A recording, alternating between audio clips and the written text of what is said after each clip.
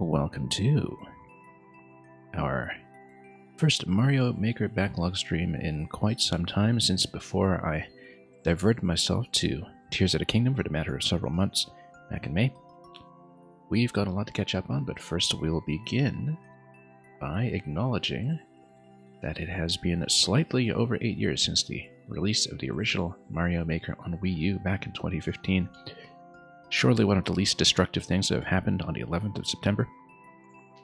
And we're going to begin with an 8-year celebration level by Pink Tops, who is well known to us, of course, as a longtime traditional maker who nevertheless tends to inflect levels that are tuned on the easier side with level concepts and ideas that are still very invigorating.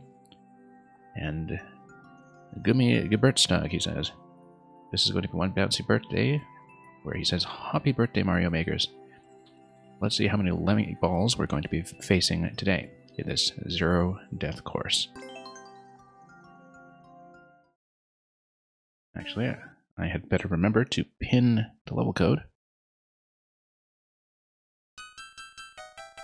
before we proceed, just so we can track what we're playing at any given time, so people don't have to ask.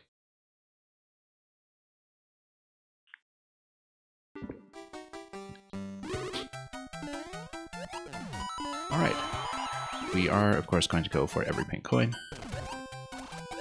And look at all these balloons. That's how you know it's a birthday celebration. And also the pipe down below looks like it is going to be... I don't think it's necessarily an exit pipe, but it is going to spray coins everywhere. Notice too that there are these timed POW interactions for coin drops. Very appropriate form of celebration. Optic, we are not running the viewer queue today. The viewer queue will be tomorrow. Today I'm just running my own list. Because we have been amassing many levels from favorite makers as well as uncleared levels from previous weeks of viewer levels that we want to catch up on today. It's a fairly regular thing that we do. But yeah, we will be able to get you in the viewer queue tomorrow. Today, however, I like to spend some streams to focus on some levels without the time pressure of the queue, including some that were on the queue previously, so we'll see what we can do about that. Anyway, Lemmy's spraying balloons everywhere. Look at these bumpers, strategically placed to make us think about exactly how the routing is going to go for getting over to the pink coins along the way, but we will get them.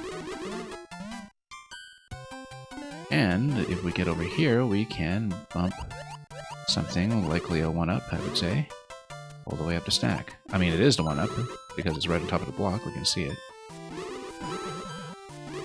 And we'll bounce it over. Oh, and miss it. That's okay, we'll catch it some other way.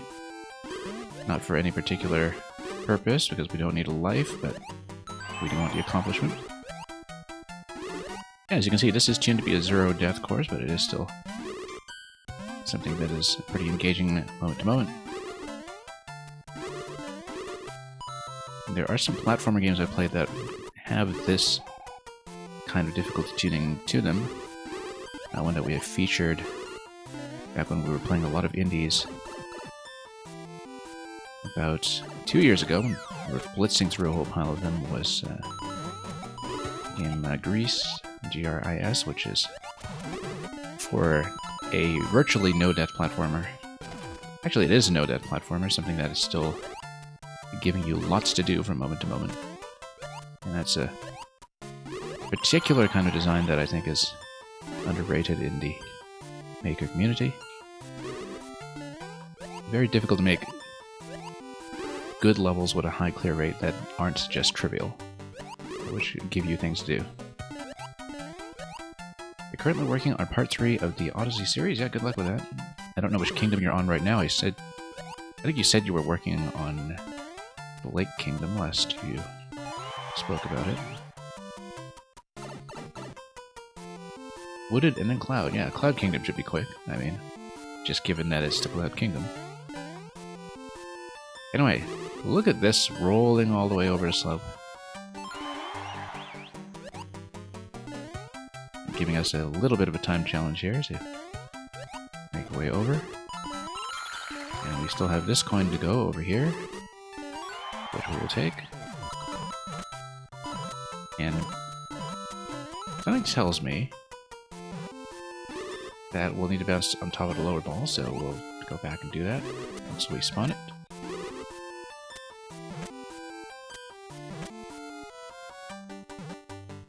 Yeah, Cloud Kingdom, you know, you just have a bed of clouds on it. And I don't know how much more you can do. Well, I mean, there is the boss fight, of course, but... Let's see here. That's number 8. Once again. That's everything but the last coin, so... Safety coin right over here. We'll need to bounce towards it. Let's not hit the gold flag by mistake. Yeah, rather like how the moles are used to keep some of the balls in position, at least. Allow you to have a bit of deflection back and forth. Yeah, because they basically act as a way to gate off the balls in a non-lethal fashion.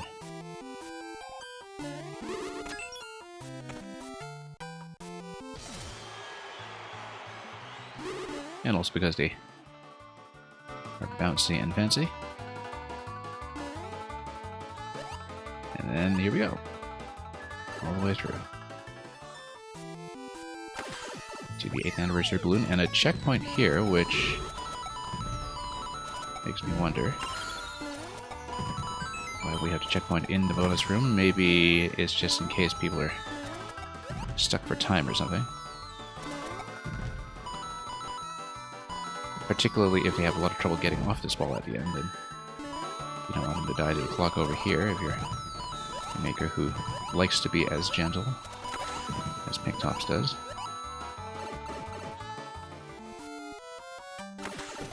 Oh, the 2D areas. Yeah, that's right, that's right. I remember now. Oh, and then it allows you to get all the way up top. For some reason, no reason. Okay, that's fine. It's merely aesthetic. Okay, that's a bit of an easy start, and then we'll get into some harder content right away.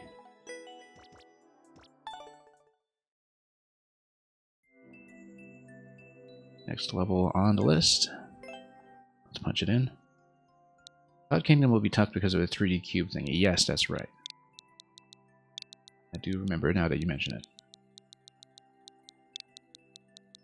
Like I said, last played it 6 years ago. But my memory for Odyssey is actually surprisingly sharp. It's just that it's such a huge game. Oops, I punched in the same code twice.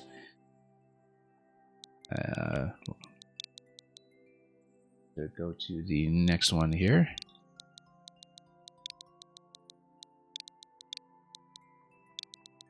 On my notepad that I'm using for reference. Okay, this is Pokey Chipper by Donkey Mint. This is from late August. Labeled for MMGP, which is the Mario Maker Grand Prix, which is something that I have largely missed out on myself. Optic, when you finish this part, yeah, queue it in tomorrow. I don't know if I'll have time today because I'm mostly doing harder levels for the rest of the stream, and it may take a while, so we'll see how things go. Because I do have a bit of a checklist to get through first. Anyway, MMGP Mario Maker Grand Prix is a weekly racing event that has been occurring among many streamers over the past few weeks, and it is still ongoing, and a lot of makers that we are acquainted with on our own stream and in our own community are quite involved in providing courses for it, many of them on the harder side, as you can see here. I have not been able to participate as a racer myself, but best of luck, of course, to all of the people we know, many of them in fact, who have been partaking in this event. Like I said, this is from late August. This is one of the earlier courses that have been featured, and I haven't actually seen this one myself. So, let's catch up on it now. To shreds, you say. And yeah, Optic, you have a great day if you do need to take off for a bit.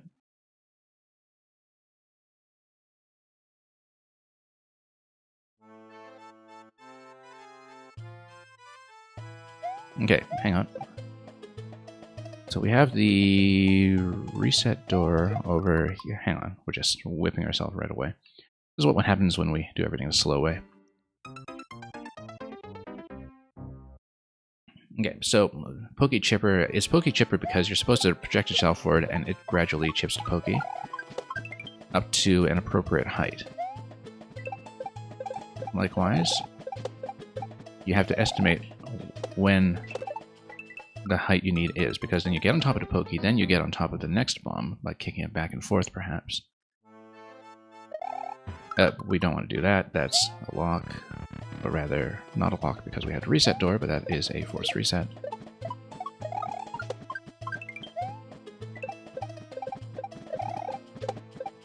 Then, oh, that thing's going to sink. We need to be careful here. And then we survive this. And then over we go. Now, what's this all about? Oh, yes, we need to let the icicles drop, then get on the platform. Then what's chipping to Pokey? We need to jump towards the icicle to drop it onto Pokey on the right side first. A couple of different elements to read at once here. And we'll just do it.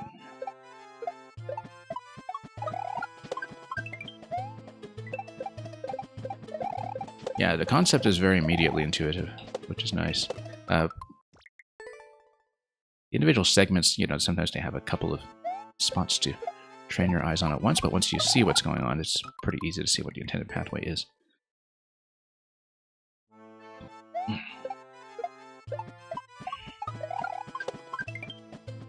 And, whoops.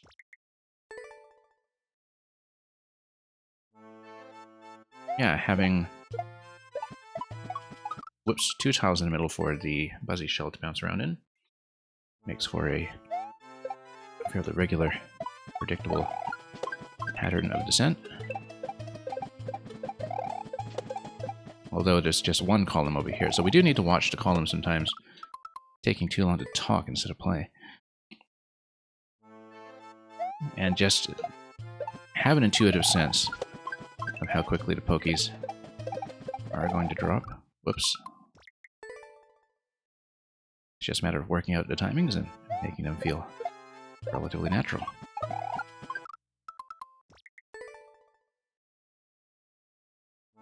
Because it is basically equivalent to getting on a descending platform that's a forced spin jump, kind of like a descending thwomp in some ways. Just with one column to hop on instead of 2.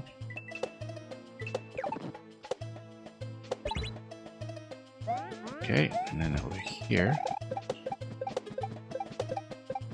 Yeah, full jump is the way to do it. Okay, line over here, and we were just slightly off in terms of timing. Very well placed sound effect.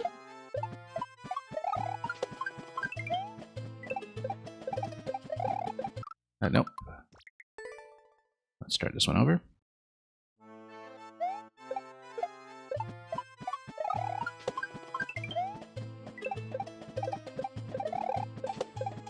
And B minutes, welcome.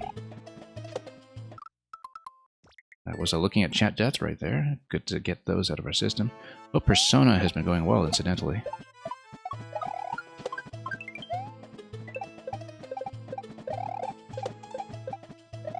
And that you also enjoyed the direct, I trust. Now that you know how many more amiibos you add to your collection in the coming season.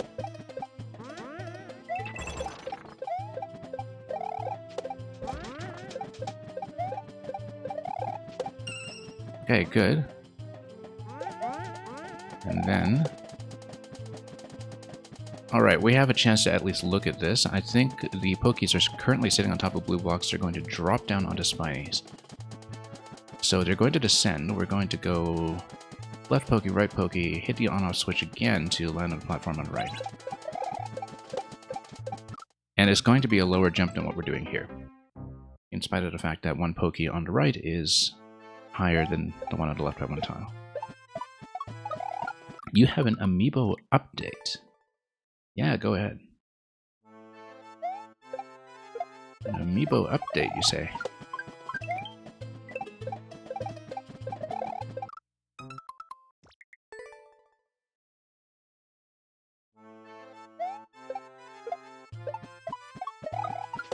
Alright. Let's go.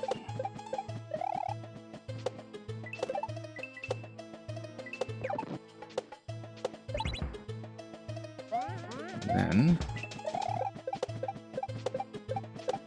finding some of the right timing. Single full jump on the thwomp is actually perfect there, so I need to overthink that one too much here. Gauging height is important here because you basically need to predict the Poke's next position by about one tile.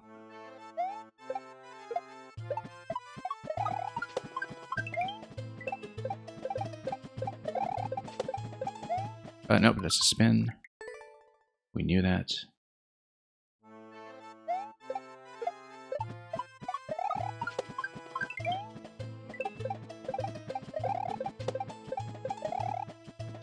And then, up we go.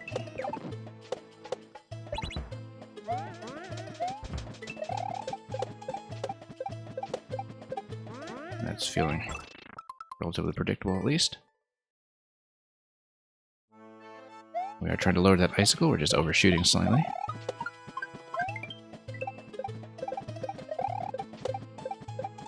Oh, whoops, no, spin. Not exactly thinking straight about this.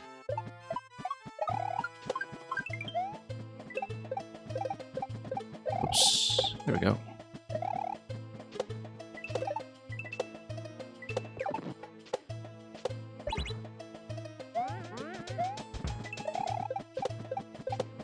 And we'll make our way over once again, pull back a bit, spin our way over. Hang left, just a little bit late again. Oh, okay, we weren't late, in fact. Or maybe we were, because if you're hitting the warning sound, even though you're making it out safely, before I paused thinking I was going to die and needed to start over, I think it was already going to be about a tile too low, but we'll see. I actually should have committed to that jump before just instinctively exiting out. I thought I was missing that. Turns out I actually hit, if you look at Luigi's position. And then pausing killed my jump, so... You're finishing your Smash Ultimate Collection? Yeah, because now you know that Sora is expected. That looks like it is something doable. So I guess you took care of the Bayonetta ult, right? Like you got the Bayonetta 1 style P2 Bayonetta? If that's all you're missing it? Or is that still unaccounted for? Because that looks like it was a little bit difficult to get. Because I know there was a lot of retail exclusivity for some of those alternate styles, right? 3-pack was cheaper than buying the Famicom Rod by itself. Interesting. Yeah, I have no idea what's going on with amiibo pricing nowadays. It's funny because I got the original Villager one for somebody as a gift actually at launch before it became one of the most valuable almost instantly. I think it was later made a bit more reasonable by reprint if I recall, but we actually did have a first run Villager. I was kind of shocked to see how much that one in particular just seemed to soar for a while. I don't actually know how much my collection is worth because I've only ever bought amiibo at the retail price. That seems pretty reasonable for Bayonetta P2, actually, given that it's a relatively difficult one to get a hold of, or so I thought. Nope. Yeah, I guess you just need to be on alert for orders opening for Sora.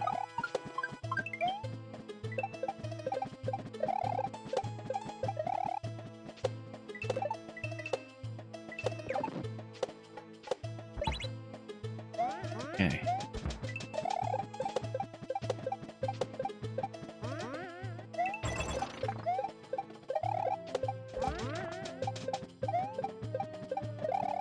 Nope. Wait, once again. Have to anticipate that by tile. eBay is the Wild West. You sold the phone. Was that the Disney collectible you were telling me about? The one for the Disney collectors that wanted something in particular. Yeah, that's right.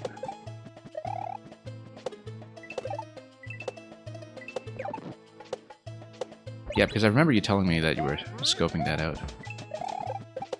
And saw that that's what it was valued at. I haven't touched eBay in the longest time. Oh, we missed the icicle.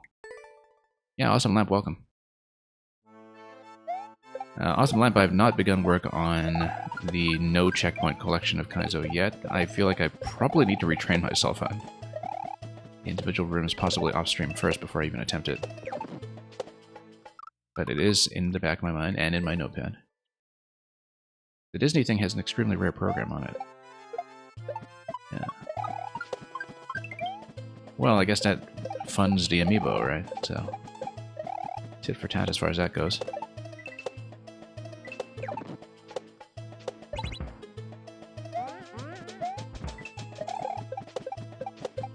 I'm sure that my GameCube collection is extremely valuable these days. I hear that GameCube has just absolutely skyrocketed.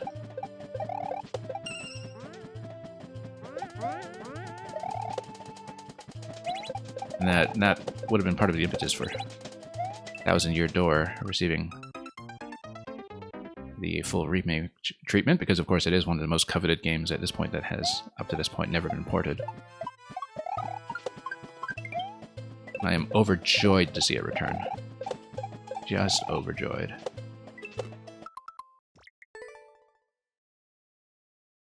Yeah, literally lost media, exactly. You don't care about value for amiibo and you want them for display? Yeah, hence the completeness. You see, I've always moved around enough that a lot of physical collectibles didn't make much sense, but the thing is, the nice thing about amiibo is that they go deep into the Nintendo catalog in terms of characters that are usually too obscure or too sidelined to get a lot of merch, because, you know, Nintendo merch has traditionally just been so dominated by Mario and Pokemon and nothing else.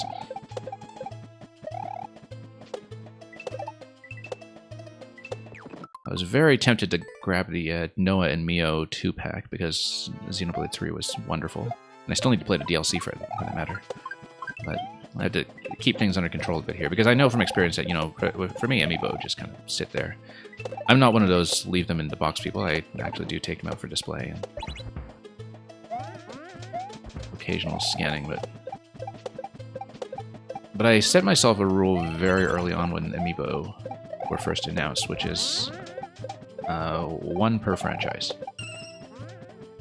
Which is a rule I have only violated for the 8-bit Mario and Link. Okay. So there's going to be some kind of doubling back to this Poke once it does get chipped, because the Buzzy is going to come down towards me, or at least Buzzy. I think I need to overshoot the Buzzy. The Buzzy comes down. It probably has some kind of bounce back or throwback. It chips away the Poke then becomes available.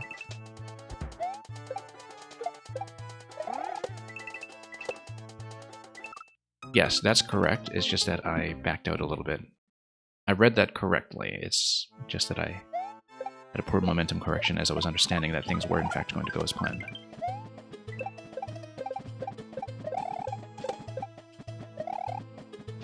But yeah, for the same reason I rarely get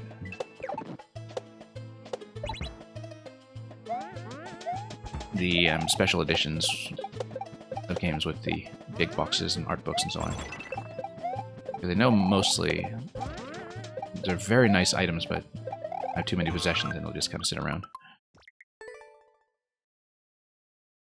1000 Year Door is a game you never played. Oh, it is absolutely incredible.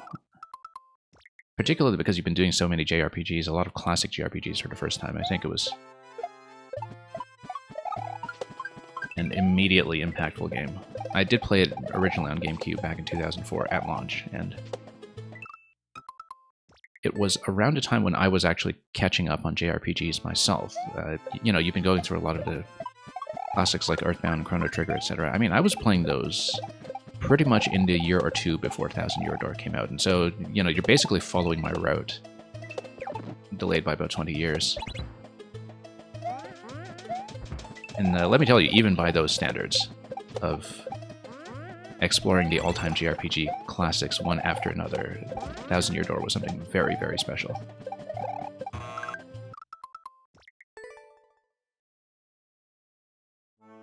Problem is, you know the whole story. That's alright.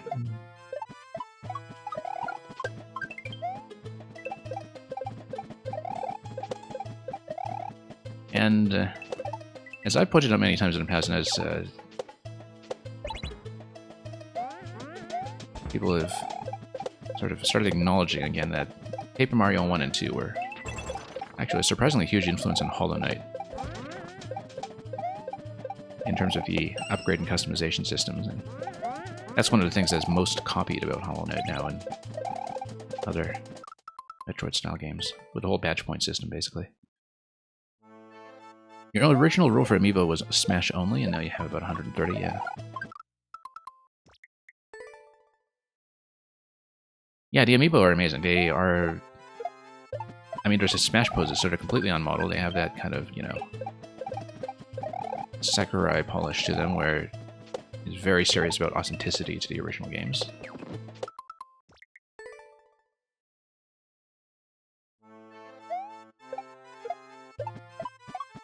It's the most authentic looking Nintendo merch we'll get, and, you know, at the retail price, it's very affordable as far as collectibles go. Until, of course, you have 130 of them, in which case that stacks up.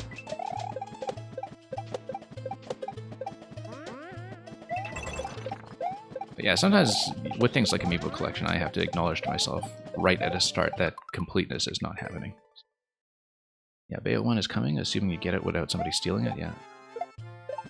And so it's just Sora from here. I actually still haven't played as Sora. The last time I logged into Smash was when Pirate Mythra came out.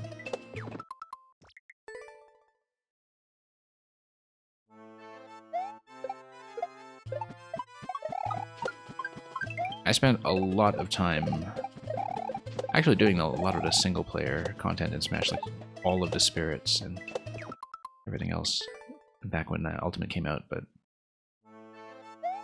I did fall off of it, particularly when Mario Maker came out as the main regular game that I had going on the Switch. I really should get back to it because, you know, I know so many people, such as yourself, who do viewer Smash arenas and such, and actually give me a reason to play. Because your engagement with something like Smash, I think, is always going to scale with whether you are in a community that is playing it, right? Like whether you are around people who are also playing Smash. It's always just going to be a function of that. And yeah, I know you play Smash every Saturday. I'm just unavailable for video games that early, which is why I stream so late. I literally cannot get online for games until this hour on most days. Kobe is not going to happen for you. Yeah, wasn't he QB, I guess? Wasn't he Japan exclusive, I want to say, with the Box Boy trilogy released in Japan? I was under the impression he never came to North America. What do I think about F-Zero 99? I streamed a bit of it yesterday. It's great. It's great. I actually like it better than original F-Zero. I went back to Super Nintendo F-Zero for a little bit to revisit it, review my memory of it, warm up on some of the tracks yesterday, and in some ways, F-Zero 99 is kind of like NES Remix in that it makes the original game look better. It kind of gets you up to speed with the advanced mechanics in the original game because it gives you a reason to do so, and so it's kind of how I felt about NES Remix, and the way that it would actually develop your skill set in everything from Wrecking Crew to Clu Clu Land, right? No, it would actually make you a better and more astute player in the original as well. But the nice thing about F-Zero 99 is that compared to, say, Tetris or Pac-Man 99, it's much more of an original game in terms of the scale of redesign around the multiplayer mechanics. Instead of just feeling like the multiplayer mechanics are tacked onto the same core game, it really is a different game that happens to share courses. I found that very interesting. So I enjoyed it a lot. I was playing it quite a bit yesterday. I don't know if I'll keep up with it that much in the long run. I mean, it's one of those where, unlike with SMP 35, I really have no chance of winning consistently. But QB is $400 on eBay. Wow. Yeah, that's definitely only for the people who are going for 100%.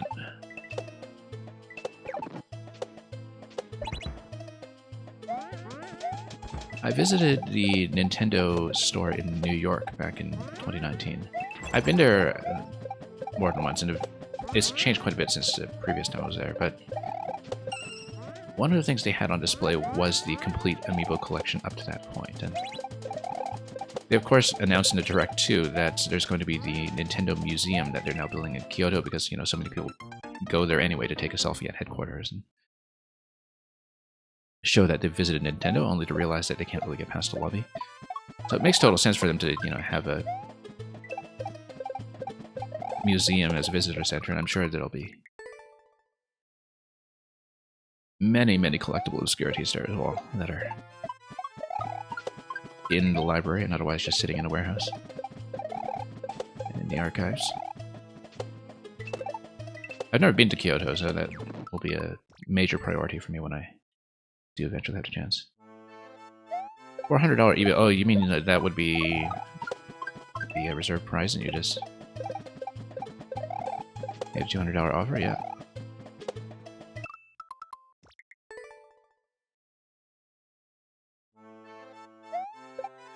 Yeah, I think some of my GameCube discs are getting up into that territory. I was astonished at how much everything had gone up in value. But it kind of makes sense because, you know, I mean, I knew instantly, back when the GameCube was current, that a lot of those games were going to be titles that have long-term nostalgia value, and that would only be magnified by the fact that the GameCube was a bit of a maligned and underrated system that generation when it came to popular appeal, right? So now you have a Nintendo audience that between the Wii and the Switch is just much, much bigger and is curious about older games like that. And there's a lot of stuff on GameCube that I regret not personally owning. For example, I rented Jungle Beat with the bongo drums originally, but I never owned it myself. And that's something I wish I still had on hand. And likewise, I never actually owned Fire Emblem Path of Radiance or Radiant Dawn on Wii, and that was something I had to play by other means, so to speak.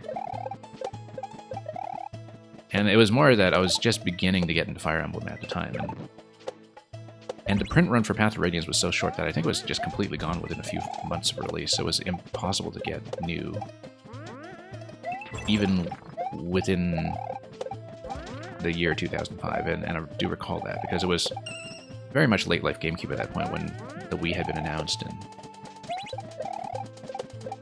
it was mostly just preparation for the next system at that point. And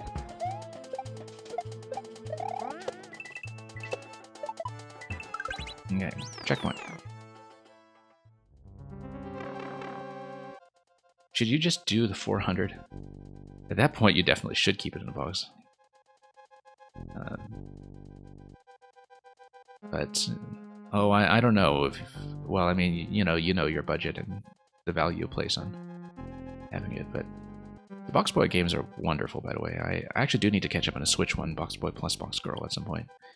We need to get out of, you know what? We can just keep spinning on the bomb until we get enough height. Oh, whoops. And yeah, we're gonna be kicking the bomb over a couple times here. You just did it. Okay. I take no responsibility for encouraging you.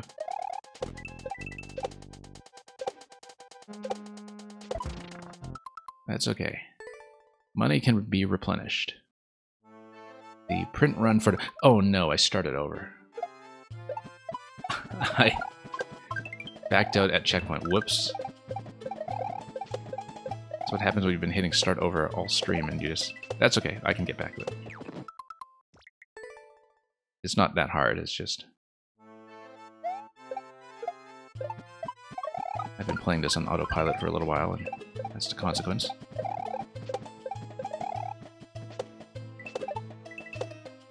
I haven't had a bit of an accidental start over in a while, but I think that's just a function of not really having played Mario Maker in a while. And it happens more often than I think. Whoops. It fulfills easily the hardest spot on the amiibo checklist. Yeah, the thing is, it's not going to go down, right? They're not going to have a reprint of QB. Certainly not that one.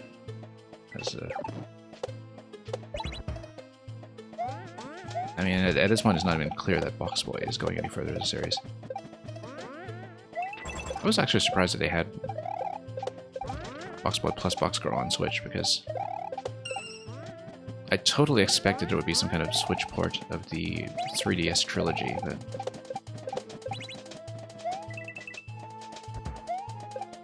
anyway. I do own all of them on 3DS. And they're fairly quick games. They're things that can be done in very quick sessions.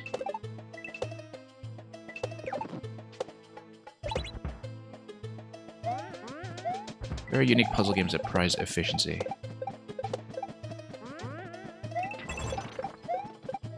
One thing that I always missed in Portal 2 that was in Portal 1, for instance, was the fewest portals challenges, where you just try to fire the portal gun as little as possible and still make it through the levels. And Box Boy kind of has something similar in that it does have a fewest moves challenge mode as well, which I find much more interesting than doing things for speed. I'm not that much of a speedrunner, but I do like optimizing for efficiency, and so it reminded me specifically of Portal 1 in that respect. It could absolutely be worth thousands later. You never know if it's something that will just become the most valuable item in your Nintendo collection if it isn't already.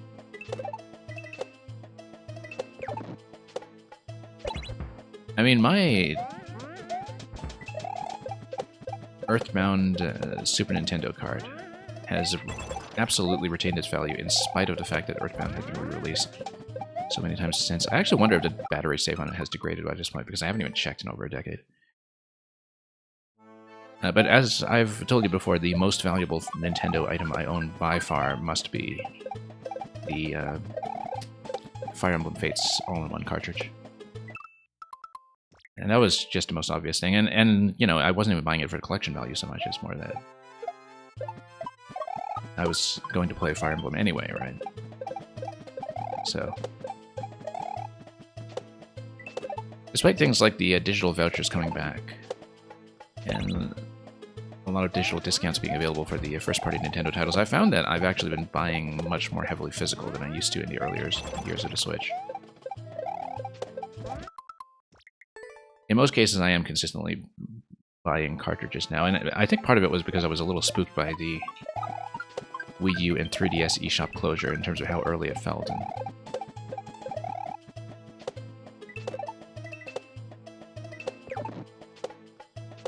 other issues like that, that I don't want things to just be trapped in digital licenses, particularly with Nintendo first-party games that hold their value long term. Because my general principle on Switch has been to buy digital for things that I'm either dipping into all the time, like Mario Maker, or for things that are heavily dependent on online services remaining alive, like Splatoon and ARMS and Mario Strikers and so forth. But other than that, I've just been filling up the cartridge case whenever possible. Opting to go physical, even at greater expense.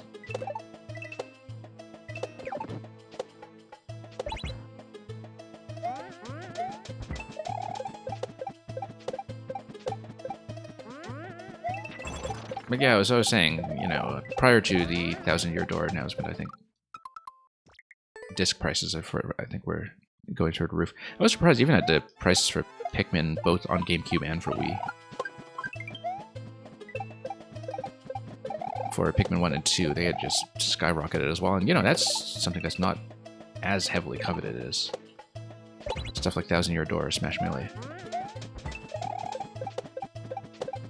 And in the case of Pikmin 1, was actually formally discounted in the player's choice line back in the day. But I think there's just so much curiosity now from newer Nintendo generations that felt they missed out on a GameCube then. Naturally, all of that was coveted by people who somehow still have their old CRT monitors or televisions kicking around.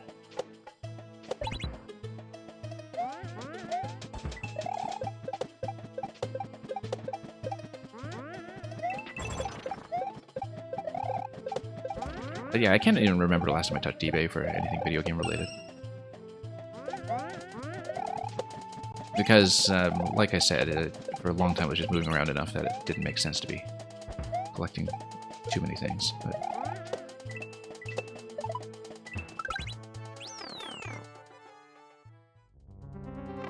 yeah, I'm very interested in the Peach game. We will definitely do it. That's kind of a major priority for me going into next year.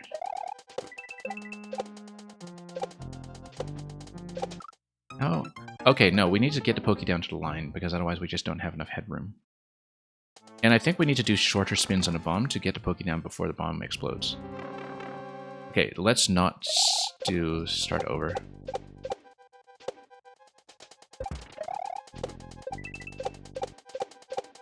Nope, too low. Yeah, we always have to anticipate by line. I almost did start over. Let's not do that. Sword Fighter Peach reminds me oddly of one of the late costumes in Bayonetta 3. That was not quite the same, but it's the Paris masquerade costume in Bayonetta 3. It's oddly similar in some ways, in fashion sense. I mean, it's not that close, but it reminded me of that anyway.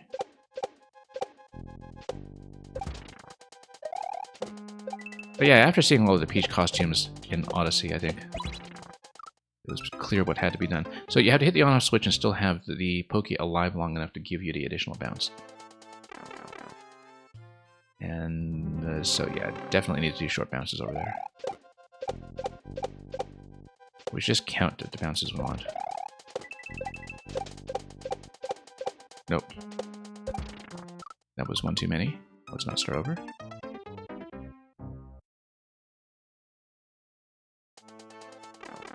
I'm quite likely to get the Mario vs. Donkey Kong remake as well, because it's a great game, but I never actually owned it on GBA.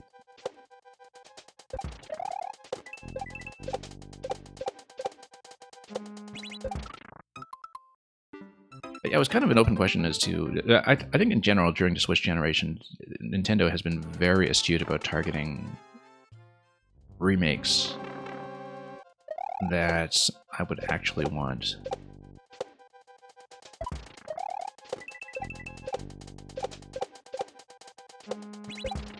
Because if you asked me to just out of the blue make a list of Nintendo remakes that I was mildly interested in, you can't drop down to the Poké because of the top right blue blocks. You have to drop down to the bottom, so it has to be all short bounces for sure.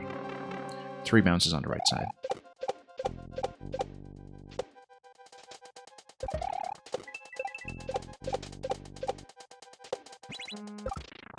Too slow.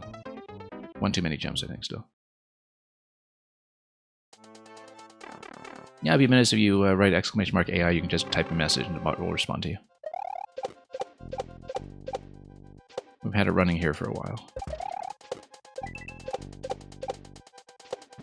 3. We can totally do 3, I just need a better angle on that. It's not quite on the line, but it is safer when it comes to getting back onto the Poké for the second time.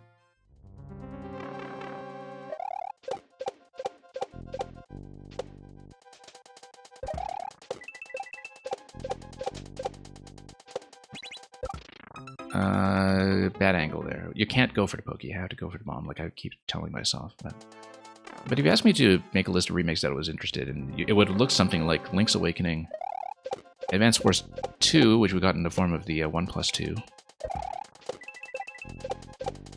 and Mario vs. Donkey Kong, and Thousand Year Door and Mario RPG, like all that has been out of the picture for quite some time because neither of them were ported off the original platform, and seemed like the best way to revitalize the RPG line.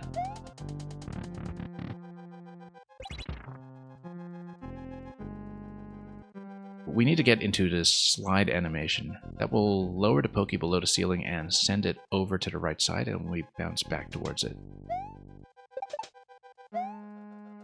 Oh, okay, we still need to slide a second time. And then we have to get it down on the first bounce, because otherwise we don't have enough space to have horizontal momentum over the spike. Alright, just take some planning.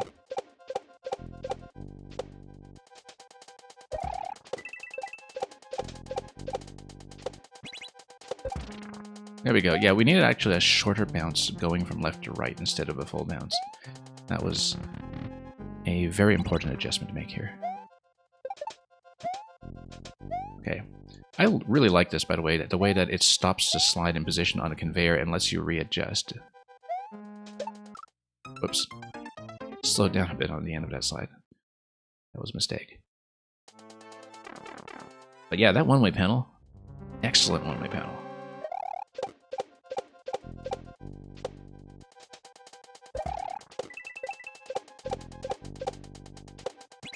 It's one of those great little touches. Again, too much height on the first jump.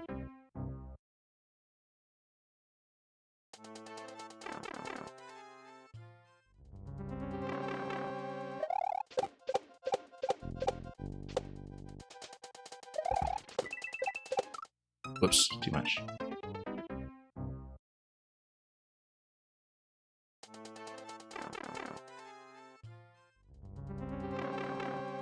Not to backseat too much, but there are blue blocks to your left on the on-off switch part. I did it this way successfully.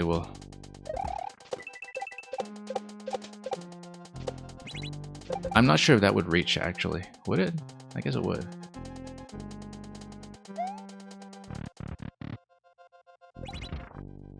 I totally didn't notice that, incidentally. Whoops. Shouldn't have missed that jump. A successful bounce does get you over to the bomb, and that's a kick that's going to keep it in position, at least initially. Whoops.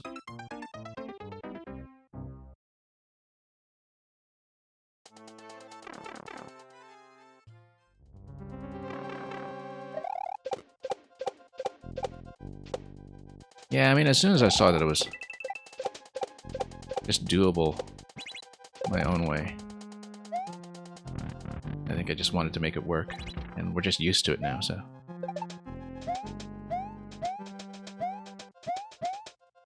Oops. Oh, I totally forgot to pin this code, by the way, for anybody who wants to try it. I think I actually pasted it in the chat. I didn't update the code from the previous level we were playing. I still have to get used to this system of doing things. Particularly now that I'm past checkpoint, I can't just back out of it too. No, we needed to... Oh no, that's actually correct. We want to send a Pokey over first before we jump over. That's correct. We just need to count bounces again, I think.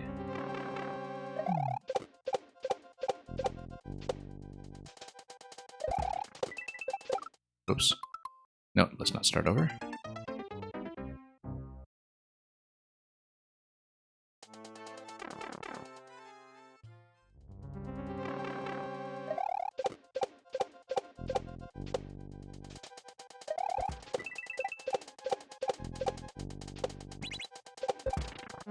Great. Whoop. Oh, that was a bit of a goof.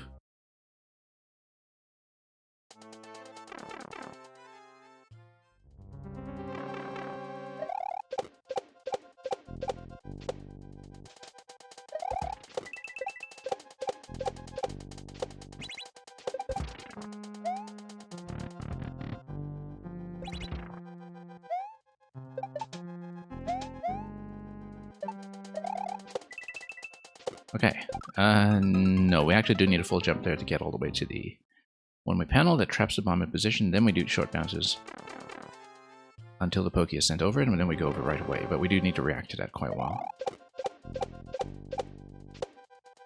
Once you learn it, you can just count bounces.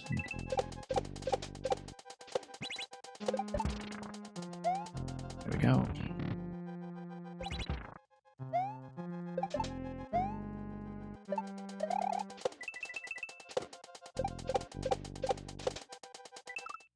Overshooting slightly. That's because I was still kind of adjusting to the bounces that we needed, but 3 seems to be pretty good positionally, and the Pokey does stop at the end of the conveyor belt, so we have a good set location for it.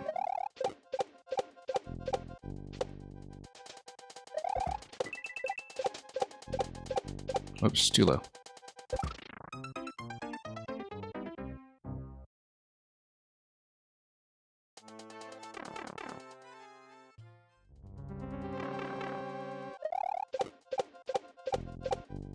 Anyway, this is a pretty ample demonstration of why we're not raising an MMGP. Whoops. Oh, a little too close there anyway. I don't even know what killed me. I think the Pokey was already in a death animation at the point we were just in bomb range.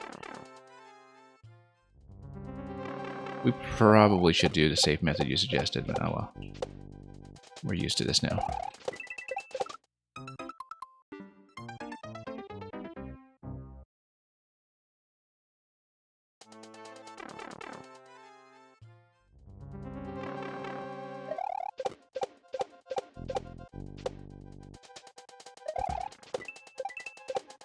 Okay, we gained enough height this time that we actually do have to go over. It is much easier, but a little more sluggish.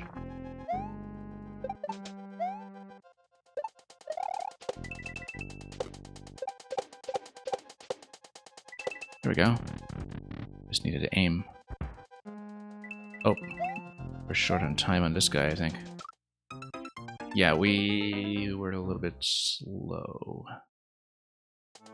We needed to ride the Buzzy so we could jump towards it and jump back once the skull had been activated, and then once it pushes everything through the one-way panel. To have a track that's led by the Muncher and Boo, I think. It'll be clear when I see it. I know I'm not describing it very clearly.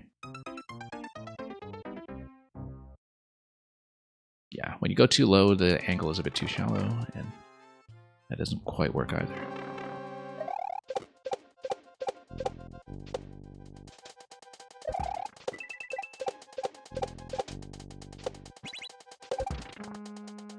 Well, that's what we do around here. We do speedrun courses the slow way.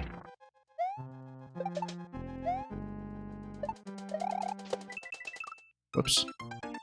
Oh, what did I let up on that? That was also a bit of a flub.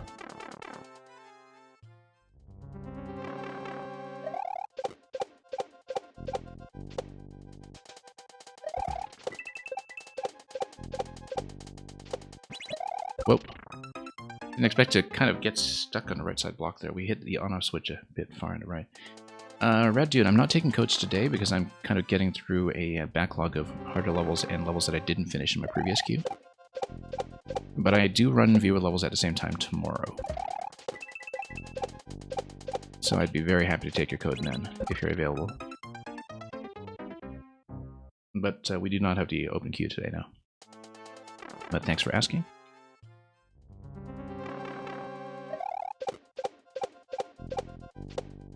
But yeah, Saturday night / Sunday morning is my usual viewer queue time. We kind of got jammed a bit on the right side of the on-off switch again this time. That's a mistake that only started appearing in the last 2 or 3 attempts.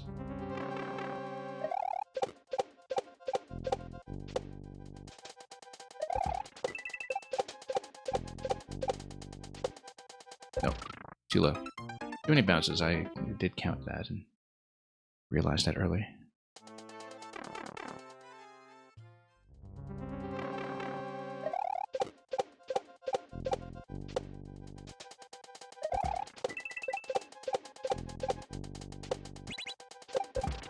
There we go. And slide. Yeah, kind of have to... Oh, get back out. Kick. And we're over. Now we have to go quickly. Whoop. I was trying to jump over to the Buzzy. We just left that a little bit late. I think it has to be, though. You jump over to the Buzzy and then you jump back to the skull platform.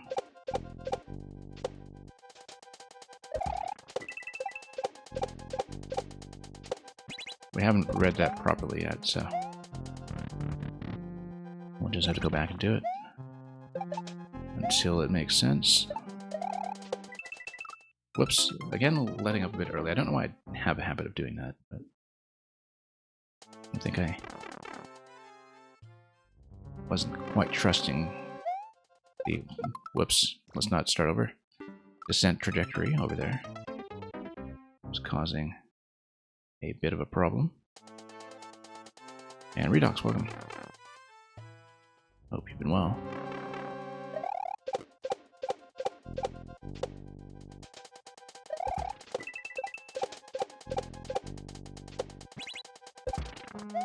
And let's go. It's going alright today. We haven't done very much so far. But I do have a bit of a queue of harder levels I wanted to get through, so I expected that everything would take a bit longer, and whoops, I still am not making that corner well. I think I'm aiming for the Buzzy, and maybe I think I have to, though. I don't see another way to do it. You really do have to get going in that room right away, I think, in order to have a shot. Unless the Buzzy is meant to be saved for later, but I see no evidence of that yet, so. And yeah, Redox Q is going to be open tomorrow. I know I had an unfinished level from you as well from about 2 weeks ago, I think. And we'll see. I don't necessarily expect to have time for that, but if you have new content, and I believe you do, then we'll definitely see that tomorrow as well.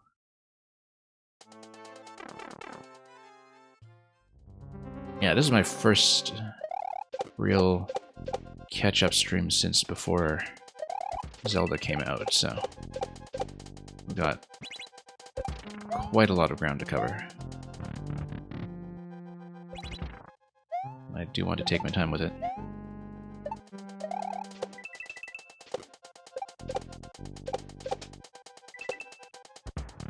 Oop, let's not slip here. I feel like it's doable, and that it has to be. I'm not exactly sure what's going on with the lower platform and the right arrow, but I feel like it's not something I'm ready to do yet at that moment, and I have to make it over to the Buzzy first if I want to continue. That's how I'm reading it.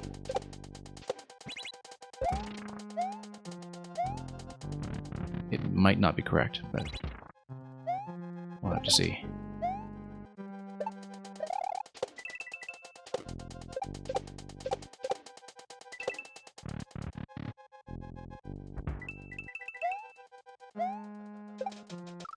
Yes, it is correct.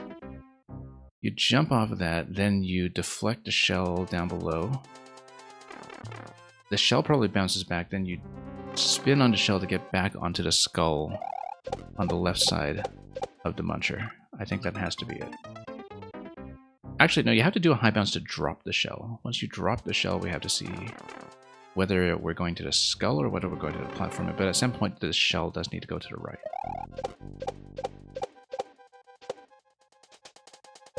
Whoops, no, that's a mistake. I think I do understand that a lot better now, but we'll see if that is actually true.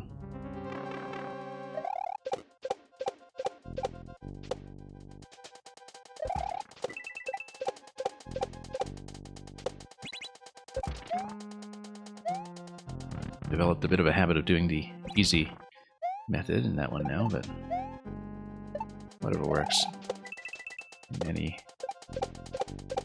given moment.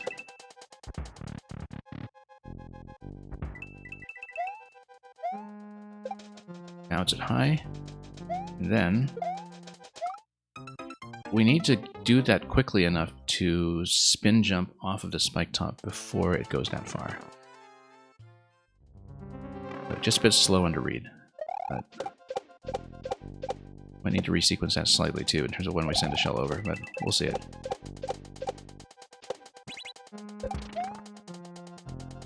And Squidward. Yeah, Twitch ads have been getting worse and worse. We don't have the bot running the list today, just so you know. do the open cube reviewer levels tomorrow. Today I'm just kind of covering some older ground in terms of levels that I missed on my followed list or levels that I failed to finish in viewer levels last week. Nope, too slow here. We dropped down immediately. We have to go for the shell first, fire it off, and then go for the skull. Otherwise we're too slow to get to the spike top on the right side.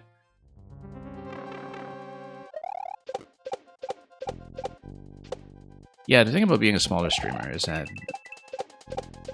the ad revenue doesn't even matter to us. It's infinitesimal, but Twitch sort of insists on blasting you with it anyway. As I always tell my viewers, you know, I don't necessarily expect that people can afford subscriptions and such, depending on their own situation, so if you want to use AdBlock, please use AdBlock, but I understand that Twitch has started blocking off a lot of those options too. Nope, the spin jump. Really enough though, no, if you go Goom to Goomba, you don't necessarily need to spin. But as long as you make it over to the platform at a reasonable time.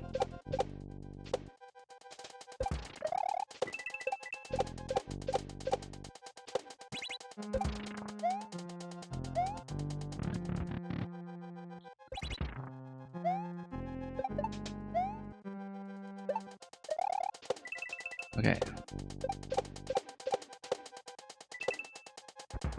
Here we go. Bounce, fire, bounce. No, actually it should be a standard jump. Unless we hold into the spin, but I think a standard jump will cover better distance there. I don't know, because the ceiling is going to throw off my angle quite a bit, and so maybe the lower angle from the spin jump is still preferred. It's hard for me to tell. I'm a bit rusty at this game when it comes to some of the ceiling and wall deflection physics. I feel like I used to know that well.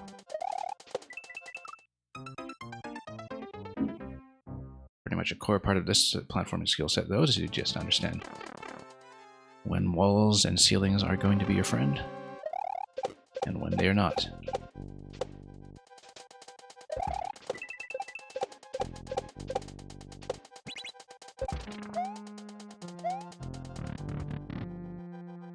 Anyway, let's proceed. Slide.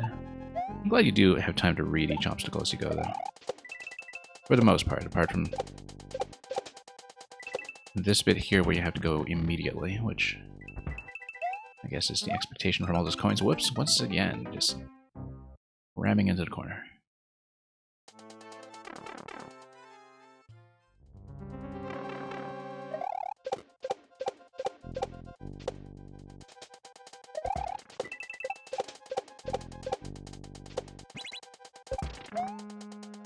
Alright, let's keep going.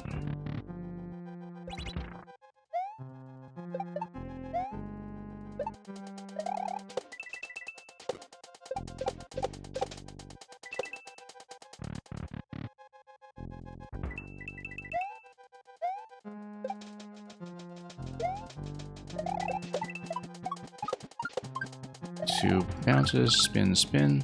Yeah, that worked. We just need to not run into the spike when bouncing back and forth. And then there's basically one big spin off the spike top, and then there you go to the door. And then we'll see whether it's checkpoint 2 after that.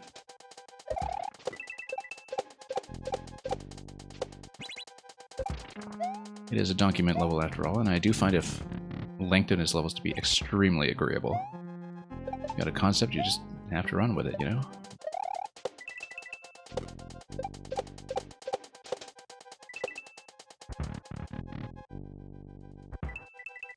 Yeah, I always love how full-size his concepts tend to be. Whoops. Yeah, we were a little bit slow on that time. That's why the pokey gave me one fewer bounce than I was accustomed to.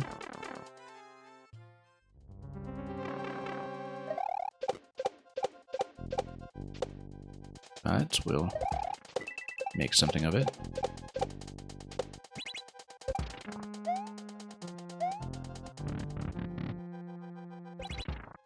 Here we go again. Slap that. That was for compensation for the conveyor physics. Not our proudest moment.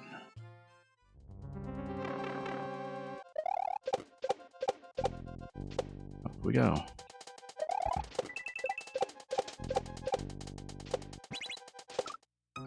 Trying to do it a fancy way again. That was maybe unwise. I totally had a timing for it too. It's just that we're being a bit unnecessarily gutsy.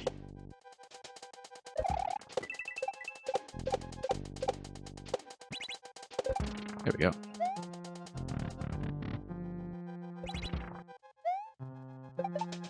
Slap that. Get out. And here we are again. K2 Hegemon, welcome. That was... oh, almost a... yeah, that was totally looking at chat death. Totally forgot that I can't be complacent about this door because I do have to go instantly. I do have a habit of looking over at my chat window whenever I enter doors and pipes, and so... sometimes I get into trouble for that.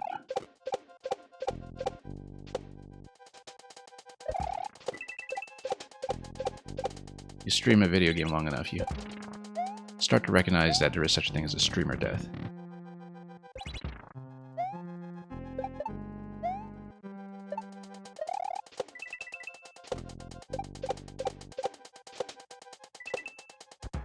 And Document, welcome. It's going well, as you can see.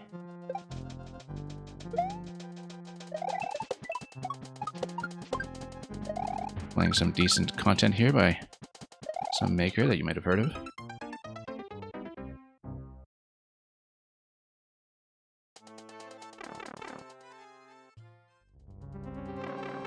I'm glad to see you come in as always. I know that my start time now is a little bit late for you. And I've also had to miss out on a lot of what was going on with MMGP this year because we had tons of outside conflicts. But I hope the experience of spectating this level a few weeks ago also went splendidly. I can re-enter that last door. You know, that's actually true.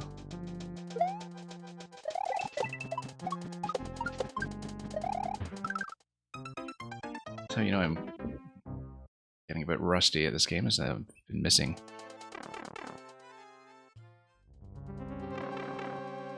relatively obvious things like that.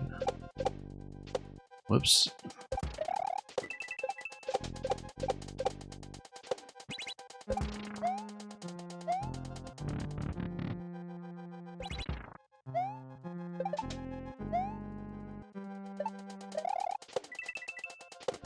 Okay.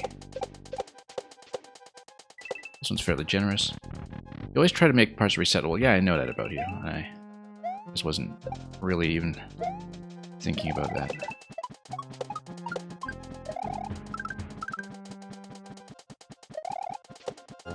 Okay, out we go.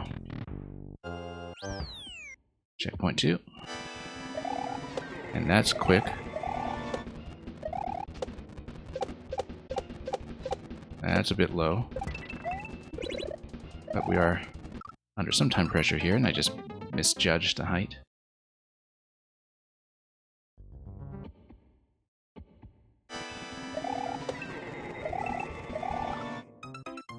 Yeah, trying to shave that a little bit too closely, but... Interesting how quick this is, considering that we had previously seen the one-tile patterns already. I don't know if it's something like a spike ball down below, like spike ball plus conveyor, that's kind of chipping Pokey in position. Because it's not something like a shell, obviously, given that we have seen what the shell pattern is for one column wide.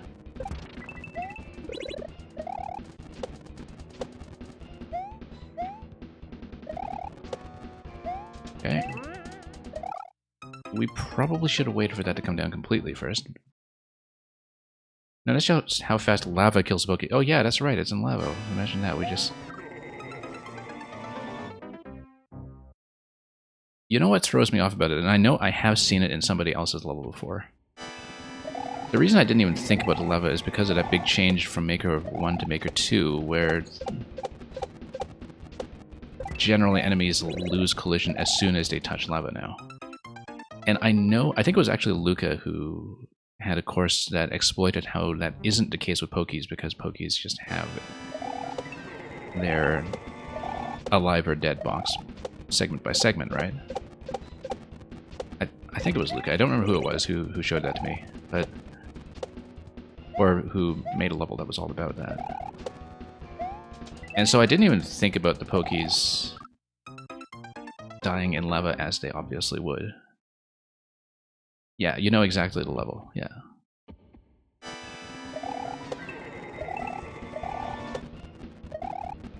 Whoops. Magma Ligma, exactly, yeah.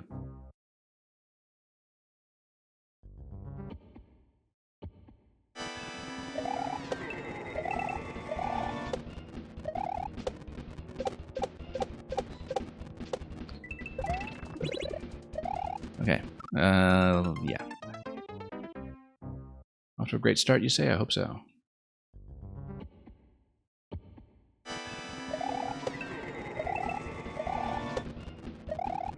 Yeah, the reading is rarely the problem with these. I'm lowering the Poke too much relative to my timing on the lava, I think, although that's not the thing that's killing me, but obviously if I can shave a jump here and there, that gives me a bit more flexibility. Oops. Kind of a throwaway part of that level, but I spoke to you. Yeah, it's a memorable mechanic, right? It's, as you can see from my ability to remember it, but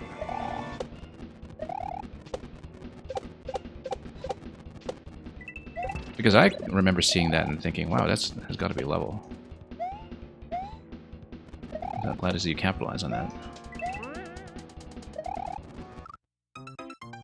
Okay, that was kind of the right timing, but we needed to go off the edge.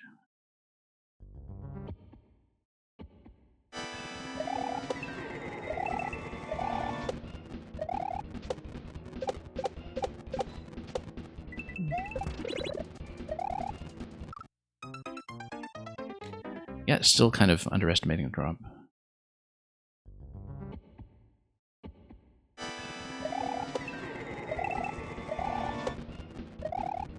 Whoops.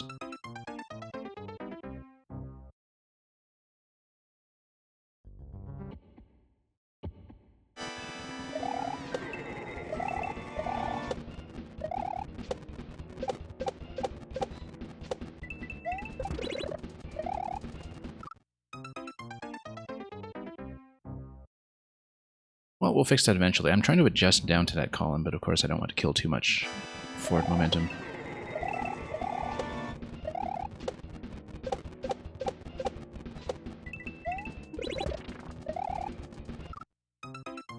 And we're delaying that a bit excessively now, which is why I'm overshooting.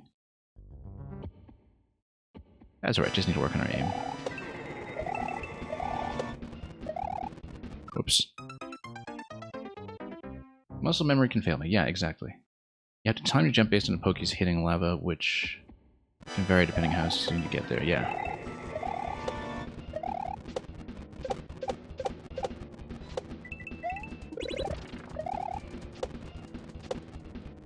Yeah, because you kind of have to react to minor changes in your own timing at any given point.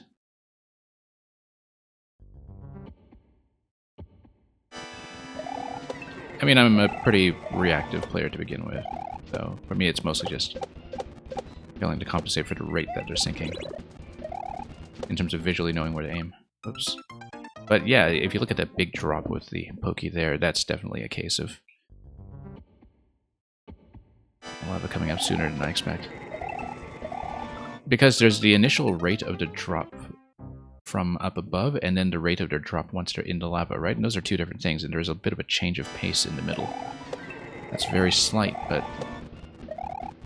can be something that you're able to die on if you are just expecting the rate of the sinking to be constant. That's actually the same thing there, in fact. It's because there's a slight adjustment in the sinking speed between falling and being roasted alive. That's exactly what's going on.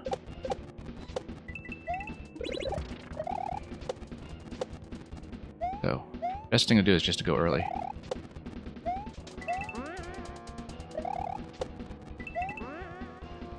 Oh, don't know why I did a regular jump there.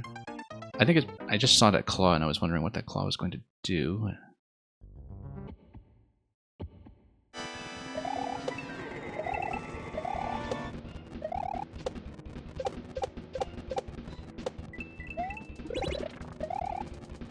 Whoops. The claw just drops to pokey. Yeah. I mean, I was reading it for the first time, so I was still processing what it was doing relative to what I'd seen so far.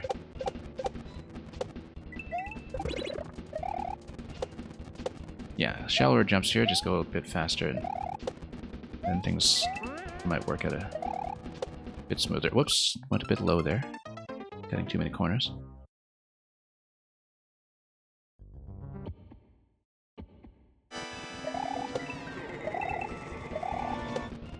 Yeah, but in general, going nice and shallow is probably a good idea.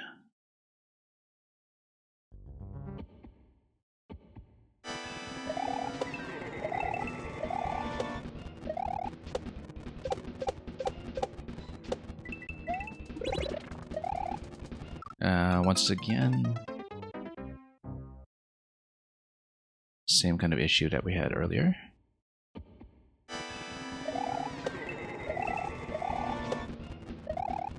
Yeah, this must have been a tricky one to tune, for sure.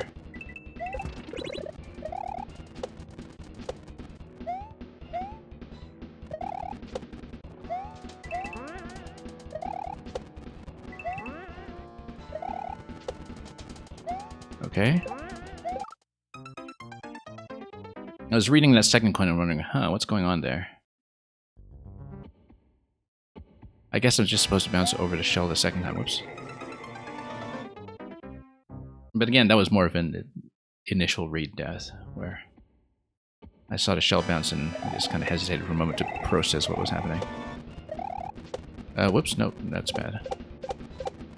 That's going to throw me off completely, actually, when it comes to timing.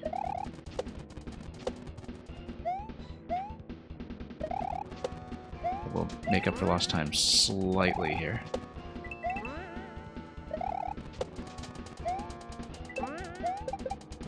Oh, I see.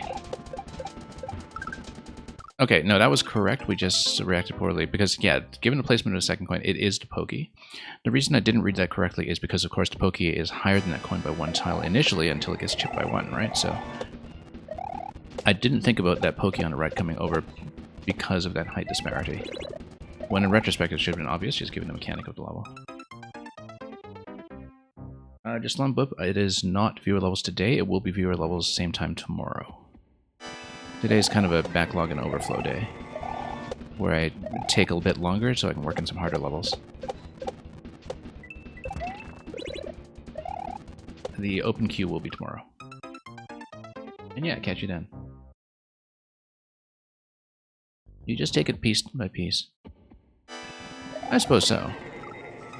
I mean, I guess because if you're doing something that's working with rising fluid, that you're always playtesting starting from the opening door anyway, right? So as you build, the variance in the timing should become pretty clear, since you're always starting with the door entry. Chai tea latte, welcome.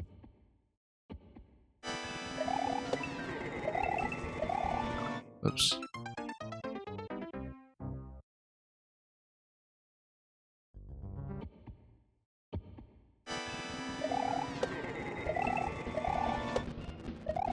Yeah, this is clearly too advanced for what Nintendo will do with the UI of a Mario Maker game, but I do wish we could have developer view of what's going on with mechanics that are buried in lava and poison, because that would have saved so much time when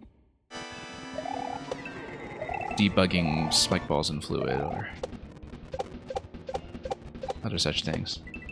Just to be able to see where things are if you have mechanisms that are going on underneath. Now, of course, mechanisms are not so much an issue for this one, it's just pure sinking, but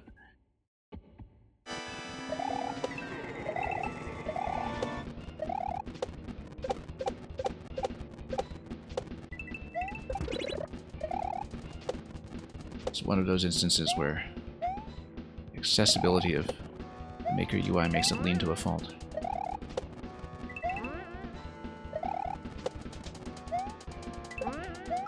Oh, whoops, no. I knew I had to jump over so I could get in position to spin off the pokey, but then I pushed that a bit aggressively.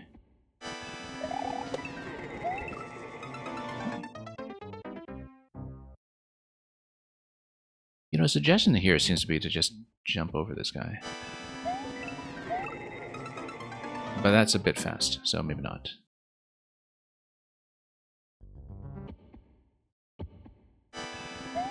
But you can just make the jump, right? So I don't know if that's faster or not, but let's see what we can do. Yeah, that actually doesn't seem to be improvement.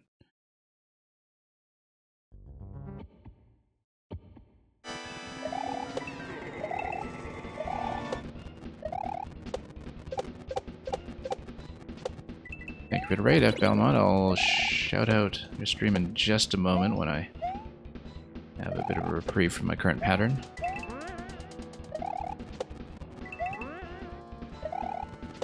Hope you've been doing well. Okay, there we go. Let's ride this up.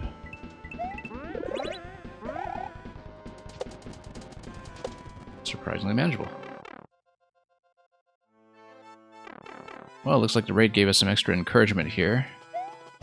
What a surprise. What a surprise. Okay, before we embarrass ourselves like that again. Yeah, that's a nice right there.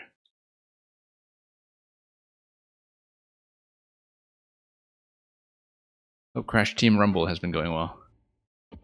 I thought I had outsmarted that thing too. It was standing right in front of me and I thought, haha, you thought you were so clever. Thought you could ambush me, did you? And just ran straight into it.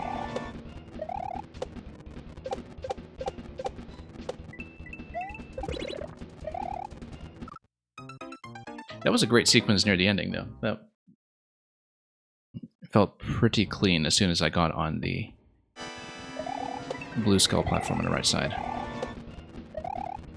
Oops. And now, of course, we're going to take a while to get back there. Kaizo Wilhelm, by the way, that's a great username.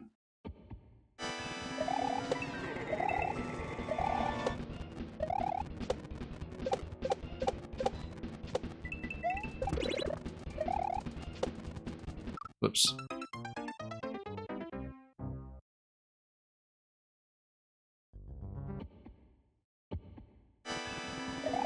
Okay.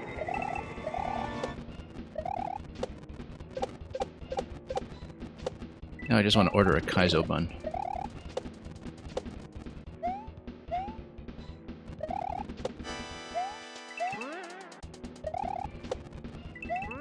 Now let's get over.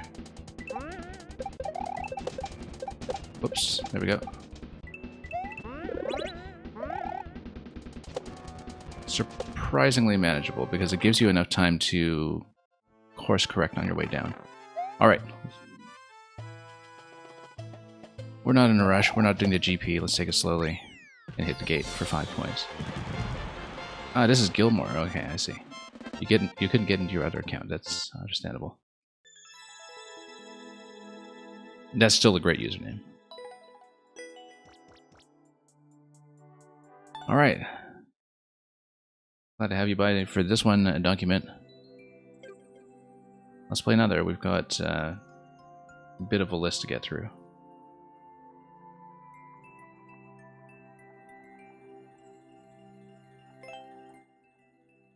Yeah, speaking of MMGP, I think this is one of the ones that must be for the next race slot. So it's a bit of a preview, possibly. I'm not exactly sure what the schedule is, but I was sure that people were kind of running daytime tomorrow in a couple hours, I guess. But this is the one that was just uploaded today by Luca. And we might as well take a look at it now. Well, I'm sure Luca would just send it to me, otherwise I'm going to type the code here. That intro is nice because if you run at it at full speed, you don't die. Yeah. I guess so. I mean, but we will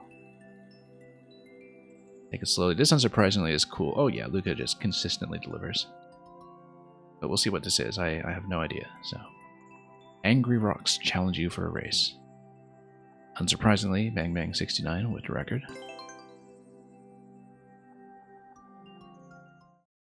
And we'll do it the slow way, probably.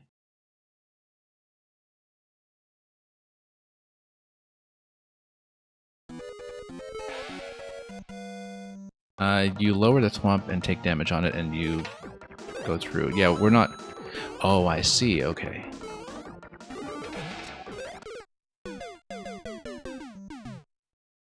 Okay, I see. And we'll just be mindful of the timer. One up mushroom over there. Yeah, because we do need to get on top while we are damage boosted.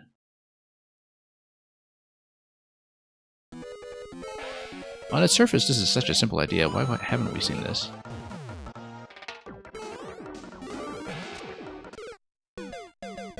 And of course, that prevents you from returning.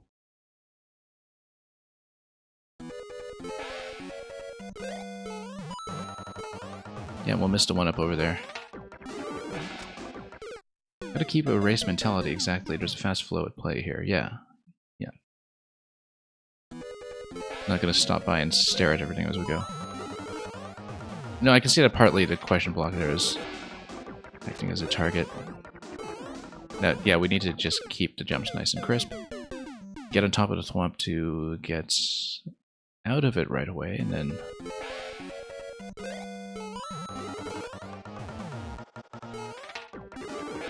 We'll see. And then get that forward momentum. Missed. This was supposed to project a helmet that I'm supposed to catch on a one-way panel on the right side if I go up to coins. That's very clear to me. We just missed it.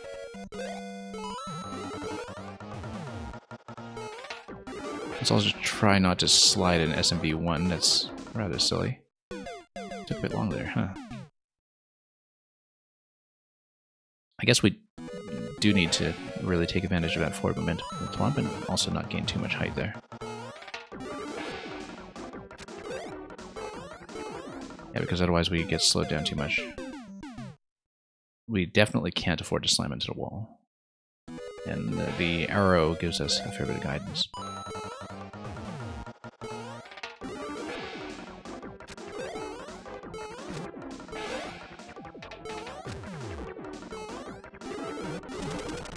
Okay. Then we have to jump up towards it while we're... Yeah, that's something that kind of threw off my intuitions for a bit, because, of course, you don't clip into the thwomp when you are in the invincible state, so we actually have to grab the helmet while landing on top of the thwomp, which is unusual because it is something that's only going to happen in a damaged state.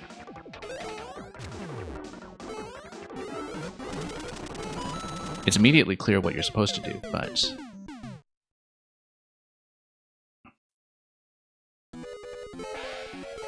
there is that moment of it feeling counterintuitive that can spoil the whole party. Yeah, a little bit of forward momentum here, very necessary. We just need to use it wherever possible. We're still behind a little bit. Thwomps are deadly semi-solids, yeah. Shiny yet deadly.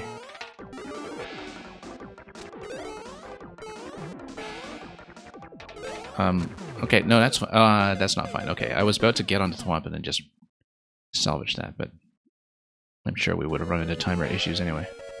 Actually, no, I'm pretty sure it's quite possible that the timer is just here to give you accelerated music, given that it's just at 99 seconds. We don't know how relaxed it is. I mean, it is for a race, so it can't be that standardized.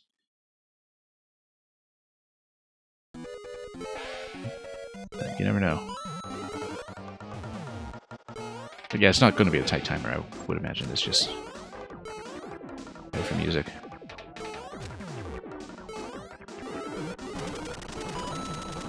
Why did I lose that much momentum there?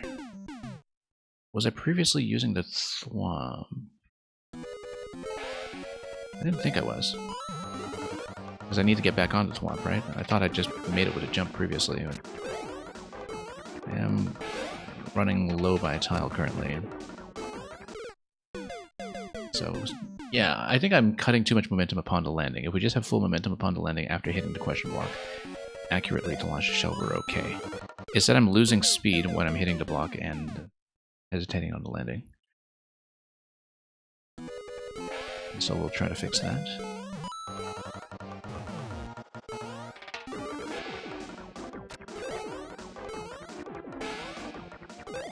Whoops.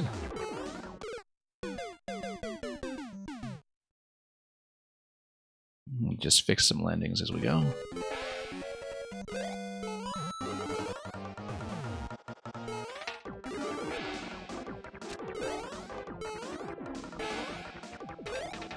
Yeah.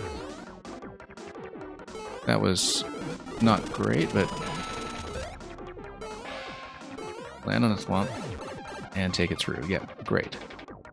Checkpoint.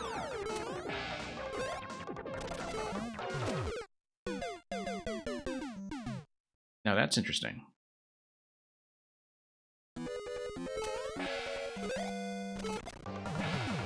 Yeah, that's what it is. And then deflect.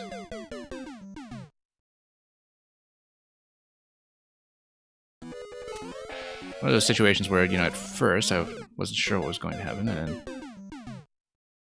and then it becomes clear once you see that one tile lip and slope that's on the top right beside the top of the bumper. You just gain height, you get pushed by the blaster, you let it pop you out.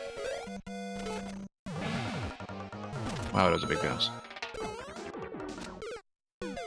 And then you go over the one-way panel, bounce on top of the shell, and then continue.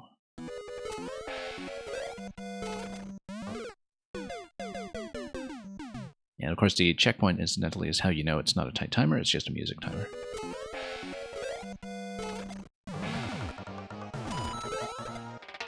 Whoops. I'm probably bouncing much higher than I need, but I don't think it matters since we haven't triggered the next timed event by that point. So yeah, jumping at the arrow is probably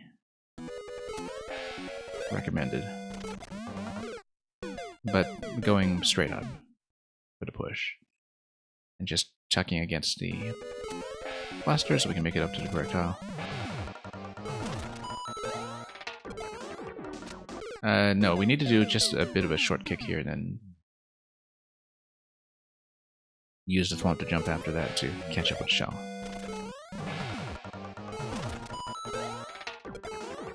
No, I have this habit of jumping immediately after I do the kick, and I don't know why I do that. I should just kick it right out of the thwomp.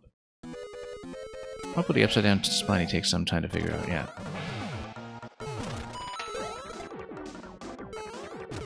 I think we need to, I mean, I don't want to fall off and get back on, but we definitely need thwomp momentum to do the jump, but we need to stay on it. Seems like one of those where I find a pattern and can probably do it consistently, but we just need to scout it out first and determine when the kick is happening. I think I should be kicking the spiny as soon as I go up, but I don't know if the pacing is correct.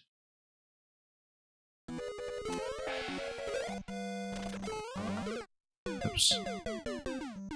Because I actually am trying to kick the spiny to the right on the way up and land on the thwomp so we get a clean jump without having to push around too much, but...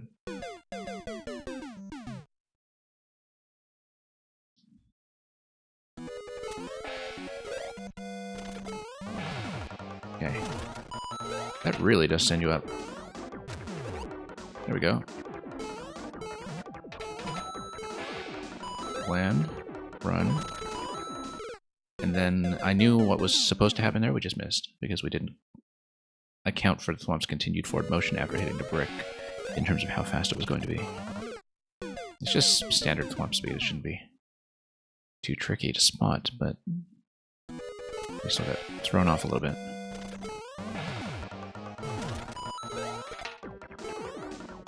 Nope, early.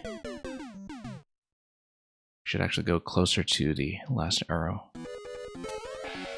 Got it right, we just went early.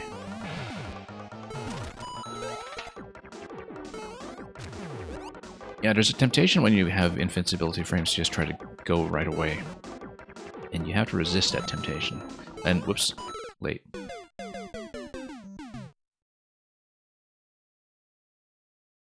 And actually stay on a little bit longer, which kind of goes against basic Mario instinct in some ways. It's amazing how much that instinct matters. And of course, past the arrow is when, you know, timing-wise, that you're going to be a bit too late. No. Shouldn't hesitate there, we just need to run past, jump straight up.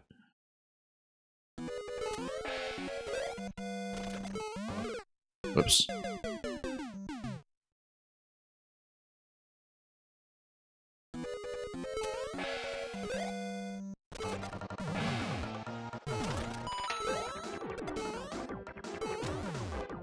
Also, I just realized I totally forgot to turn on my sound alerts in my stream.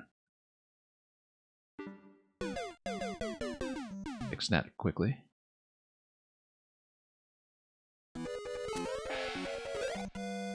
No. If I missed any follows or raids... Well, no, I didn't miss a raid, but if I missed any follows, that's why.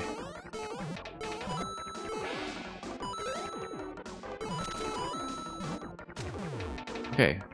Yeah, the forward momentum there is more generous than it initially looks. Oh. Oh, I didn't think about the one-way panel. I could tell that it's a matter of jumping up the Thwomp Tower, because that's obviously what it was. But I probably should have noticed a coin trail instead of trying to jump right away, because I just didn't see the one-way panel obstruct me in that location. So, it was a bit of a problem.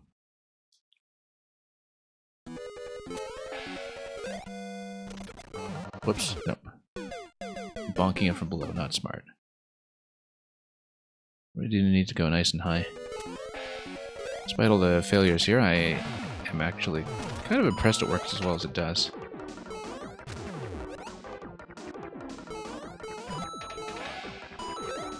Okay. And then up the column. We don't need to hang left. The thwomps are going to go right. That's something that has repeatedly been a bit of a problem here, where I treat things as though they're static platforms when they are, in fact, thwomps. We lost a bit too much momentum there. We do need a bit of a run, even with the thwomp giving us a boost, and I think I was just late, too, so...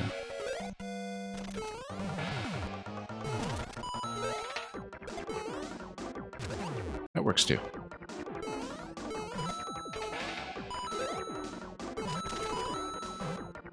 Yeah, when the 3 coins are telling you to jump straight, we should probably take it seriously for once. We don't want to kick it, of course. We want to grab it and then get on top. Jump over to spikes, maybe. Get back on a thwomp and then use thwomp momentum for however we are going to leave that column, which we have not gotten far enough to witness just yet.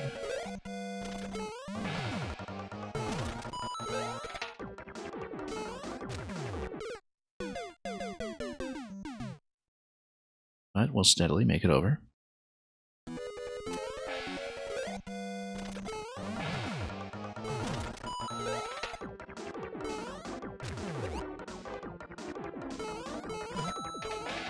Alright, let's do this. That always gives me a bit more momentum than I expect. And once again, still kind of overcompensating with a pullback when we really do need to face forward.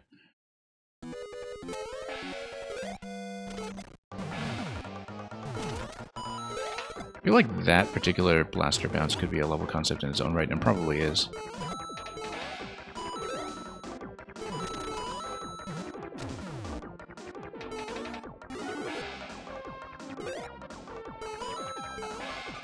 Good. And then, Oh, okay. I guess maybe we're just supposed to outpace it. That wasn't clear to me. I sort of assumed that it would be, like everything else in this level, a matter of riding out thwomp momentum and getting some kind of huge jump off of it, but of course I didn't see the right side wall coming. I just assumed that without reading the level, and that was unwise.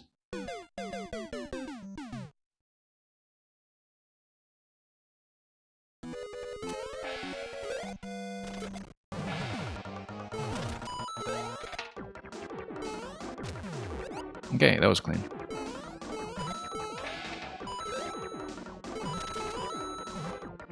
Here we go.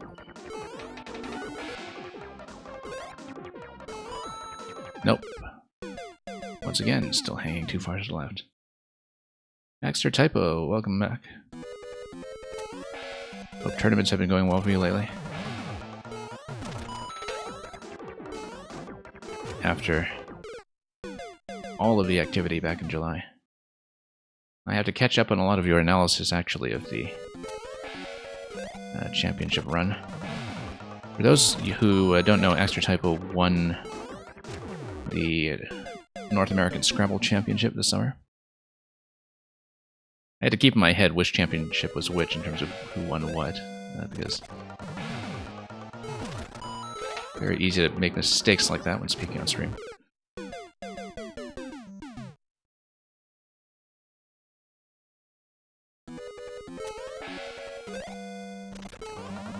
Whoops.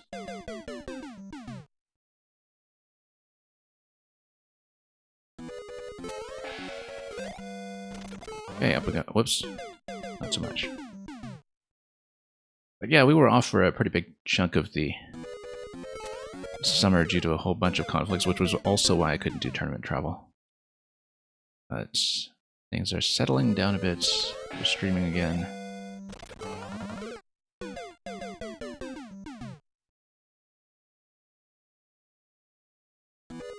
And okay, let's bounce back. Up we go. Nope.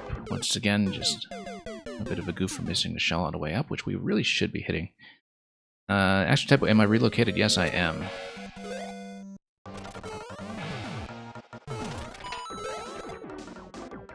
Oddly enough, I should be able to do a bit more tournament travel. But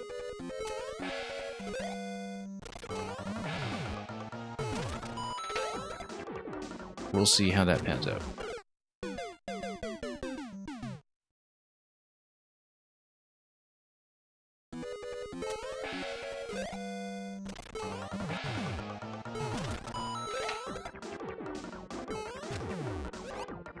Yeah, that's more something going into next year, though. I should probably get back to looking at words first, again.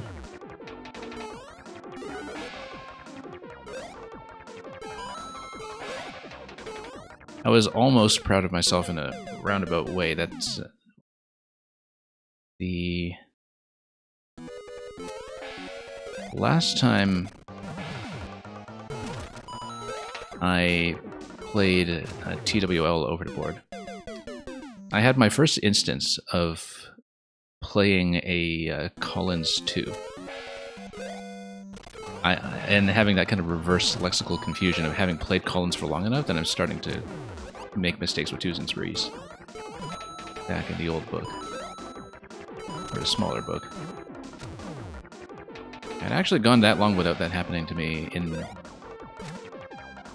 that direction. I guess you always remember your first.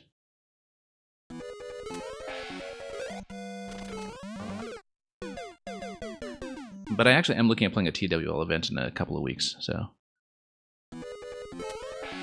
we'll see if the schedule is flexible enough to accommodate that. But it does mean I actually have to look at some things again and drag out the card box, so to speak. Whoops.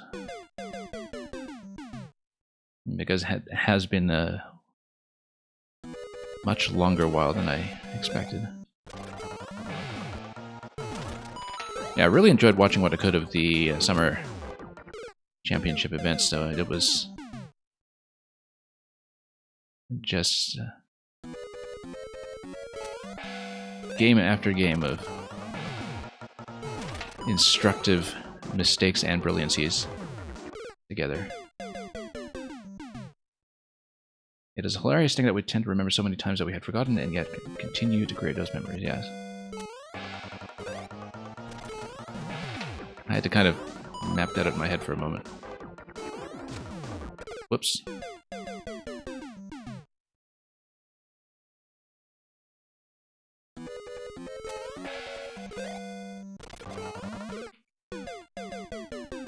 I should fix this. We've been slamming against this for a little bit. And this is a fairly simple jump, as long as we're focused on the timing.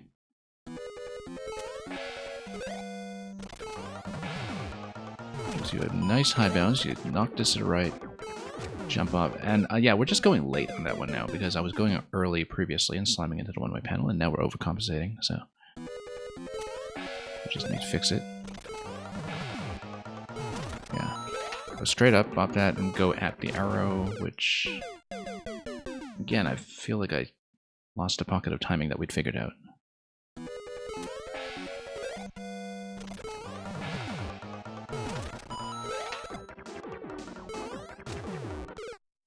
But you kind of have to exercise your judgment with every attempt.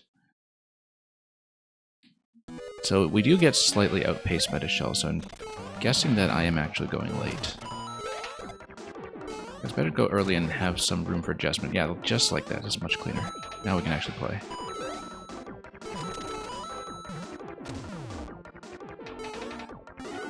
Wrap around this way, and then this is the other one that was tricky. So we're slightly late there. I think maybe we do need to get pushed in order to have a bit of an additional boost, but I'm not sure about that. We clearly are a bit behind. Slightly behind when it comes to making the jump over to the next safe zone, which is going to be the trampolines on the right.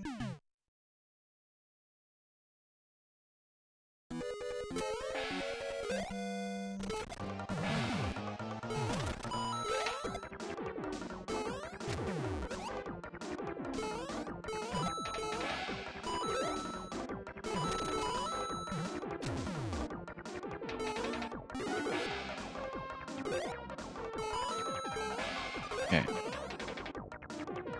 No, late.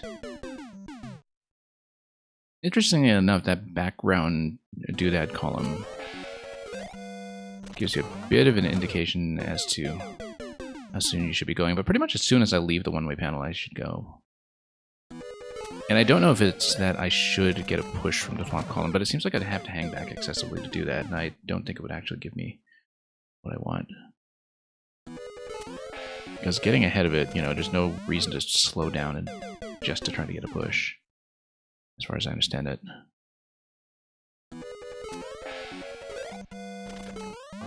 Okay, there we go. Very satisfying when you do manage to execute that.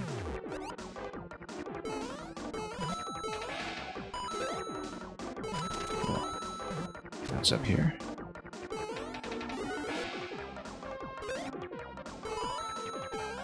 Nope. You need to grab the hat, get out immediately at the arrow, and just run for it. Possibly with a lower jump too. We're spending too much time in the air after obtaining the upper helmet. And that is having an impact on our success right now.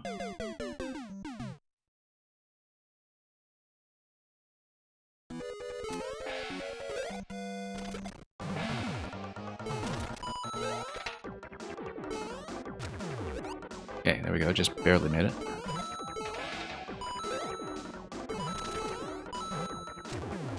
And over we go.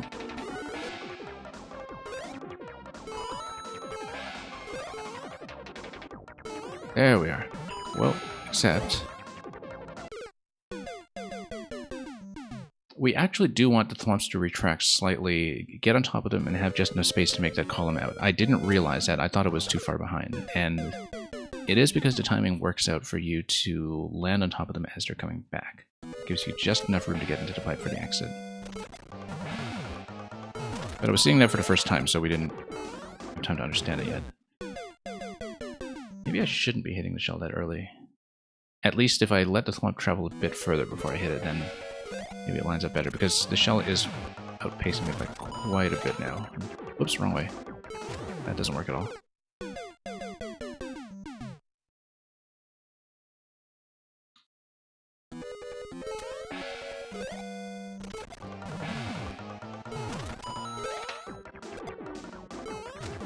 No.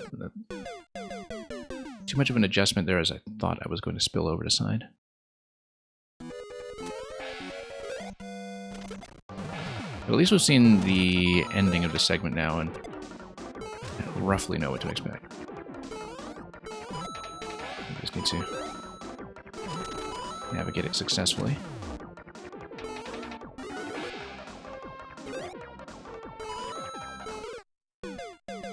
Okay, a little bit too much time on a jump for some reason. Yeah, we needed to hit the shell earlier than that.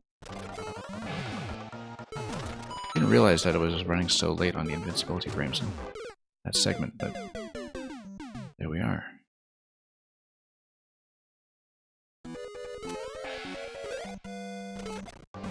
Yeah, the spiny shell gets ahead of us quite a bit, so try to hit it late. We jump not too late, and then we hit dead center. That was pretty much ideal.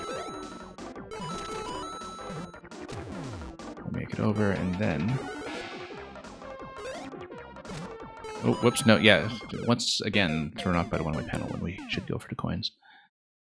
But mentally I was thinking, okay, we have to go quick here, because last time I stalled for too long. From the point at which we took damage. And yeah, that jump is actually fairly generous in terms of your landing zone, so...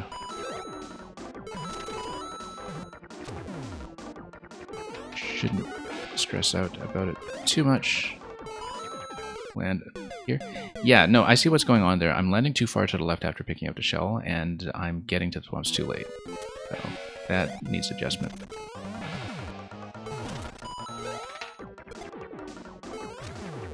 Okay, that'll make it, just barely.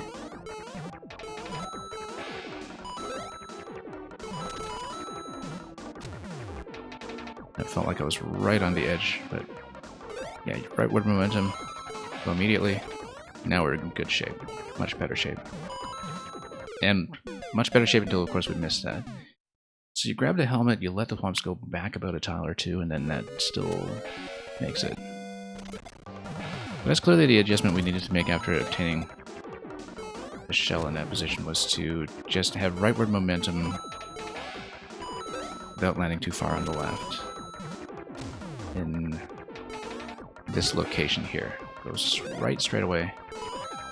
Grab the helmet straight away, and hopefully a bit more accurately than we've been doing.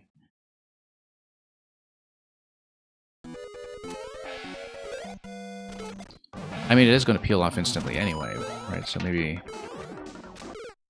Well, almost instantly, because we need to wait for the invincibility frames, the first set to expire, and then the second helmet peels off, and that little bit of disparity in time could matter in terms of whether we survive long enough to make it to the trampoline segment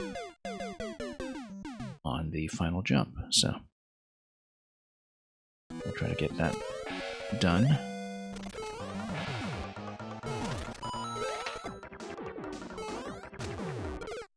Again, going late.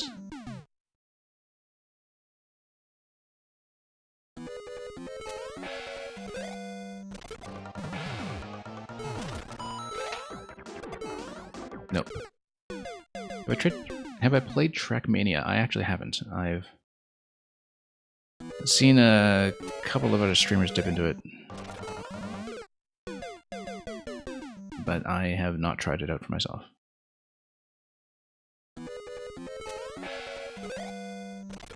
In fact, I have this vague sense that I specifically saw some chess streamers on it.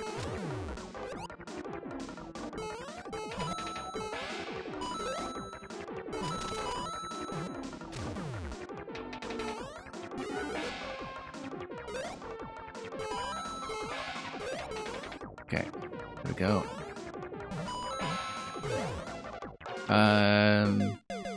Maybe the timing isn't quite right there. We do need rightward momentum to go towards the thwomps. I was hoping they would retract by one tile slightly earlier than that. They didn't. So perhaps we time to jump slightly later, given that we still have invincibility at that point.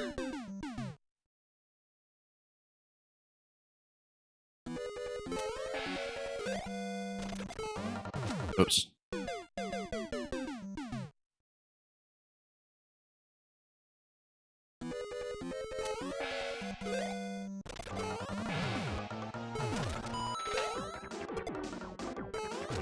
No, again, kind of had a bit of back and forth there on top of the thwomp that threw out the timing completely.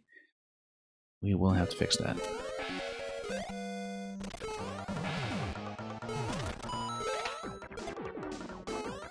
There we go, much better.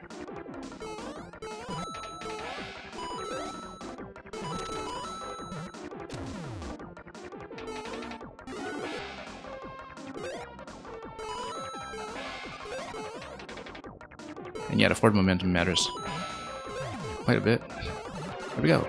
And we are out. Checkpoint 2. There's more. Oh, it's just this final segment over here. This is what is, let's say, MMGP 2023, and this is just a finale segment. So.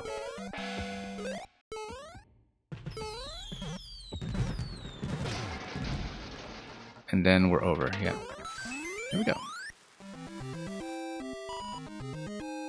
Very generous second checkpoint there, just to not snipe you too much with a finale sequence. And 15 minutes away from the world record, at least, according to the checkpoint timing.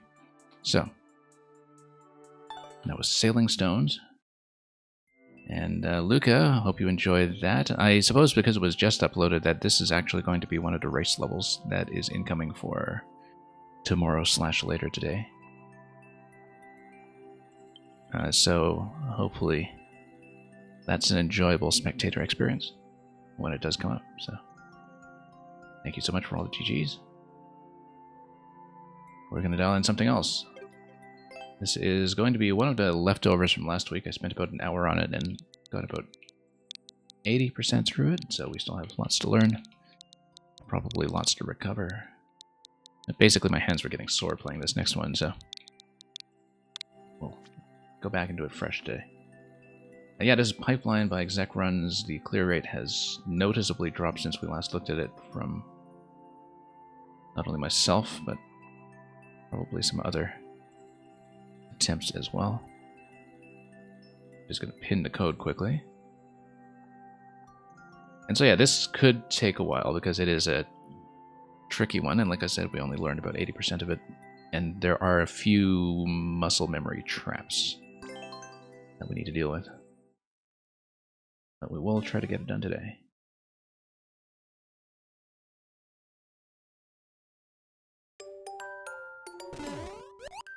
The first of these traps is... I'm still thinking in terms of the last level, in terms of just willingly taking damage. That's obviously the wrong thing. The first of these traps is if you grab the boot and if you are holding right into it, it's possible to just bounce off the spike top without getting a jump down. And we had a lot of issues with that last time, and time is of the essence when it comes to getting ahead of the auto-scroll, so we just need to kind of get back on pace here first when it comes to tightening up the early jumps, because every fraction of a second does end up mattering in the long run. Yeah, muscle memory traps are indeed very cruel. What would be the equivalent of a muscle memory trap in Scrabble, though, other than just, I don't know, something in card boxing? Whoops, too late. I guess if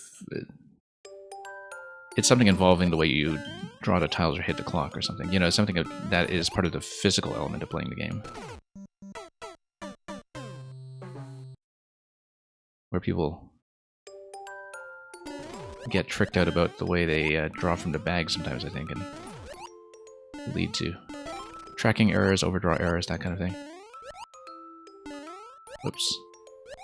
In complicated situations where, for some reason, that doesn't work.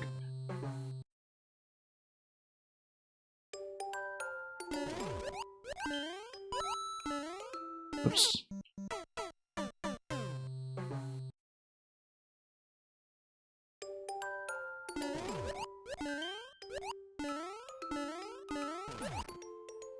And then, yeah, we ran into this specific problem quite a bit last week, where I kept running straight into that pipe.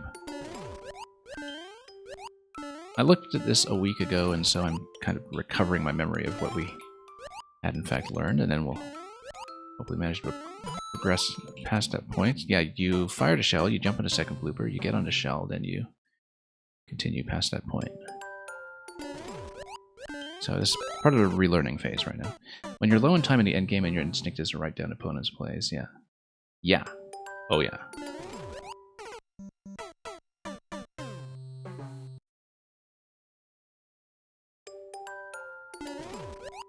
Especially if your tracking habits depend on that, where you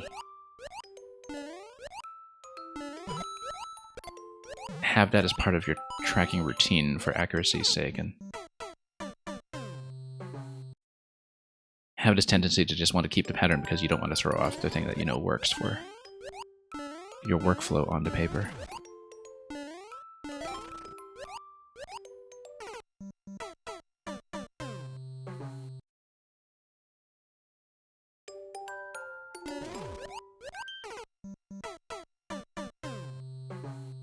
Having not really played much at all of over-the-board chess in a tournament setting, for instance, I get the feeling that, I mean, as somebody coming in from Scrabble, the clock isn't so much of a thing to learn, but certainly getting into the habit of actually writing everything down in algebraic notation, I feel like that's something that, at a beginner level, is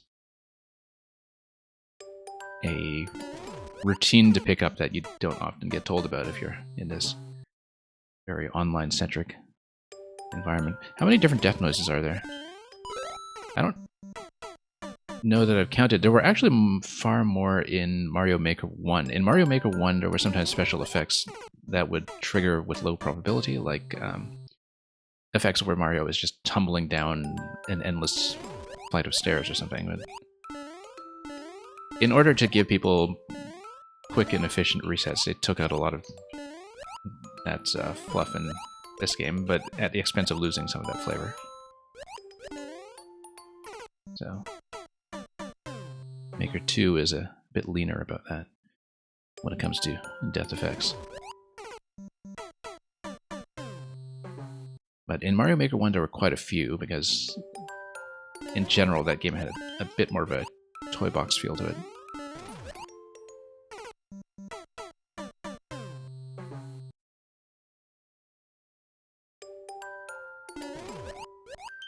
As far as the sound effects go, though, in terms of, not the sound effects for the death, but in terms of the death music, that is something that is specific to the game's style. So if you're playing in Super Mario 3 in that skin and that format, then you hear the Super Mario 3 death music. Bum ba-dum bum ba-da-bum. Yeah, so previously on the attempts we made last week, we made it over to coin 4. The coins are required. The pink coins, rather, are required. And we did grab 4 out of 5. And I just need to kind of get my timing back to make sure we can do it, because cutting corners earlier on actually does matter the further in you go. Because as you can see, we're getting a bit low and late on the boot over there. You mean the death music, yeah, so...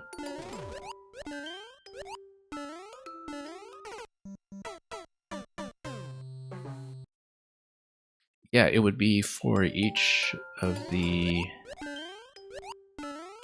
game styles, which would be Super Mario 1, 3, World, New Super Mario Brothers, and Super Mario 3D World. So it's 5 different categories, like 5 different base games that are incorporated into this one. I actually don't remember if the death music is always the same. If it's a big microaggression, is it really micro? Because isn't it just aggression? But yeah, in Mario Maker 1, there were a lot of alternate costumes for the characters as well. Many of them obtainable if you buy the collectible toys, the amiibo.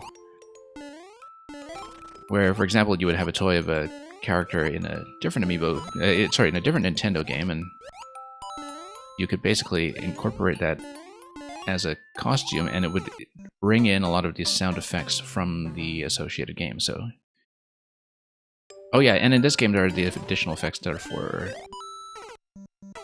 the alternate styles, like the Legend of Zelda style and so on, when you put on the Link costume. But there was a lot more of that in Mario Maker 1, simply because each of the bonus costumes would come of its own suite of music effects when you either die or complete a course.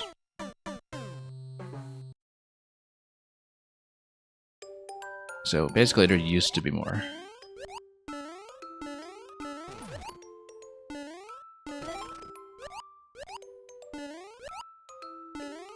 Whoops.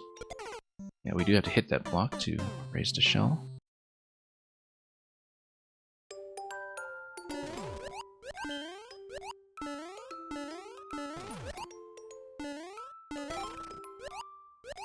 But yeah, the way to think about it is that Mario Maker 2 has a great deal more mechanical variety to it in terms of things that you interact with and things that you can build with that are functional. It has a lot more, but Mario Maker 1 in some ways was a lot more cosmetically flexible in terms of the artistic elements of the game. And there are definitely people who miss that from the original game. You get onto Big Blooper, you get onto Vine. You follow the curve up top down to the small blooper, and that accounts for that pink coin, as long as I'm there quickly enough, which is a bit of an issue. I had learned everything pretty fluently up to that point last time, though. How often do I play Mario music on piano? Very often. I was doing it before it was cool.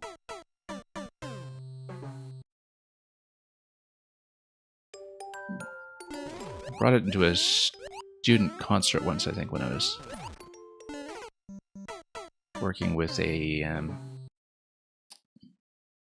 particular university group back in undergrad.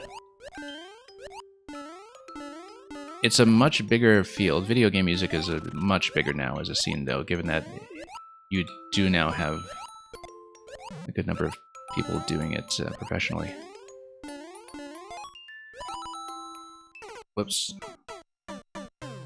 Not just making original video game music, but I mean, you know, people who are professionally video game cover artists or rearrangers. It's much bigger than it used to be. Speaking of video game music, here's a bit of trivia that you might not know, but you'd be interested in. So, I am actually cited by name in the scholarly volume, The Cambridge Companion of Video Game Music. The Cambridge Companion to Video Game Music. And the reason is because I'm credited as one of the co-originators of the term ludomusicology, which is a word now that refers to the musicology of video game music, basically, because it caught on in scholarly circles. And it was something that I just mentioned offhandedly in a conversation with a musicologist that I do know from back in the late 2000s, and, you know, we said something about it on the internet, and it was actually the first documented use of the word. And so someone who was a historian of the field, like a historian of the academic study of video game music, looked into this and determined that we were actually the first ones to deploy it. And now it actually is, you know, in fairly common professional circulation. You know, you have ludomusicology journals and conferences and all that, and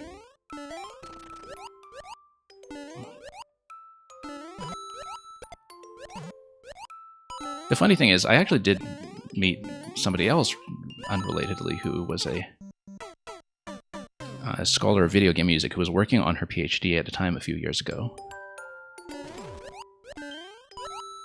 And she told me at the time she found it really silly that so many colleagues in her field like to use the term ludomusicology, which she thought was very stuffy. And at the time I had that conversation with her, I had completely forgotten that I had actually technically originated the term, because I didn't know at that point that I received credit for that, right? Or that it was something supposedly original to me and the person I was talking to. But The real goal, of course, after typo is when it makes it into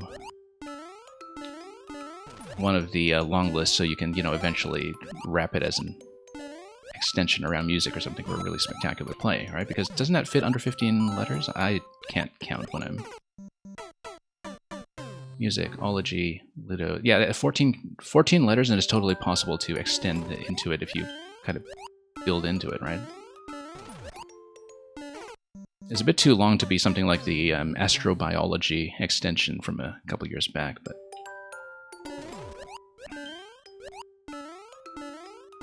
For those who have no idea what we're talking about and don't follow the conversation, an extension in Scrabble terminology is when you see an existing word in the word and you add a whole bunch of letters to it to make an even longer word that incorporates it. We did this incorrectly.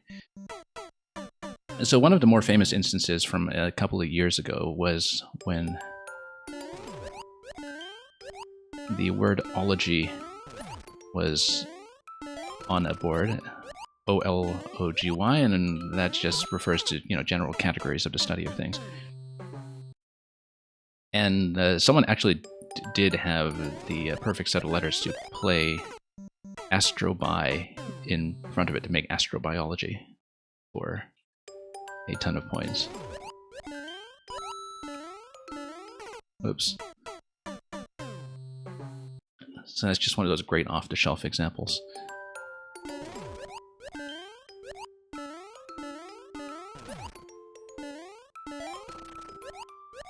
Unrelatedly, I actually have only recently started catching up on Will Anderson's Scrabble History YouTube series, which is absolutely wonderful.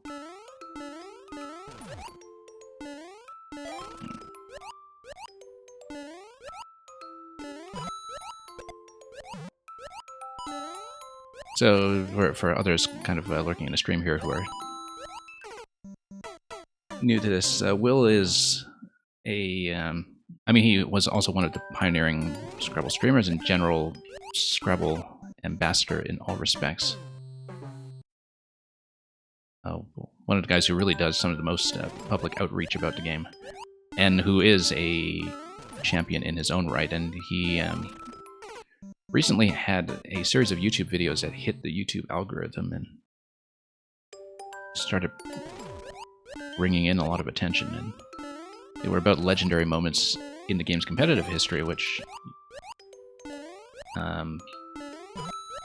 also now have some, top expert analysis to back it up in a way that's very presentable to a general audience. And it's been a niche that's needed filling for quite some time, and there are only a handful of people who can really do that and have the complete skill set, not only in terms of the game, but also an understanding of how to communicate it to a general audience, right? And so, highly, highly recommended if you want to look that up. I was just thinking about that because, in relation to legendary plays that are very well known in the community, sort of equivalents of the Street Fighter Daigo moment, the Daigo parry, or other things that you hear about. I bring that up as an example specifically because I don't really know Street Fighter competitive history, but even people who don't know it have heard of the Daigo parry. And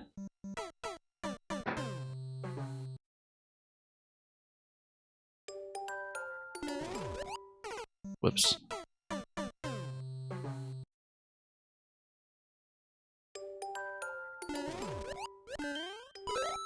No. I'm losing it here. Yeah, it'll take some time, I think, to just get back to where we were last week, because there's just a lot of relearning to do in this one when it comes to timing and spacing, but at least we remember the general flow of it up to a certain point. And there's no shortcut to that, you just have to play through it once more.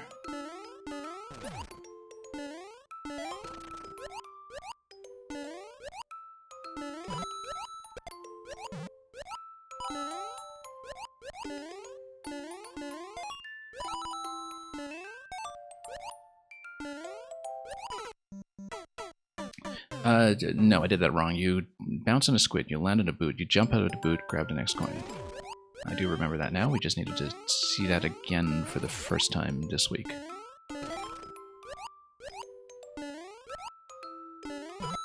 It's pretty understandable what to do once you've seen it once or twice. It's just a matter of making sure the timing actually gets you there, which in this case it didn't.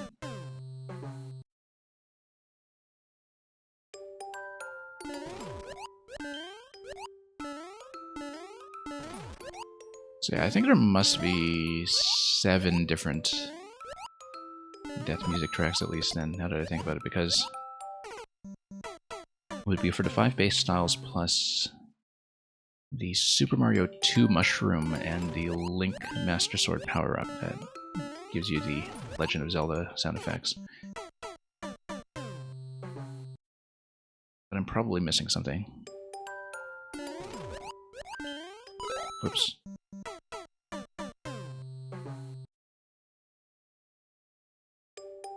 Okay, hang on. No, my timing's off. Had to adjust something quickly.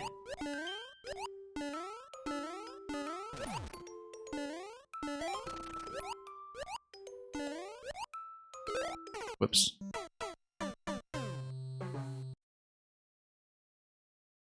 Yeah, as a streamer, sometimes you try to work some things into a routine as well when it comes to finding a moment to look at chat or sip your beverage or something, and typically it's with a door or pipe transition in this game, or if you die between resets. But then if you have a course like this one where it's very time sensitive right from the first moment that you load in, you don't really have that opportunity so much, so not exactly a good moment anywhere here to sneak in a cup of tea.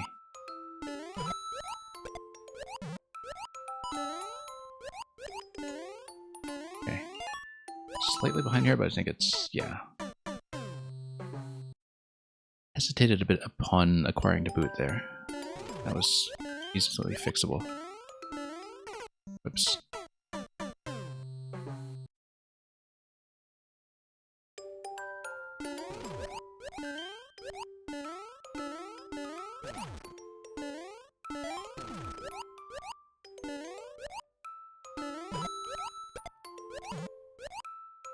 Whoops.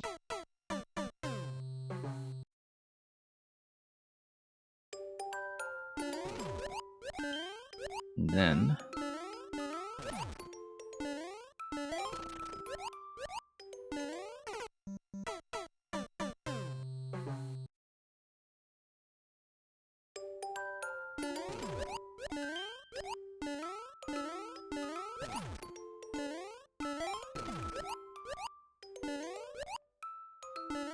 okay, we'll just get back in position here. Just need to fix the timings once again. That seemed to go a bit low, but oh. That actually went very, very well up until that last jump over there. I think I was surprised at my own success because I had to look in the top left corner there to confirm that I had in fact fired that coin. Because I thought I would have missed it, but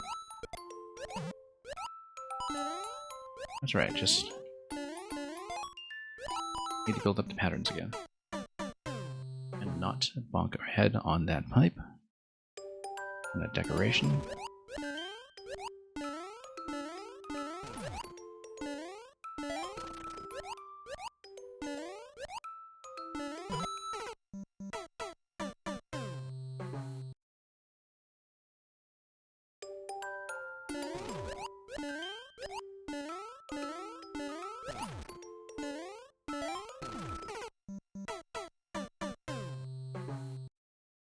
And also not to get that instant drop from banging your head against a wall. Of these vertical pipes along the way. A lot of the early timing is coming back to me now, though, at least, so it's noticeably improved in some ways.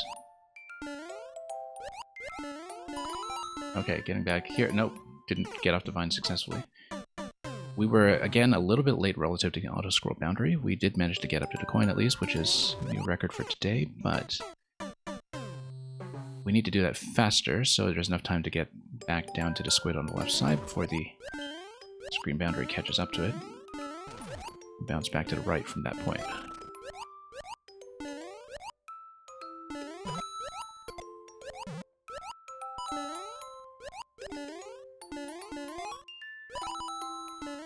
Okay, this is looking clean so far. We just need to maintain that. And yeah, that was a little bit off. We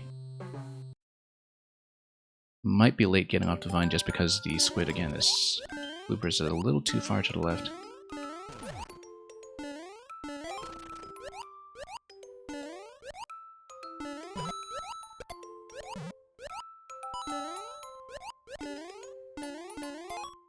Which tells me that I'm spending too long on the vine up top.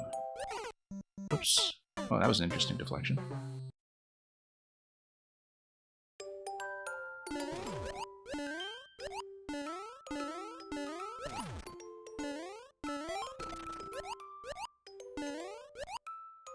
Early parts are getting steadily cleaner, though, which is always satisfying to feel in your hands. Whoops.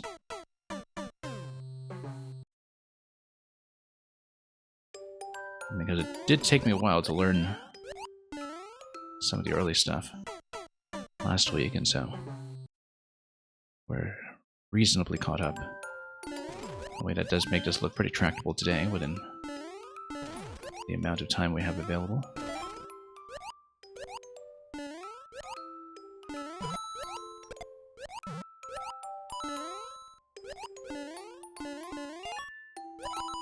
Oops.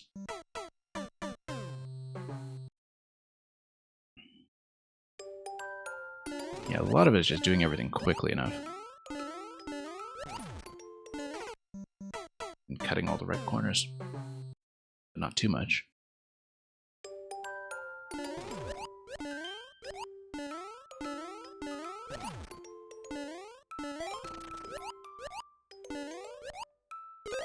Nope, not quite.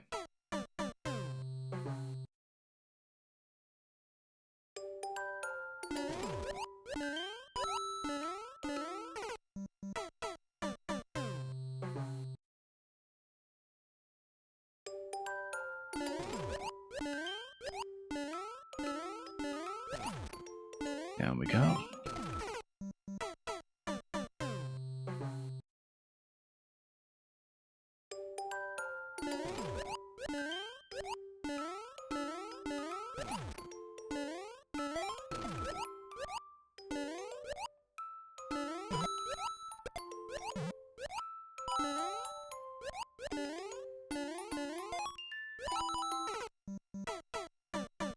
You could kind of tell on that attempt that things were going well up to the point, and then you start to notice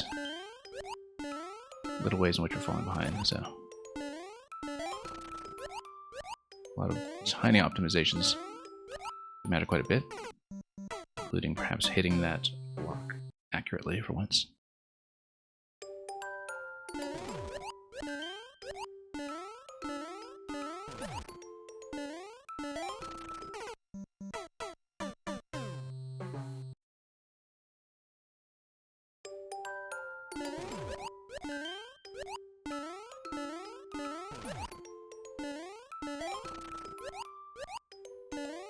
Whoops.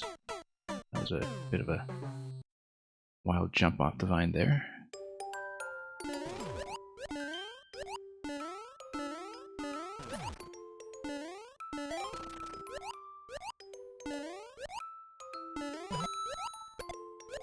Drop that, and we'll go.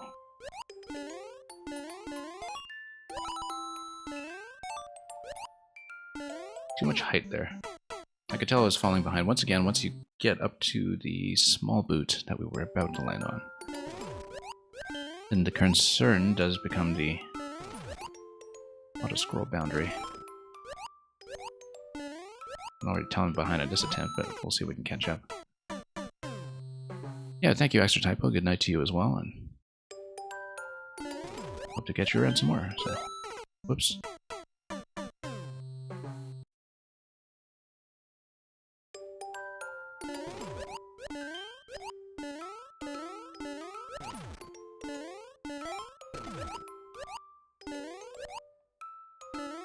Whoops.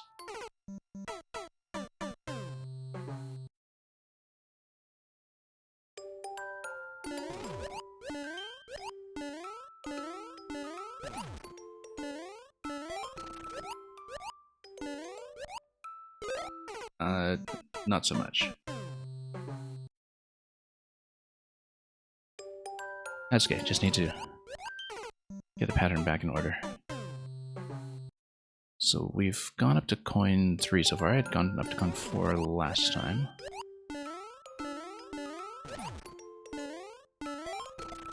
Oops. Staying on that vine a little too long. It was an accidental regrab. It's going to get me into trouble.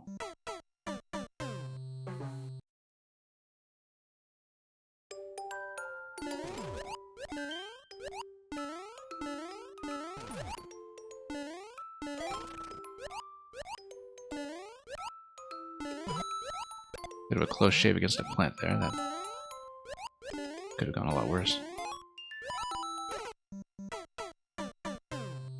We probably should have been able to make that. We came into the blooper a little too far to the left.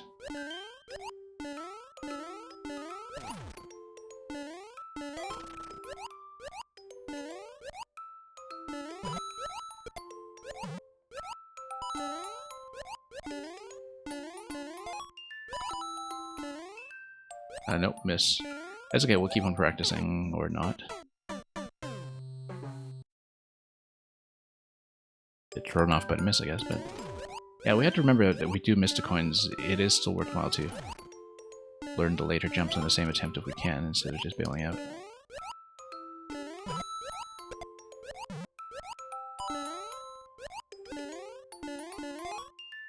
We may need to wind up doing that anyway.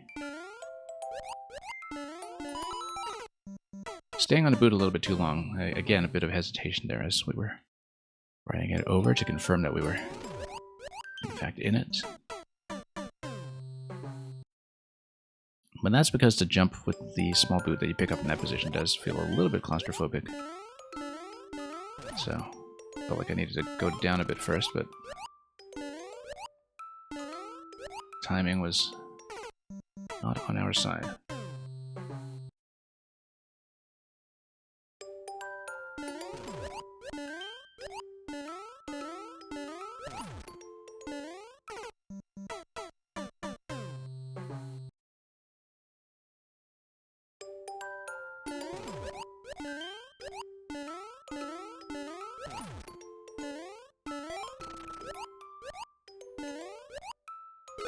Nope. Had a couple of close shaves with that plant, but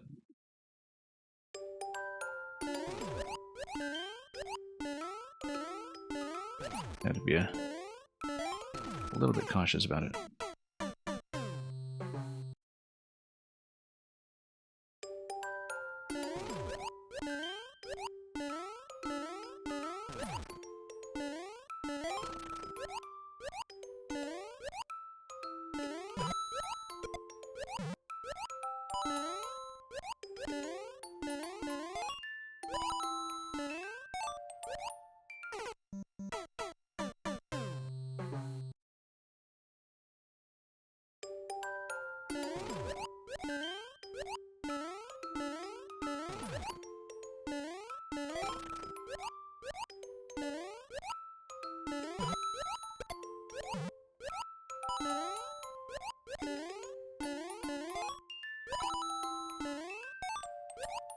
Okay, making that one. Almost. I let him jump a little bit because we were worried about height, but we actually were a bit short in terms of the distance because of the need to get right beside that plant. It felt like it was later than I needed to be, though, in order to stay ahead of the screen boundary. I think when we were doing that part successfully last week, we were a bit ahead of that pace when it came to having enough room on the camera to I feel like we were bunched up against the edge. But by today's standards, that's progress, so we'll take it.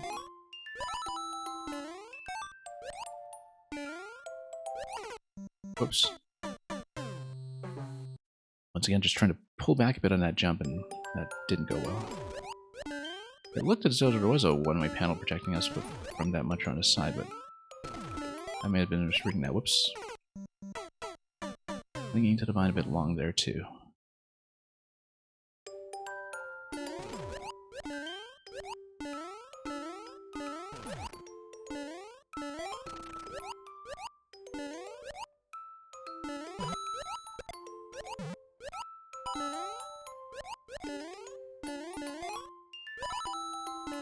Okay, that felt good that time. Let's continue it.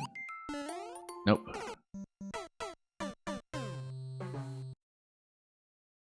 Slipped with the boot instead of jumping. That's a risk with every one of the boots that we pick up. And yeah, a lot of it is just learning the right timing for how to proceed with it smoothly. We're facing right. Nope. Facing direction matters quite a bit with the boots, we found.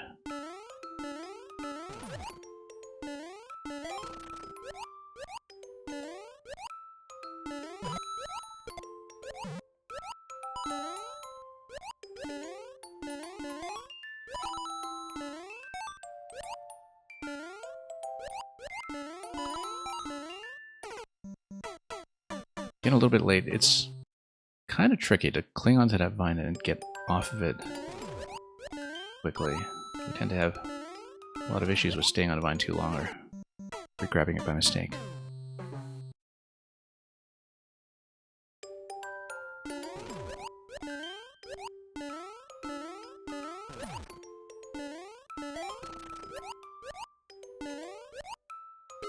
Nope.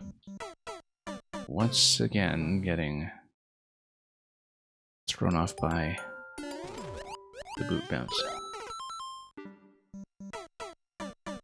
Yeah, very few plays on this so far, actually, which is why the clear rate is not really significant data. I mean, it is a fairly new level. I get the sense that a lot of activity has dwindled.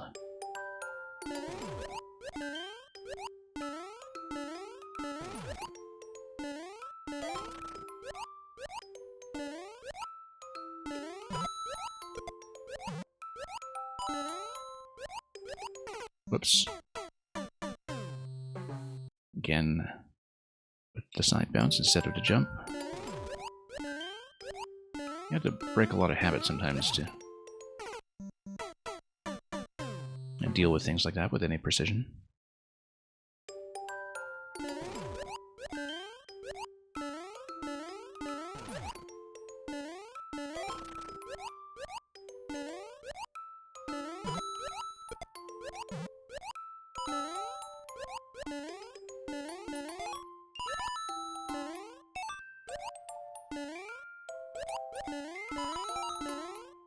Okay, this looks great.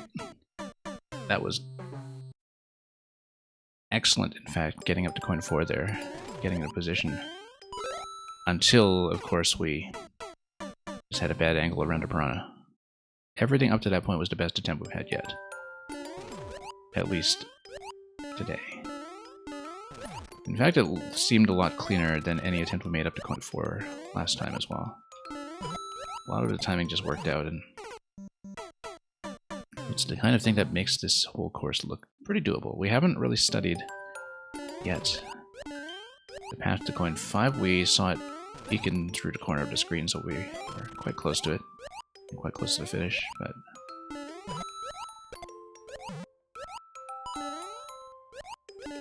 we'll have to get there. Oh, too short.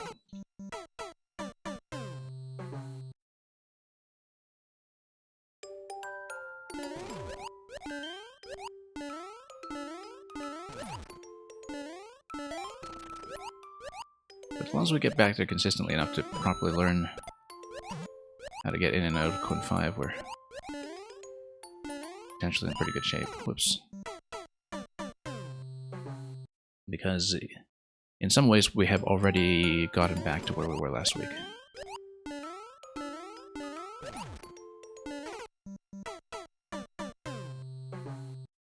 And much faster too.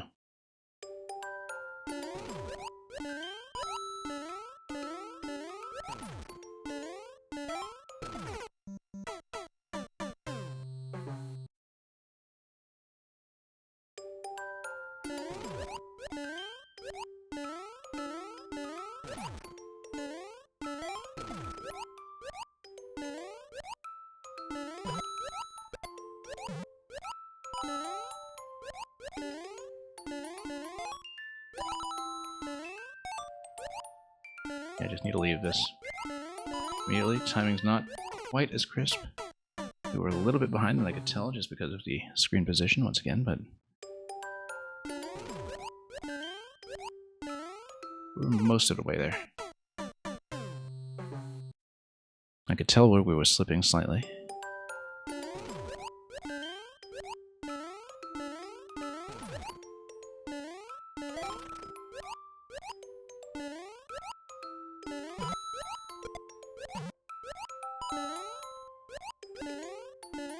And where we can make some improvements. Yeah, this is a critical timing right here in terms of getting in the boot quickly enough before it gets bunched up on that pipe, but we're starting to find some other jumps that we can make a bit shorter and more efficient along the way, so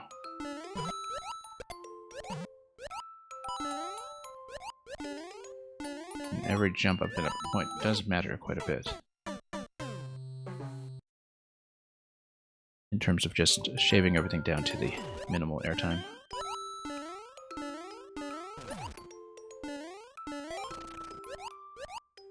Not dropping too low, for instance. Right here.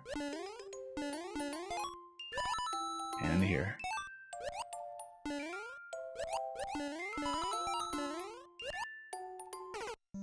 Almost. We're still kind of unused to doing that successfully. Getting over to the vine below that little blooper that's coming in to the right and then jumping to the left towards it, that's going to be the way up. Again, it felt like we're slightly behind the optimal timing for it. Whoops. Not a shell jump.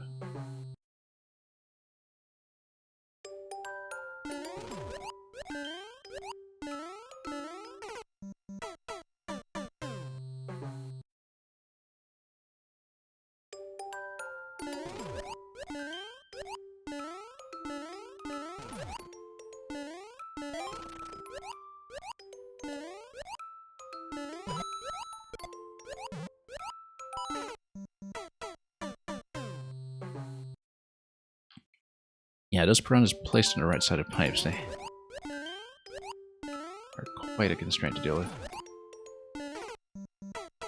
I think it's the fact that they're off-center that also makes you do a bit of an adjustment visually.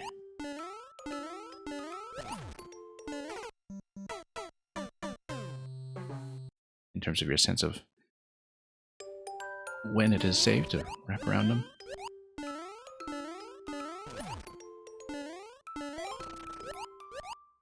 Nope. Cutting too many corners there, swinging in there a bit low. Yeah, in general, minimizing a lot of the jumping time is a big part of this.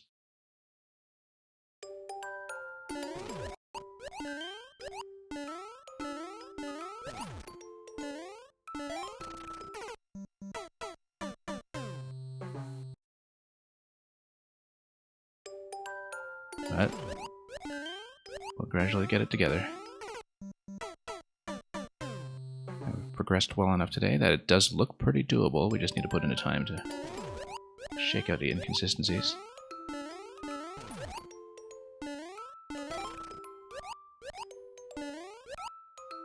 Oops.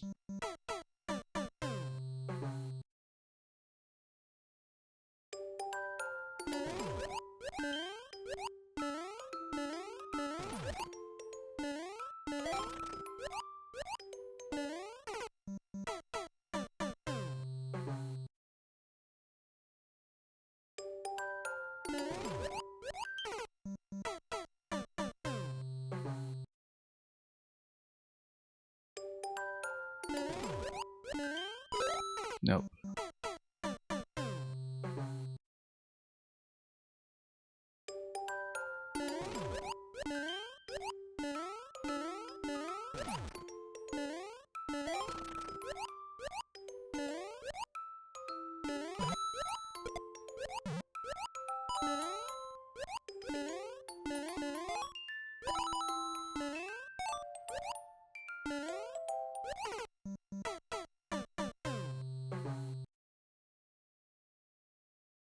Getting a bit closer, but I gotta tell once again with the entry to the boot that time that it was going to be a little bit too late to capitalize on it.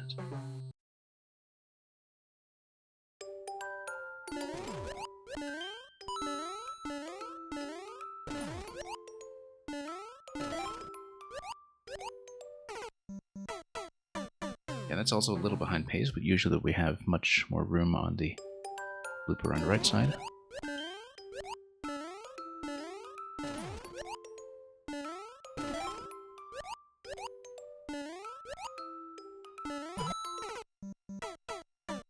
Right there.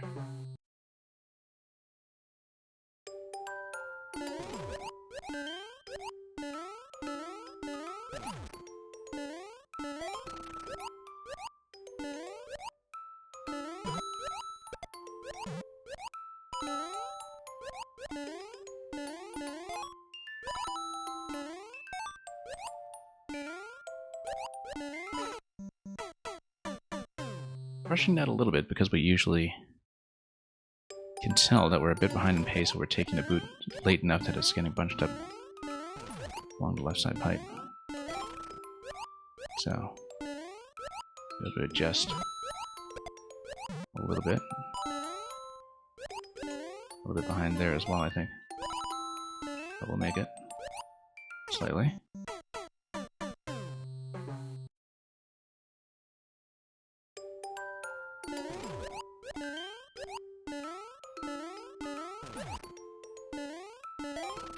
Oops, nope, didn't mean to regrab. Rosie, welcome.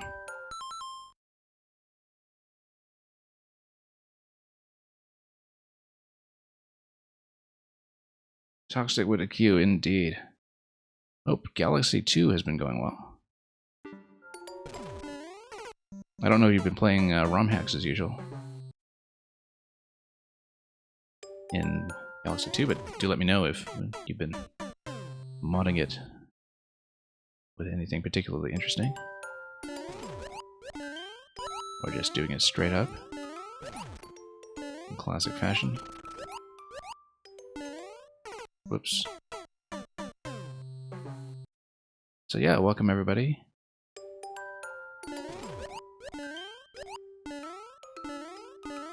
We used to run Mario Maker regularly, and now we just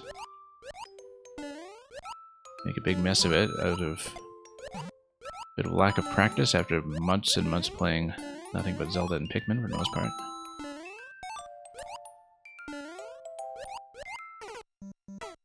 Played The Floor is Lava today, okay.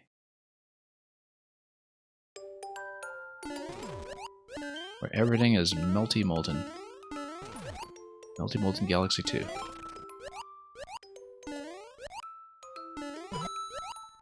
Whoops.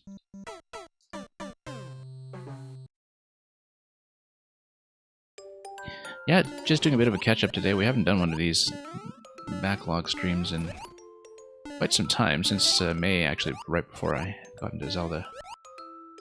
Since then, we haven't been doing nearly as much Mario Maker as we used to, but time to get back into it and get warmed up again. This is actually something that was sent to me in viewer levels last week, and we got about 80% through. And I've recovered my progress today on my best attempt, but we're still working on it. We haven't really seen the last segment yet. It's not that hard. It's fairly new Team Jam certified level that I think just had very few plays on it right now. Is at a clear rate. Effectively doesn't matter. But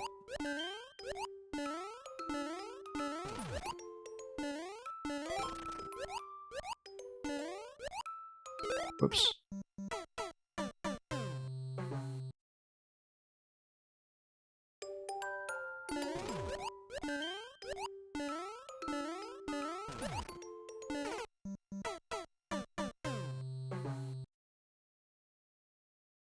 Yeah, I hope everything has been going well. Also, fairly recently had a change to my streaming schedule again, so it's always interesting to see. I mean, this is the old schedule that I kept back in 2020 and 21. And and well, 2021, I guess. And it's sort of interesting to see, of course, that even just an adjustment of a couple of hours in either direction on Twitch just brings back a different set of familiar names and faces when it comes to people who are active in that hour or rating in either direction.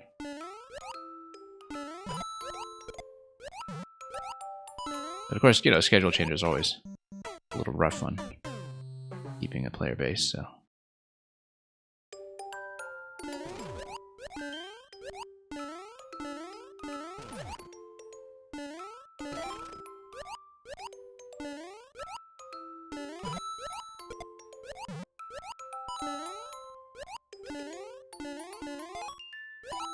Nope. A little bit late once again, as we can tell by the head bonk on the ceiling.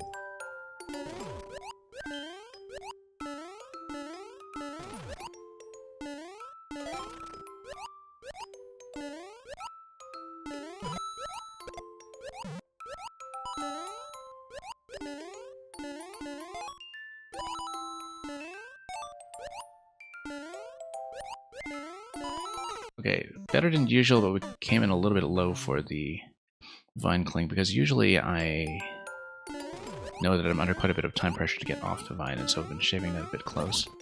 That's back to coin 4, so that's back to about the 80% mark. Relatively, I mean, there is still a segment from coin 5 to the end that we'll need to figure out once we see it, and we have not.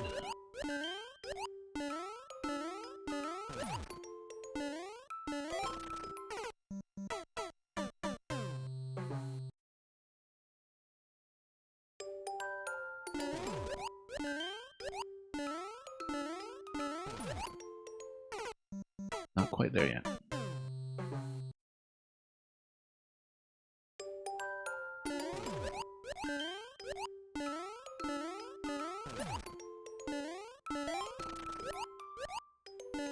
Just a couple of things to fix up along the way.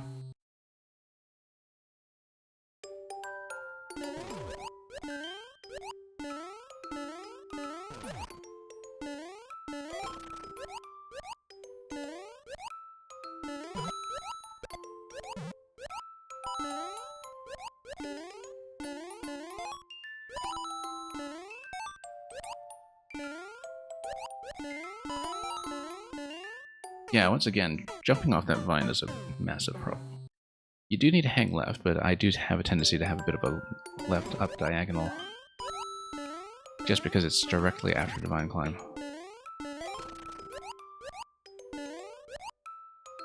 So it means that we cling onto Divine a little too long, and that's usually the mistake that happens.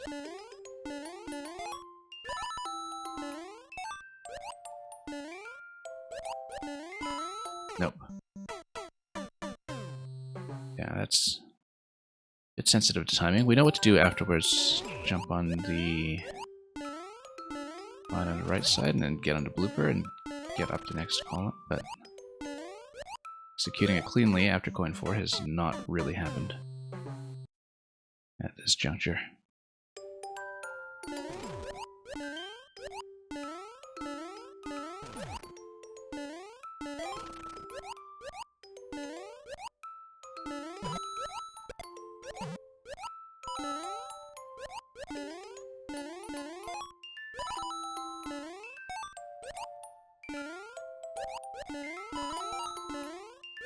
Nope.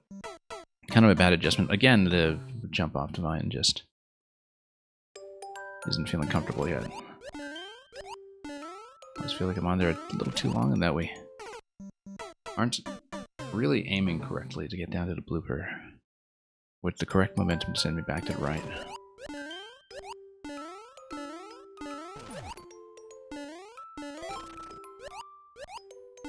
Probably because we're still a little bit slow in that segment.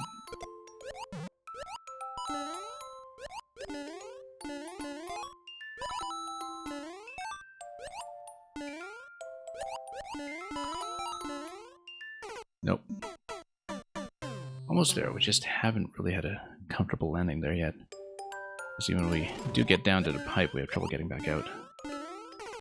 because of all the momentum cuts that have to happen in order to make that function. Whoops.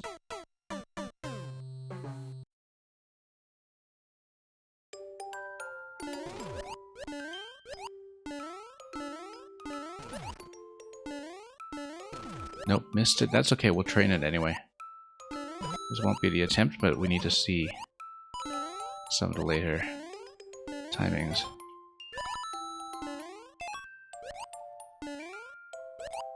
And just practice jumps like this one, which, again, too much of a vine climb. So yeah, we can kind of see what's going on the right side of the screen with the boot that's coming in right before coin 5. We just haven't done the coin 5 sequence yet.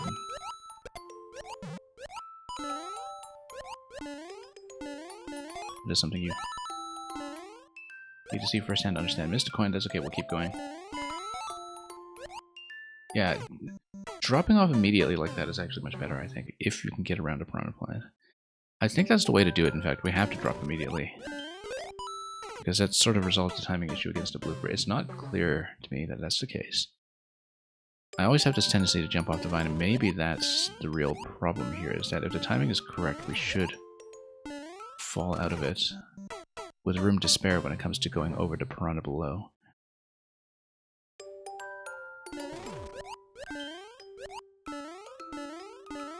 So, we'll try to fix that up. Nope.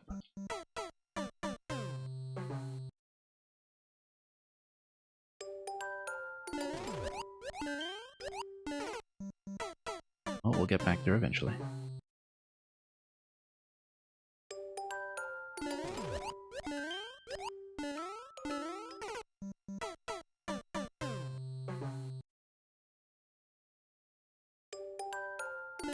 But yeah, we really do need to get this whole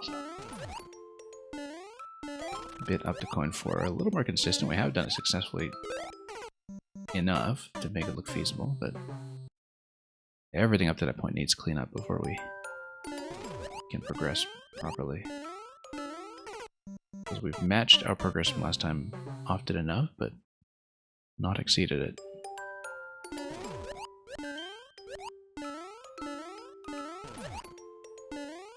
Whoop, that was a bit of an odd bounce there. Not our usual approach exactly.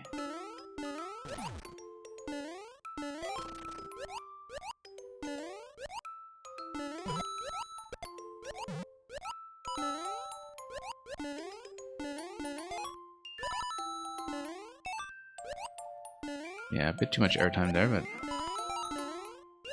what did I say about falling in? Yeah, and then of course too much rightward momentum going to the piranha. Yeah, we gotta fall, we can't just jump, I think, but feels like if we just fall in that we don't have as much control vertically over where we're going, and maybe it's just a little bit excessively paranoid.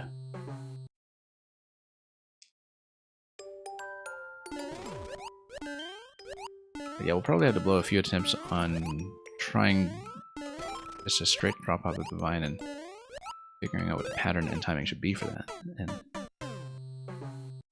whether it's going to work in the long run. But we do want to get down to that blooper as soon as possible, and the drop will save us about a whole half second going down to it, which is going to matter, given the distances we're dealing with.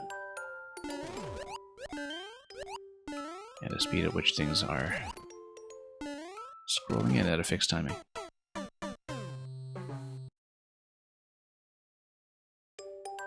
Hang on.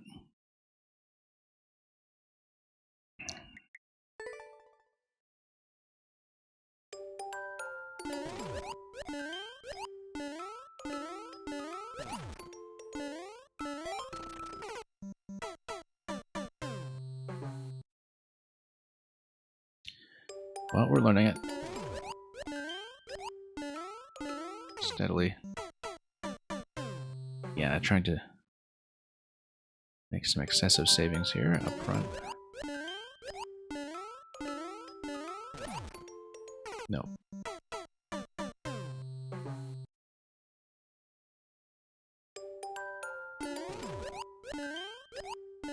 Yeah, consistency early on is exceptionally important.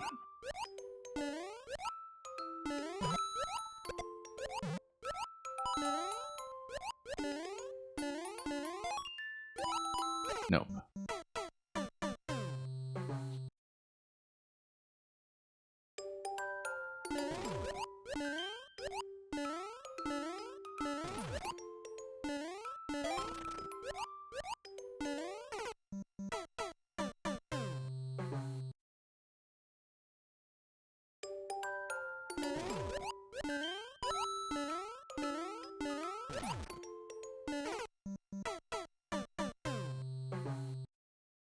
That's okay, we just need to find some of our old patterns again that we're working consistently and refine them. We're slipping a bit just in our rush to try to optimize, but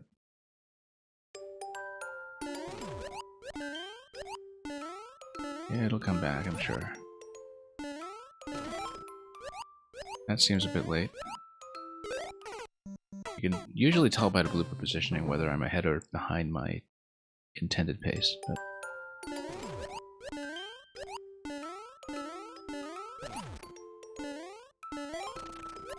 okay, that's a little better.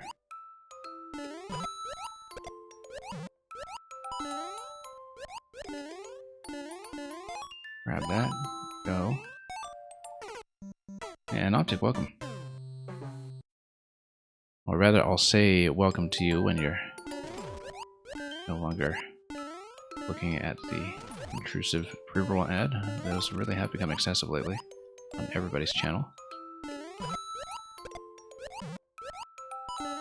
Unfortunately, as a smaller streamer, there's nothing I can really do about it other than just voluntarily running more ads and taking a bit of a coffee break every few minutes.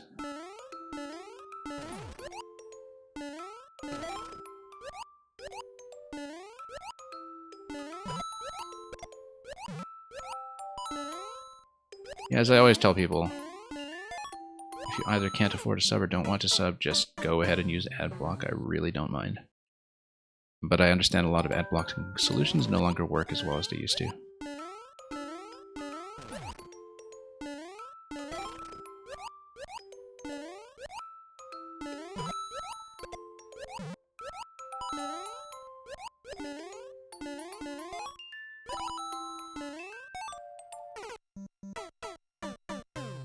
You don't get one on some streams, you get about 2 30-minute ads. Yeah, Twitch has been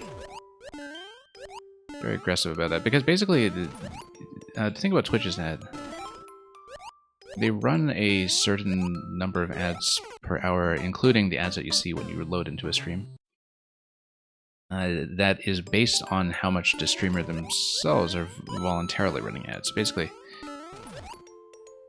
you know, Twitch keeps pushing us to run more ads ourselves every few minutes, and then they promise not to interrupt the stream as much based on their own timing. That to me is not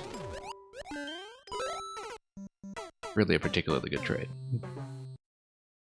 given that it's just much more managerial effort on my part. But you know, to run an ad between every level or something, and even so, when you're playing long levels, that's not feasible either.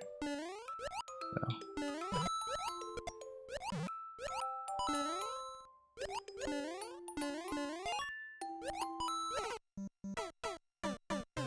You're currently making Cloud Kingdom and you finished Wooded Kingdom. Congratulations. Hope everything has been progressing with that nicely. Yeah, we cleared a couple levels since you left. A lot of fun with them. This is one that we were playing last week. I don't know if you stayed long enough last week to have seen it, but we spent about an hour on this one at the very end of the stream, and got through about 80% of it. I'm almost back to where I was before, and that jump has been killing me. This piranha right here, too much forward momentum. We have to kind of stop against it, which is not intuitive to me at all. No.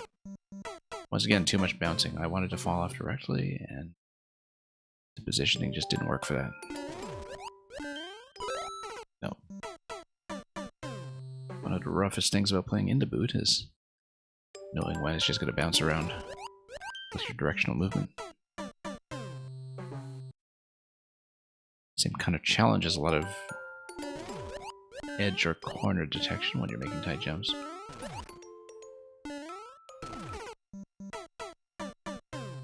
But that is the core of what the challenge in this level is about, so...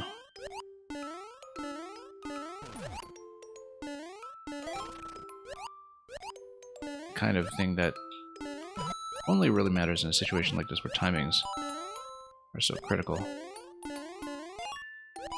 Yeah, poor momentum coming out of that. Was not a great jump at all into that central column.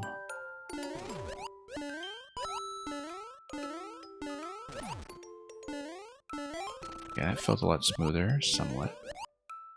No. Again, if I just bounce off that corner with the munchers, that's trouble right there. I can't really jump down, I think that loses too much time.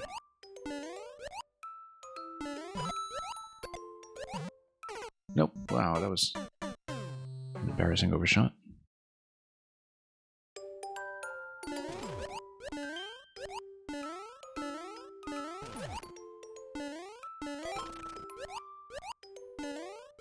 Okay, that's a little more reasonable. Short bounces here if we can. Rightward momentum if we can. Whoops, came in low actually that time. Trying to shape that jump was probably the right idea, we just did too much of it. That was a reasonably good attempt though, one of the better ones we've had recently.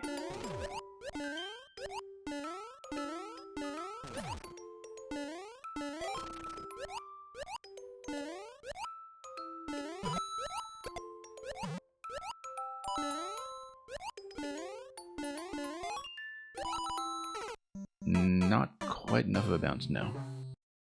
Because the blooper was further left than I expected in the first place. Nope.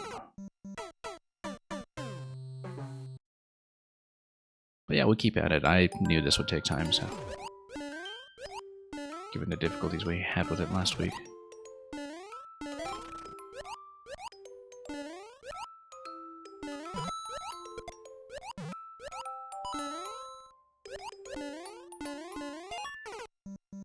Not quite.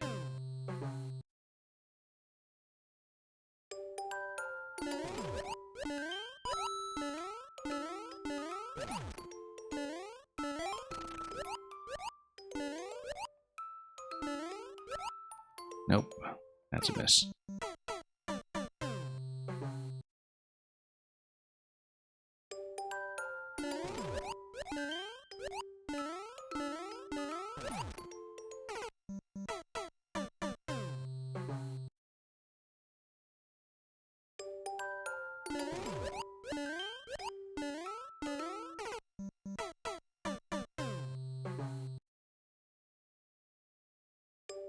Yeah, basically the more consistent you are about the early stuff you've already learned, the quicker you learn a level like this, and that tends to be the problem we have with it. It's just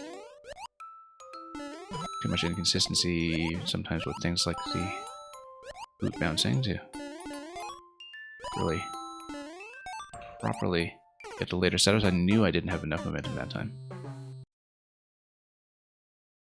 Holding into the jump a bit longer might have helped, but at that point I thought it was already a little bit off.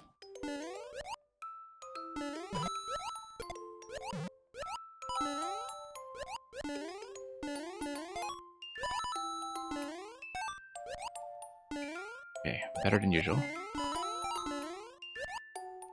No.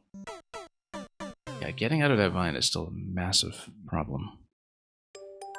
Keep telling myself I'll try to fall out of it, but it never looks like it's positionally going to be accurate.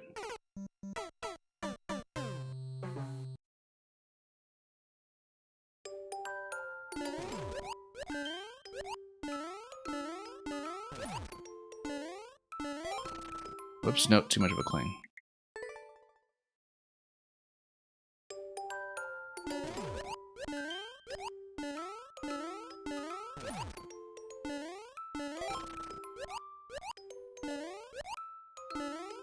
Oh, that was a much quicker descent that time. We just missed the block, but yeah, without all that stumbling up top, that's losing me by about a second. Obtaining that boot feels much cleaner. We just need to be much more decisive about the direction we're facing so we don't reverse back and forth and let the boot wiggle up top trying to get into position. Same is true of some of these later boots like this one too. We just need to be a little more decisive about which way to face so we're not constantly just reacting. And we can fall right away without the additional bump. So, might be worthwhile to, whoops, spend some time just rethinking a lot of the early boot timings just to buy ourselves much of time on this auto scroll that we can afford as is possible.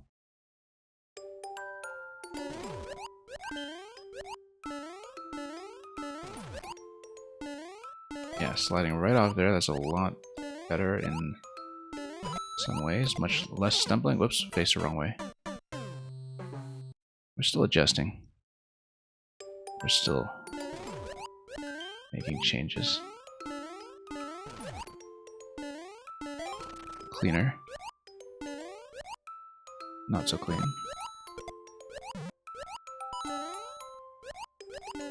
Whoa, nope. Didn't expect that extra bounce there. That was throwing me off my pattern.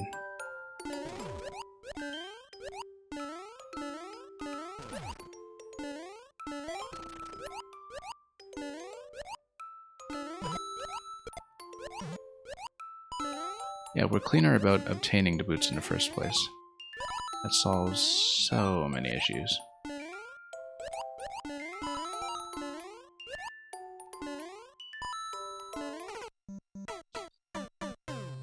Okay, came in a bit low on the blooper, but if you go to the blooper, you go over the pipe, you drop on the next boot before it sinks. That's significant progress. I mean, that is the best attempt today, so that got me a little bit back on track, but oops. Yeah, we just face right into obtaining the boot, and then we pull back as we fall. I think that is a slight timing improvement.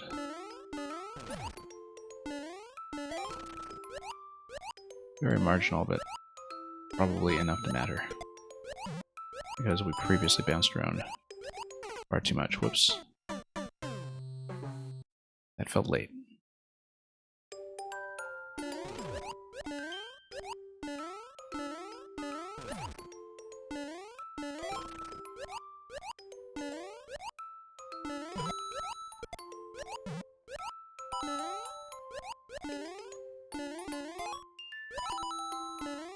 This also feels slightly late, but we can compensate for it somehow. Nope.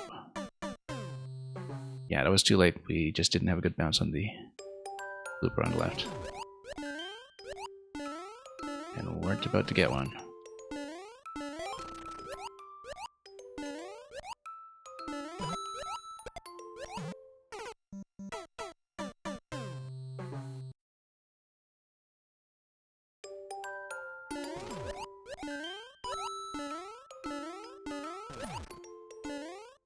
Too low.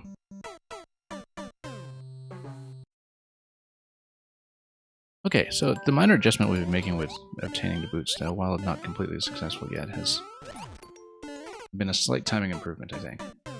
We just need to find the appropriate spacings for it.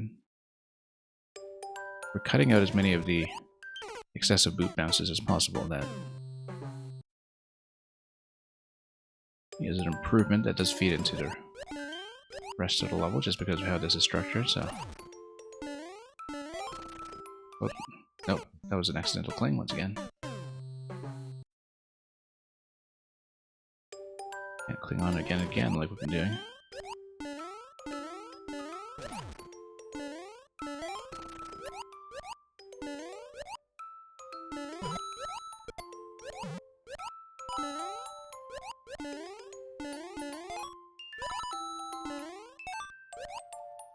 Up there. Oh no. Yeah, I accidentally climbed to the top. I was actually trying to hang left to drop off immediately, and that's one of the reasons I jumped previously, I think, is because we wouldn't run into as many issues with an accidental diagonal just on the way up.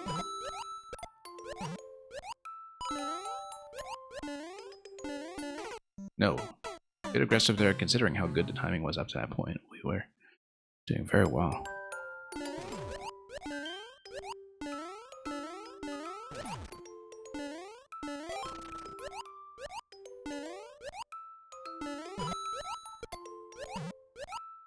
Yeah, picking up the early boots is going much, much better. It's just that we're slipping a bit afterwards now.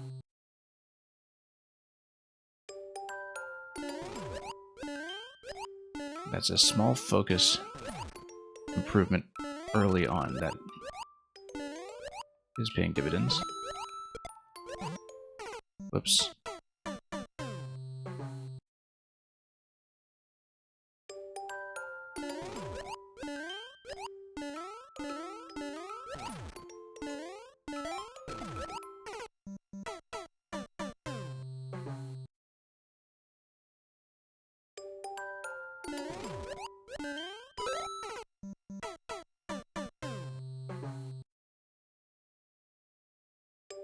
Well, we'll make it at some point.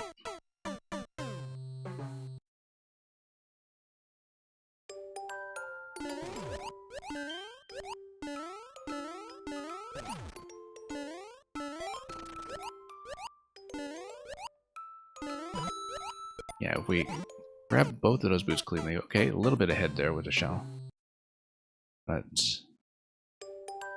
I just need to fix that. But we're getting enough practice with this now that the boots are noticeably improving.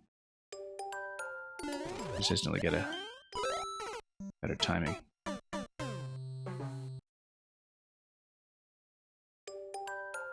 Well, once we make it that far.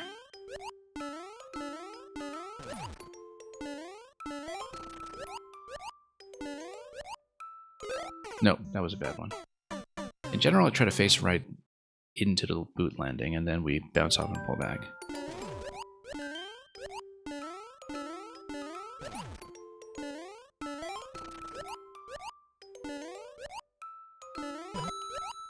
Nope, missed completely.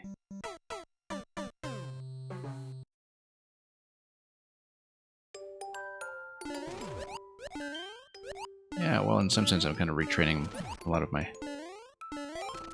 method in the earliest segments, so. I've been overshooting that quite a bit lately. I think it's just because I'm jumping off the lower blooper further to the right than I'm used to, and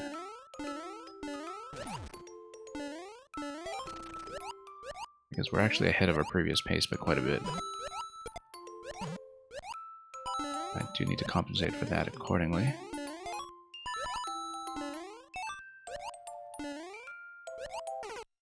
Whoops. Hanging left a little bit too much as I was trying to get in that boot in preparation for the jump. Yeah, if we get on the vine nice and early, falling out of it directly should be the play. And it will make everything after it much more relaxed.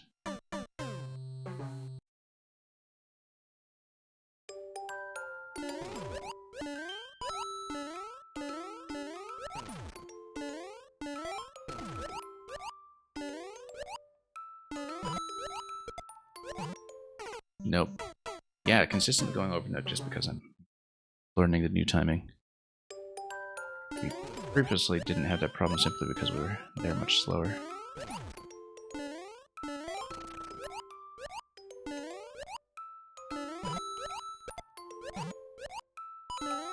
Just need to lower that jump a little bit, tighten it on the way over.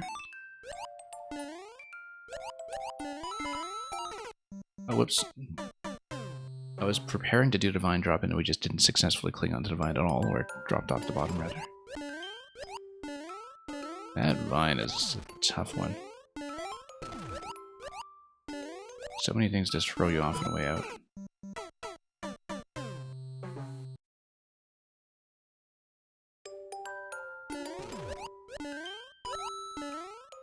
It's been a major sticking point, that's for sure.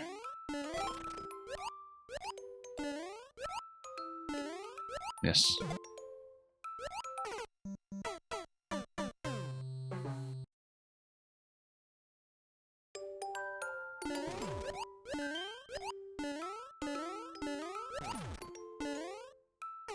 Nope, too low.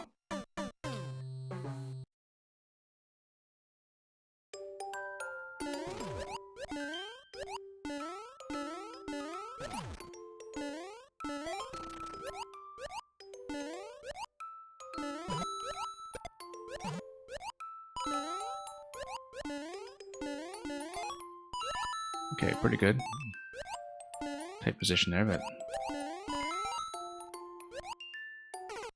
almost very good. But the thing is, if I'm falling like that, I don't have rightward momentum going down to the blooper. That might be an issue. But if I jump towards it, that's not buying me enough time either. Because it's going to be even further to the left than it is now.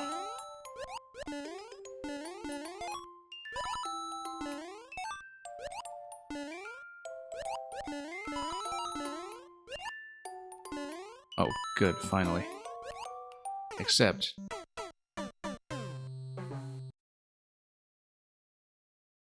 poor momentum coming out of the blooper. That's a hard jump to make.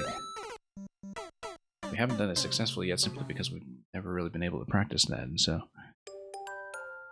again, that is the most successful run this stream so far, but... we've still got quite a lot of improvement to make. Judging by the position of that blooper, it seemed quite a bit further than where I needed it. So... we'll need to make the appropriate improvements. Nope.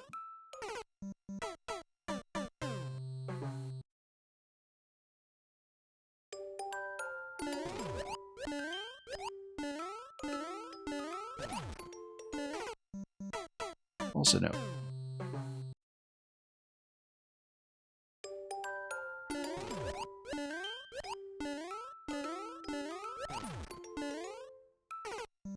Yeah, we've been jumping out of that too long. It's been spoiling the advantage that we're trying to get from a clean acquisition of the boot.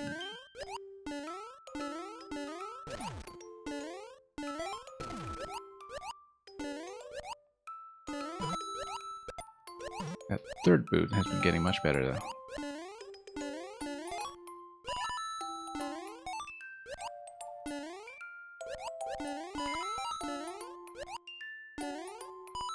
Oh, whoa, just overshot completely. That was a good timing, too. The blooper was in a good place.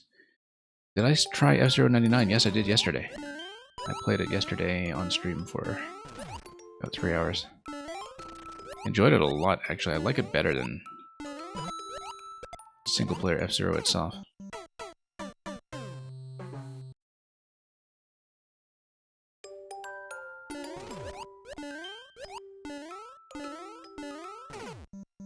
I had to remember to charge my Super Nintendo controller afterwards, though, so we could get it back in order for Mario Maker.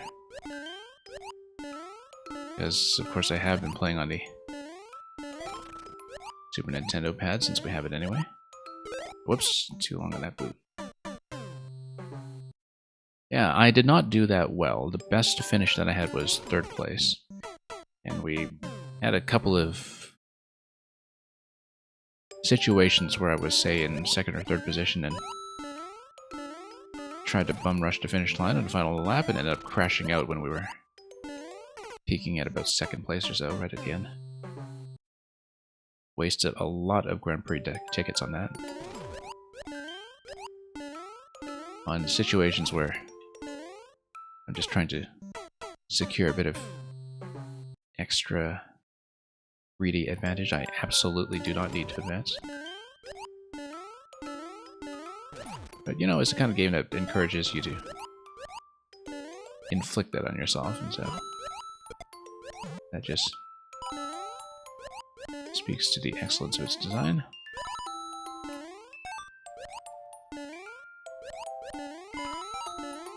Oh, bad bounce there. Yeah, and then I knew at that point that was too late. We're getting back there at least. A lot more often than we had before.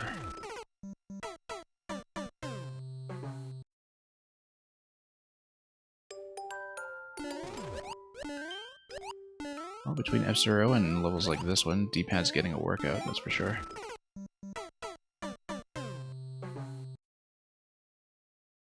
The 99 aspect was what was always missing for you. Yeah, I was really impressed with how much of the design was actually original to this game, in terms of just rethinking how a lot of mechanics were going to work while keeping the original courses.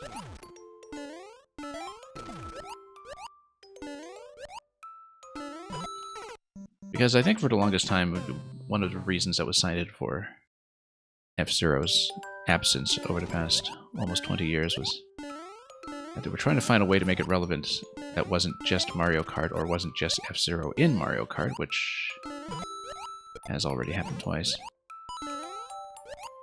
And this feels like a great way to get back to the fundamentals of what F-Zero's identity is and what makes it unique and different, while making it still feel like F-Zero, right?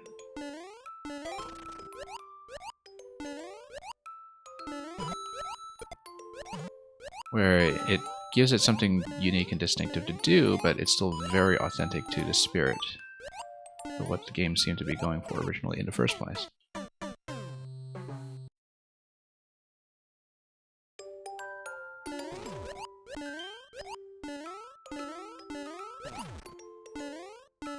In the same vein, and I've brought up this comparison a few times, I think. As much as people are, at this point, quite settled on their level of tolerance for things like roguelikes, I feel strongly that Star Fox really actually should be a roguelike, and that would be one of the better ways to revitalize it while making it still feel like Star Fox. F-Zero 99, I think, was very much in that vein, where, you know, you're taking something like a very modern format, Battle Royale, or the 99-player free-for-all, but implementing it in a way that feels like it expresses how the game kind of wanted to evolve in the first place, right? It was always a Battle Royale, yeah. That's exactly it, is that, you know, now you have actual players crashing around you instead. For the most part. I mean, you also have those red bomb cars all over the place in the final lap, which we played very incautiously around, but...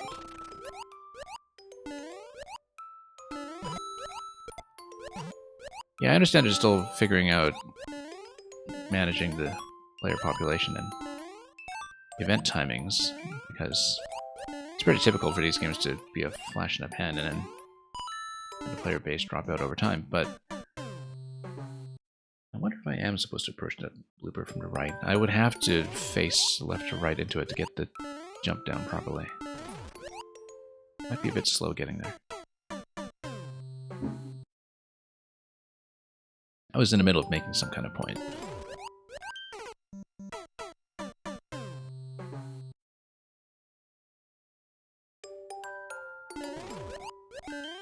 Yeah, I think that it's actually in the Mini Prix and Grand Prix formats that it really shines while you're playing actual F-Zero. We unfortunately did lose a couple of tickets to disconnections between courses yesterday, but luckily not too many. And luckily the tickets are easy to reobtain just by playing. I also think they've finally figured out a lot of the finer points of making the 99 format engaging for players long term, because one of the issues that this kind of format has, I think, is that it's very difficult to have casual player retention up to a point, because, you know, a lot of people recognize right away that they're almost never going to win because they don't necessarily have the skill set.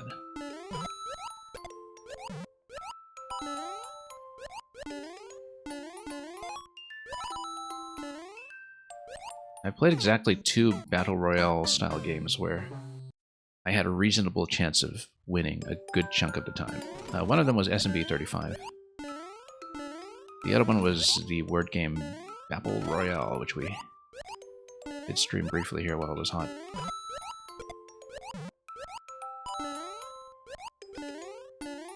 And yeah, it's a very different experience when you actually feel like you have a chance. And one thing that F-Zero 99 does very well, I think, is just give people something to do if they are lower class players or less likely to succeed. MGM1, welcome. I know you've still been playing Sparks of Hope, and I hope that's been a lot of fun, and you must be pretty deep in all the DLC content at this point.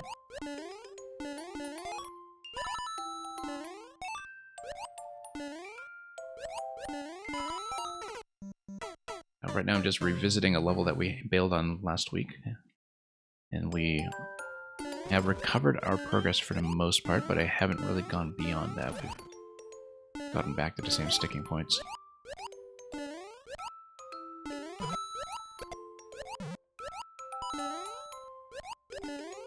But yeah, we've been talking about F-Zero 99, which I did stream a little bit yesterday. Now heading to bed. Yeah, you have a good night, and hope everything went well on your side.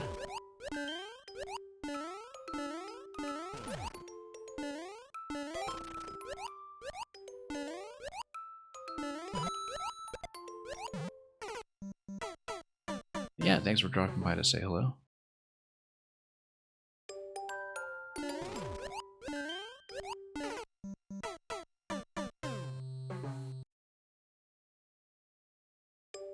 And we will definitely see you around.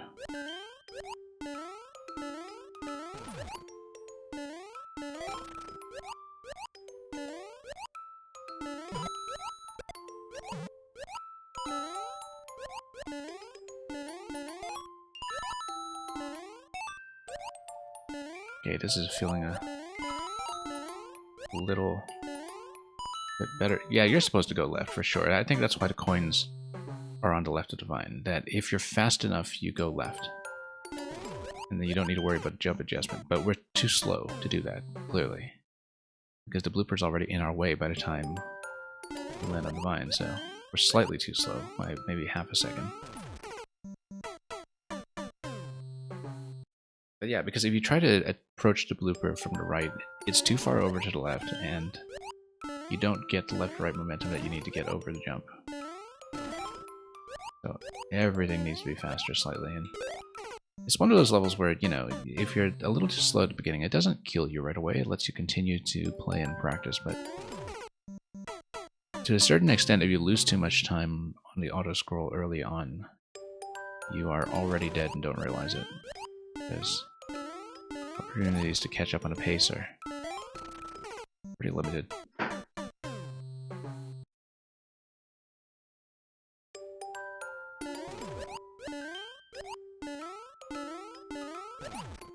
Yeah, we resolved some of these boot bounces. We obtained the boots early on. That's already going to be a significant gain. Oh.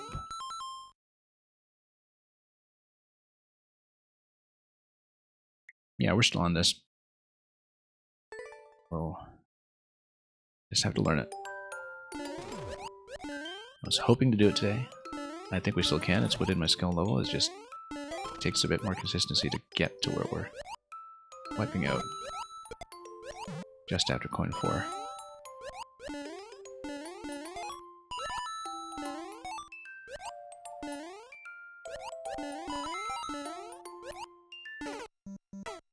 That actually would have done it. This timing was fine if I didn't run into the piranha. That would have actually been fast enough.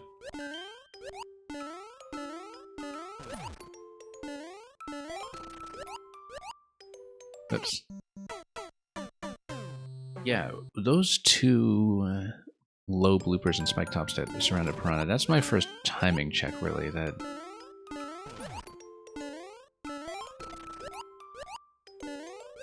at that point I know whether I did the first segment cleanly.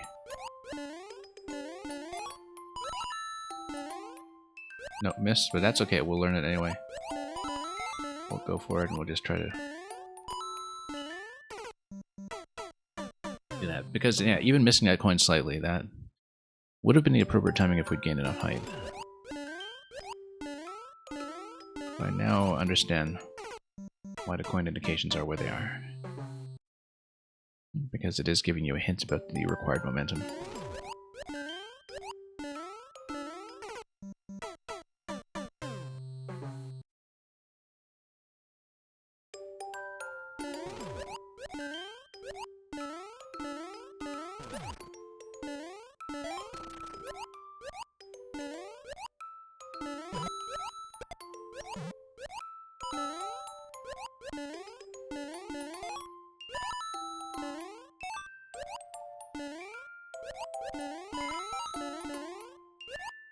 Well, that was a problem.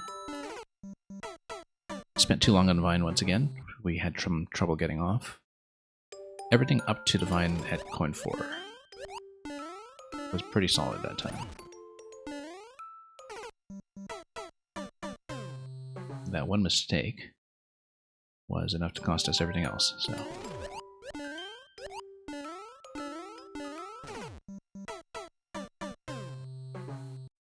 That was oddly well timed with the bomb effect off screen. I was putting together the next setup.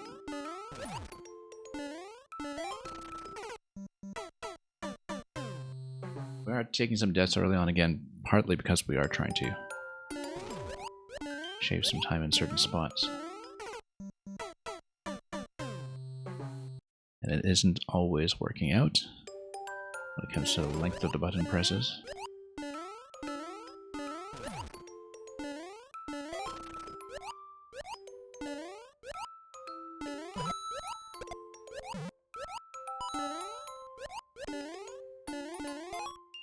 Slightly behind pace, I can tell. But we'll try to catch up. Yeah, that was too late. Looking at the blooper position. And that plant, that is really in the way.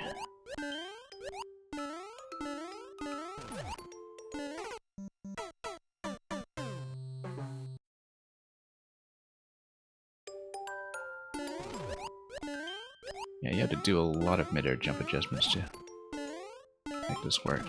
A lot of back and forth sometimes. You know, you pull back to miss the pipe, you pull forward to get under the piranha.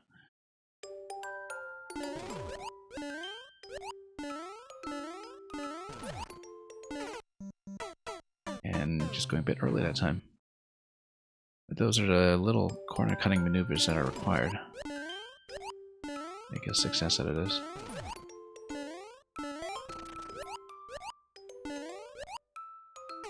Whoops. I just hit the wrong jump button there. That was an uncommon mistake.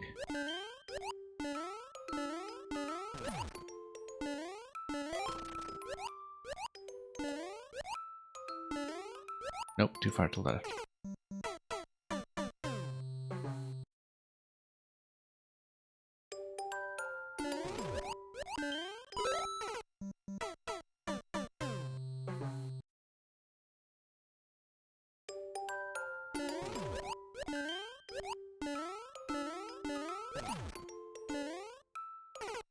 That was okay, apart from the fact that I missed the vine with the up input. That was almost fancy. No. I'm trying to revise the way I pick up that boot and fall with it, but I think in some ways we've made it worse.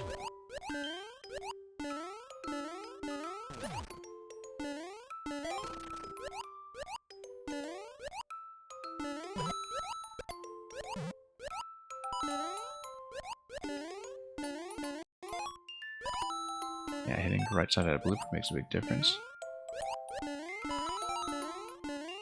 Yeah, no, once again, the second cling on the vine kills it completely. If we have a nice, crisp jump off the vine, we're fine, but it's rotating from the up input for the vine cling to the left input for getting off the vine. That is something that we're not doing well, because we're not completely rotated over by the time I hit the jump button to get down, and that just gets me into trouble. With a second vine cling, that kills the whole timing.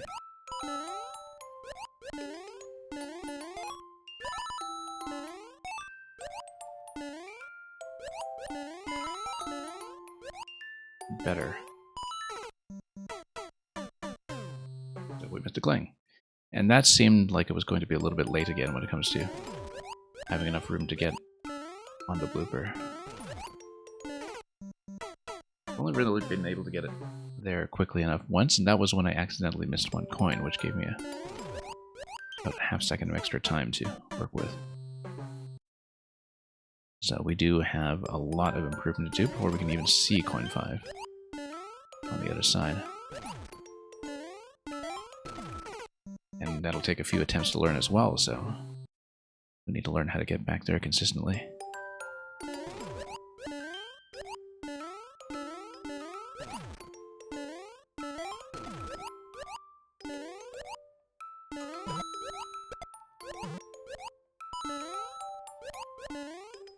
No.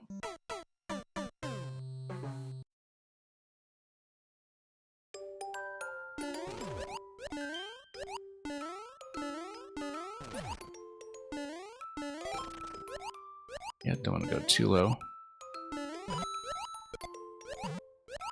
Just need to find some decent falling angles.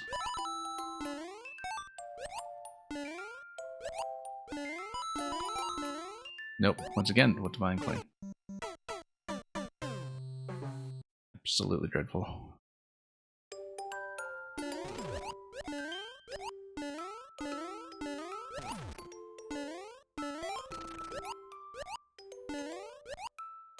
Nope. Yeah, if you land on a boot facing right, then you just have a very quick slip off the edge.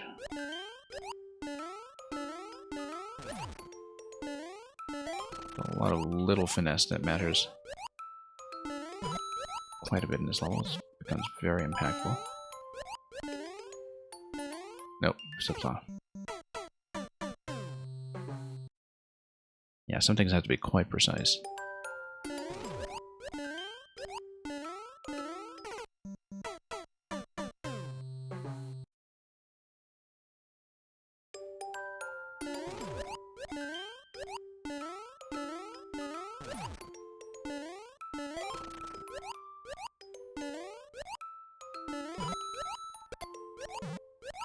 Okay, there we go.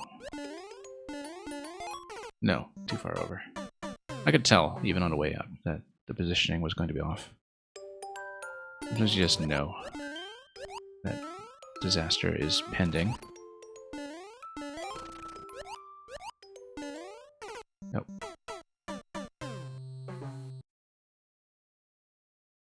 Well, given that we haven't actually seen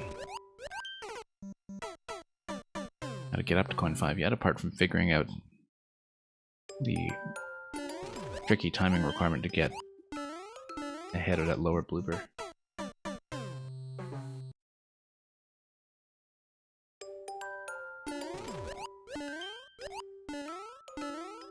Progress may be slow.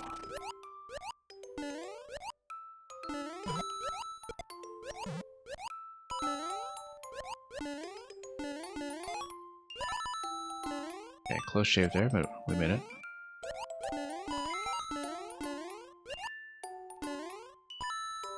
Yeah, once again, if we hadn't gotten Divine Cling, that timing was fine. And the key door is right there. We already see the ending now. We have finally survived long enough to see both coin 5 and a key, and I haven't had time to read it properly enough to see what the sequence will be, but if we make the timing up to coin 5, success should not be too far away. Just that the timing check there is pretty rough when it comes to the low vine up to the low blooper. That point, that really is the reckoning with whether you've played well up to that point. Oh, no. Oh, we were doing so well timing-wise, too. Look at how far ahead we were, but that threw me off slightly.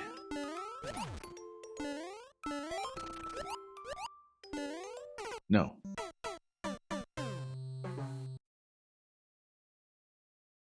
Yeah. Mums is skilled, but welcome.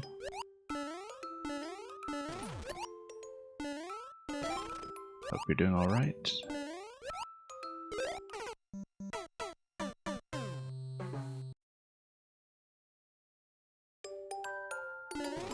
And that I've also pronounced your name acceptably.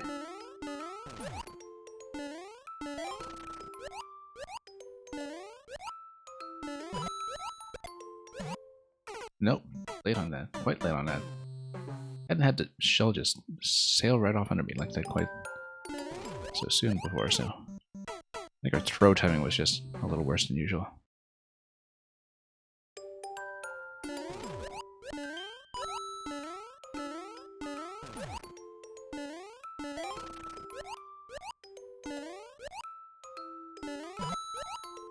Nope.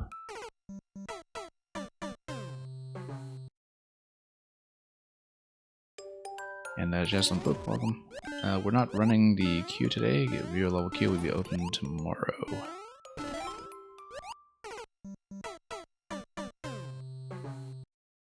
But if you want to see the level code for this current level, that is in the pinned message. And you can see at the top of the chat. Been working on it for a while. This was leftovers from last week's viewer levels, which I wanted to put a more focused effort into, so. Oh, good. Finally got a decent vine climb for once, and only to get to the blooper too late, because we do need to go up to the left, and so we're at least half a second behind by my estimates, and I know I can get there fast enough, but it hasn't been happening. Need to drop faster in some locations. Need to really shave some corners.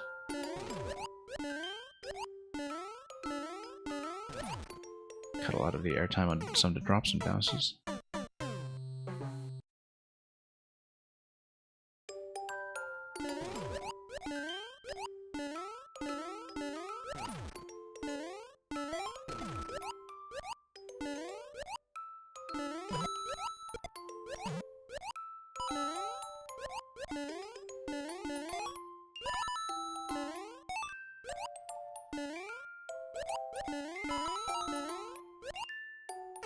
Almost. Feels like it's still a little bit slow looking at the blooper positioning. By the time we got to the vine, it would be kind of uncomfortably close above our head here, so.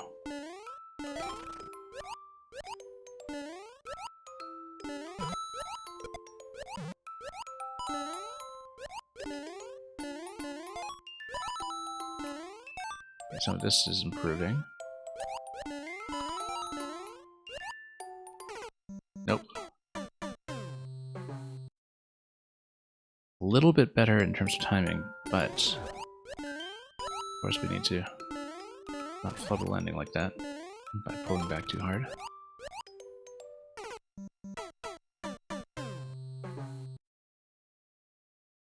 But it's improving.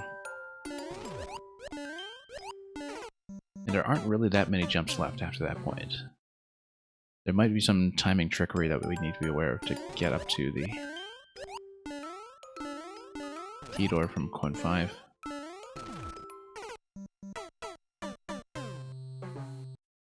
When it comes to where to pick up a boot, where to drop it, etc. But it seems like at this point, we actually are at the hardest task, which is just to get to the lower vine quickly enough to make use of it.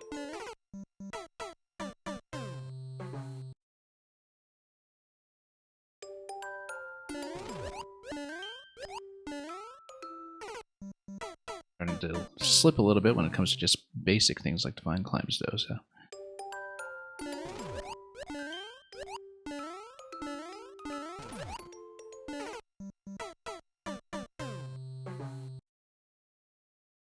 But again, some of these nets, it isn't so much lack of consistency, it's more that I am actively trying to find a few minute improvements because everything counts towards the final result.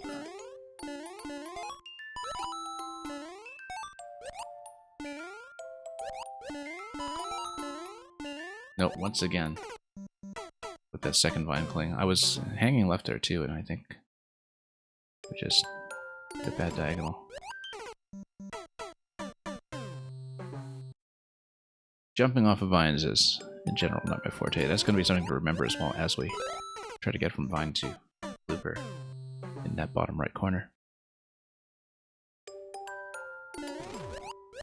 Jumping off of vines in this game is not easy. Under time pressure, when you have to swing rapidly between the up input and the side input. With reasonable accuracy.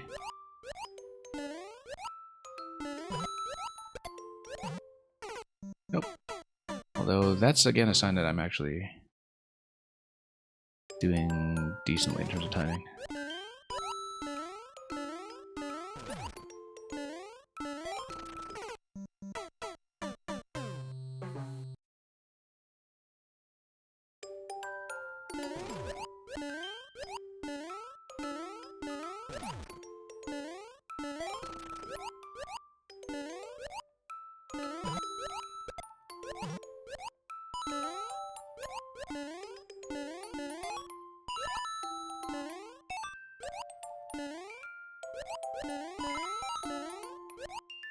Okay, looking great until, of course, we hit the plant.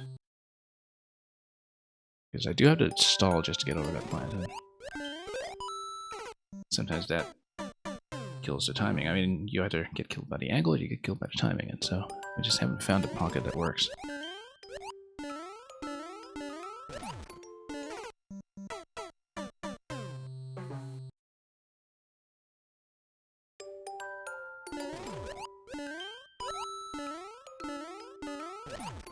All of these plants here are just set up to trip you at every opportunity.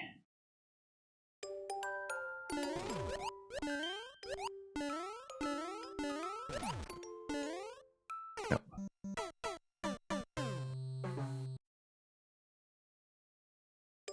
Yeah, you do have to hug some of the corners so tight in this level.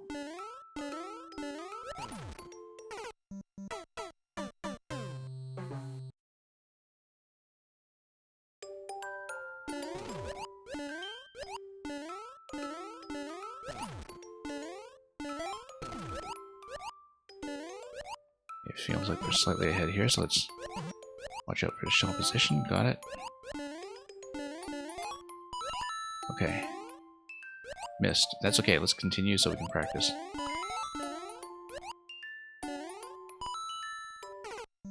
And then jumping off the vine is just a massive problem. Making that jump, that... I don't know if it's feasible to just go left of the blooper like that. We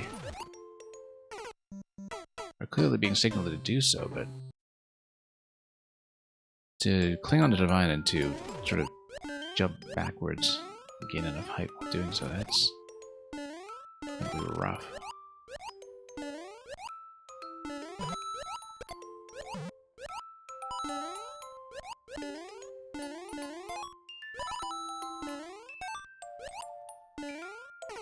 Nope.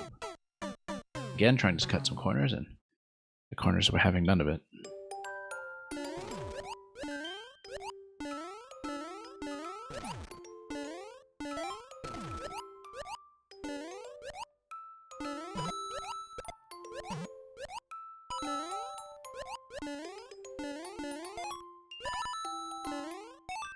Timing feels better this time. What?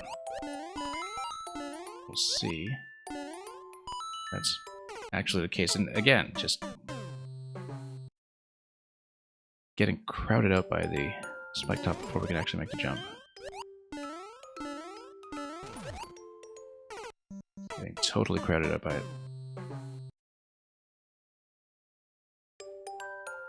Because jumping off that vine promptly is absolutely not easy. It's similar to this jump that we do here, I guess, where you get up to the boot going right to left, but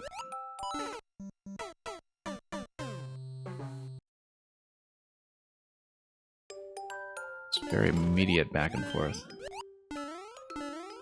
We still have so much to do after that one, too.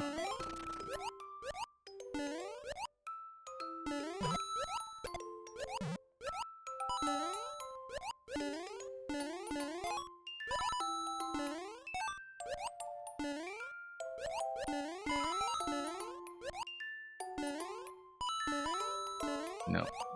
No, there's just no way. Yeah, and you have to go earlier, otherwise the boot on the other side drops too soon. Now, if we get back to that screen, we should actually pause, even if we're about to take a death, so we can read what's going on up to coin 5, so we are mentally prepared for it when it does come successfully someday.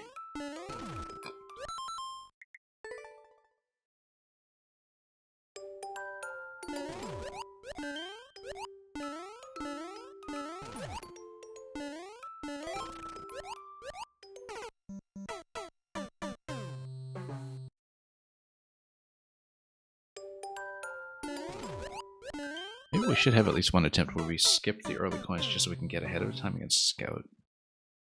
Just so we can learn the last segment. We just weave in the earlier ones after that, but on the other hand, you do still want to get a lot of this early coin collection on autopilot, so you don't have to think about it too much, but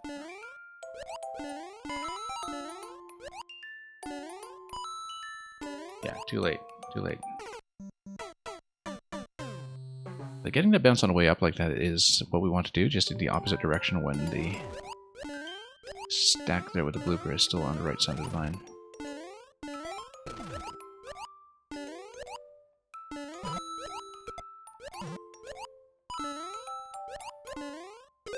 Oh, actually, we were much earlier that time. That's why my landing was not what it was before. That was actually one of the best attempts we've had in terms of timing, getting up to that point. And it was so much earlier than usual that it threw me off.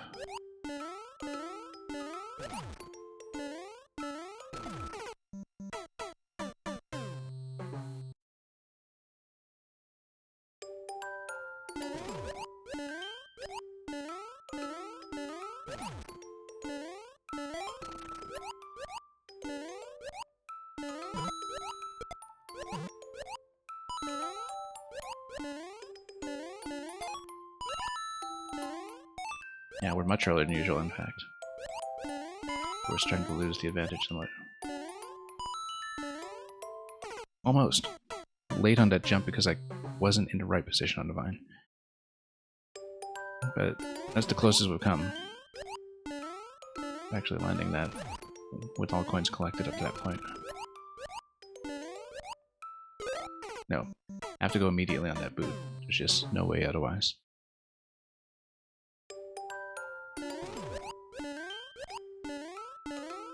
Nope.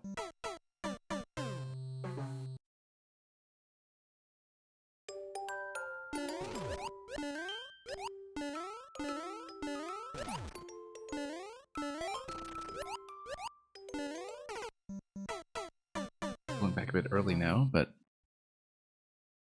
it's because we're trying to make that extra efficient. And... oh, that's way too low.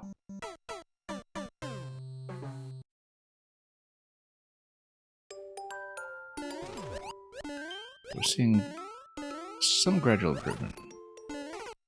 Not always.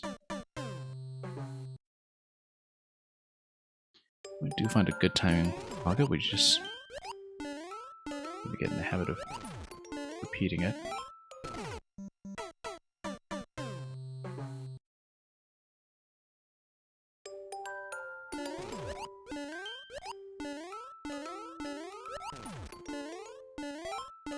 Nope, too many clings. We're behind now. Way too far behind. That's okay, let's practice to jump.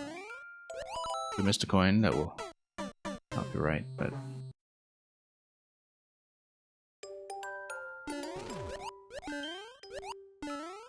just have to keep on going.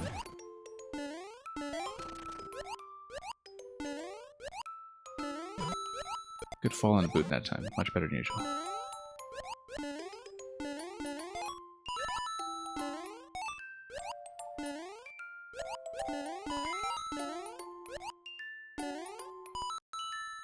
No. Once again, I got on, and it takes me a second to actually face the right way to get to jump off the vine, and we might just need to do it a little more instinctively. But I think we're just late there to begin with. I mean, we are just so crowded out by the blooper. But the coins are on the left because there is a bit of an expectation that you're jumping towards the left of the vine anyway, right? But we're just not able to get in position for that without slipping off.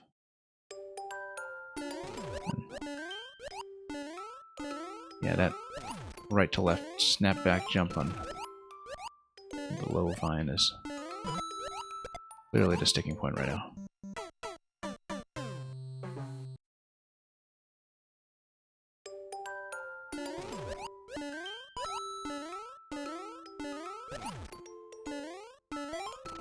Oh, decent falls here for once.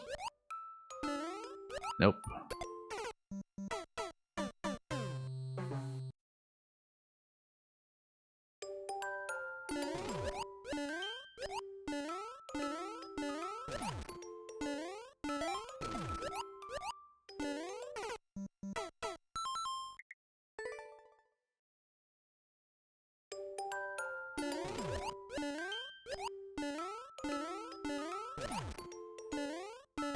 So much minute variance in timing, too.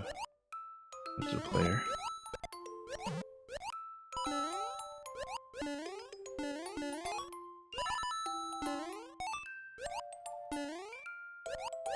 It is going a lot better than it used to. Wow, almost. Almost, that was almost correct. We were a bit low. That was the closest we've come, I think. And that we were actually getting to the left of the blooper, we just lost height. You really just need to commit a full jump to that. And get the blooper to bounce you up all the way.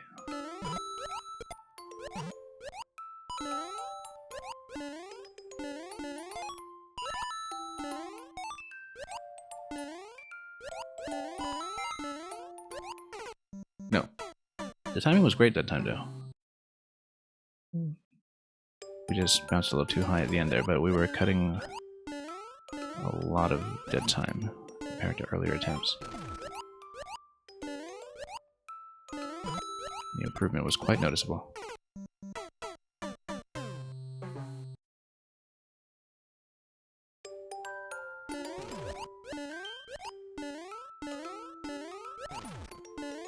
Nope. That was a good fall in the boot, we just fell too far.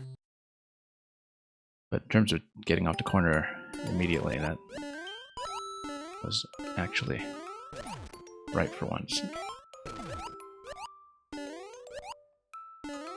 Nope, too soon. But yeah, obtaining the boots without the bounces makes a huge difference for chances of success.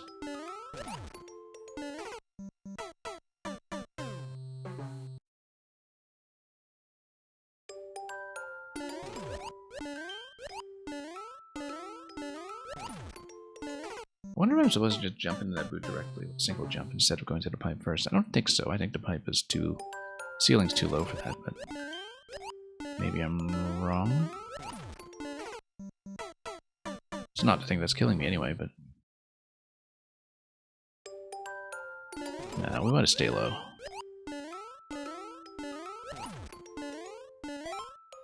Look at that, we were so much faster that time that I didn't have a good angle in the blooper at all.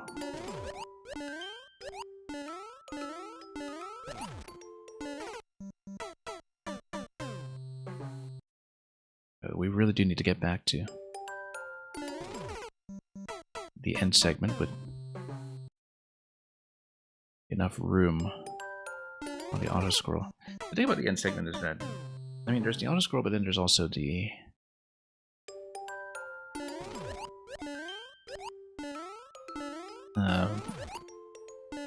improvements we can make on that final approach to begin with, relative to the spawn timing. That final blooper stack, which, as we know, is just auto scroll dependent. Yeah, and as again trying to jump off the left, and we just slipped off. Get on a boot. We jump out of the boot towards coin 5. Yeah, we get on a boot in that lower pipe once we make that jump. We have to slip off the muncher that is docked on top of before the muncher slips down for us. We go for coin 5, and I don't know what the continuation is after that because we haven't seen what to land on.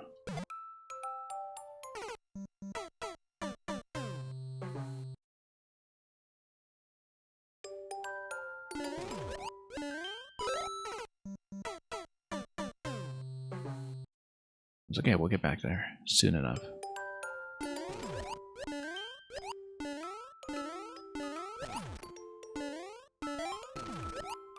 There is noticeable progress, just with a lot of goofs in between.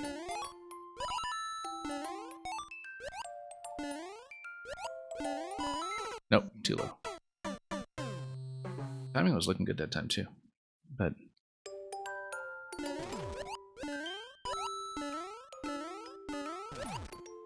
no.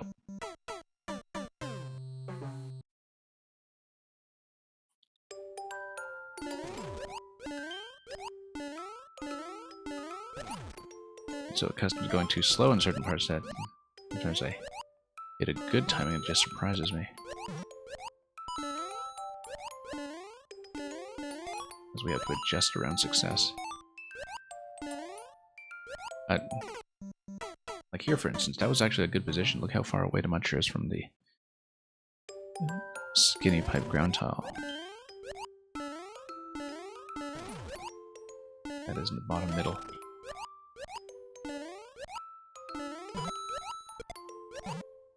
No. It's minor improvements there, just didn't reposition accordingly.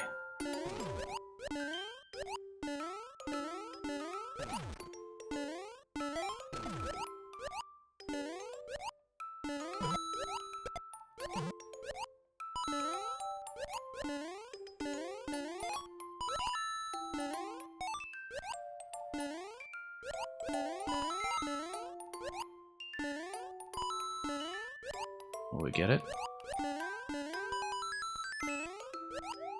Got it. That's a clear. Bone shell? What's the bone shell doing there? What does bone shell want with me? Well, it just lets you get back up, right? But then why? Don't know, don't care.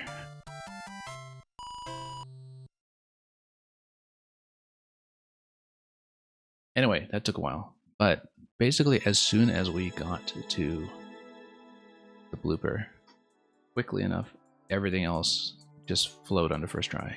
And I was a little worried about the last vine climb for coin 5, but we did it. That took a while. My thumbs are sore. And, oh yes, did that ever contain pipes. But we got clear. And hopefully when Exec Run comes back, we'll be able to point him to the VOD. Bit of an elite club here, apparently. And, yeah, we definitely lowered the clear rate again. It was starting out at 0.68 or something, and I single-handedly dumped it. But that is a win. Take it.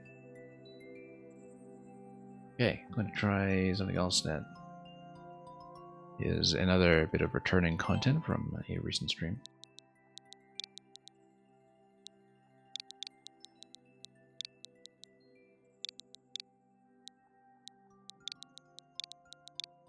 We'll be able to do one or two more, I think, depending on difficulty.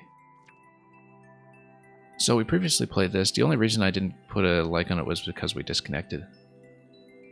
It's a fantastic level, and at the very end, if you collect all the pink coins, it reveals the location of the entry pipe to what looks like the hard mode. We're going to do the hard mode. And yeah, the entire course is about simulating the Sumo Brothers effect from Super Mario World in terms of dropping the cascading fire. So it's basically a knowledge-based gate for the hard mode. It points you to a red pipe that is slightly off screen near the beginning. I'll see if I can remember where that is. It's this red pipe here. And how do you get up towards it? Oh yeah, you just move up and in. I wonder if hitting the on-off switch before you do that matters. I think it might lock you out. Anyway, this is expert mode. I have to remember how this mechanic works. Oh, okay. But, no, I need to drop back down before I get locked up here. Maybe this is a soft lock. Because... not only did... wait, no. There should be a way to bust this open on the right then, right? What did I miss? I think I'm dead, but we'll... rethink it. There was something I was supposed to do here to break this open. I wish I remembered the original mechanics well enough, but it's clearly a scroll break. The only thing it can be is a scroll break, but there's the on-off switch on the left side, which perhaps we're required to hit.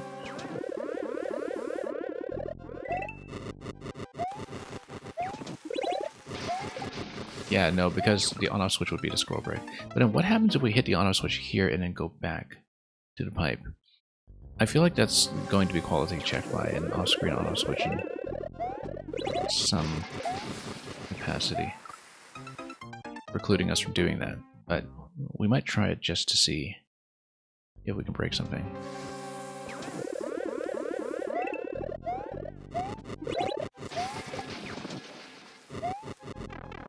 Because let's say we enter here in the off state. It remains in the off state. What about this?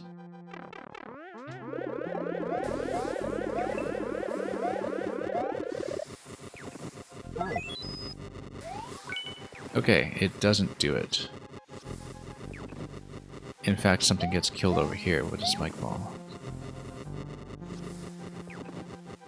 So you're supposed to kill the muncher, but then if you kill the muncher, then how do you get up to the off switch over there? Maybe there's a block underneath. I think it would have to be.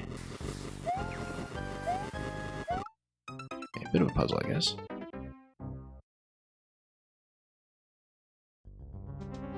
Okay, so hitting the on-off switch in advance does not do the trick. So wait for this next one, and then we'll move.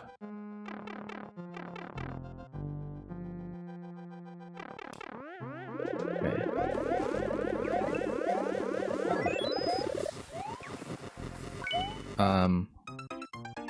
Yeah, actually, no, we need to hit the blocks to go over.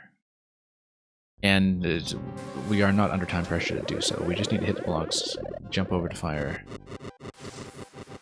and then drop back towards them while the turn blocks are still active.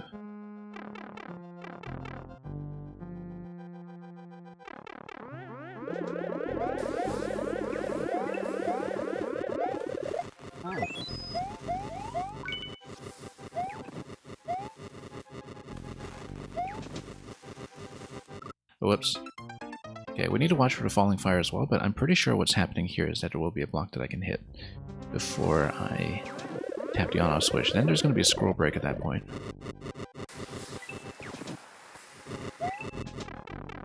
And once we hit the scroll break,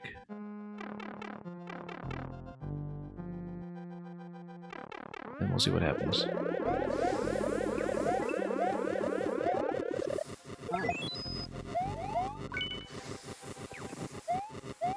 Nope. Yeah, the on-off switch is going to be a scroll break on the right side. We head back left to right after that. Getting chased by the fire all the while.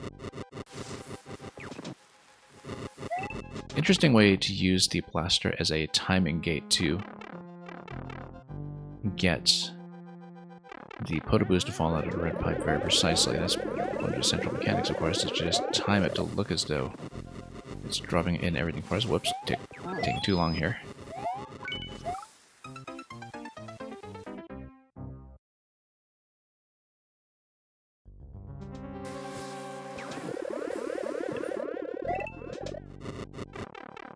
Yeah, and as soon as that lifts, we enter. until it lists we cannot enter.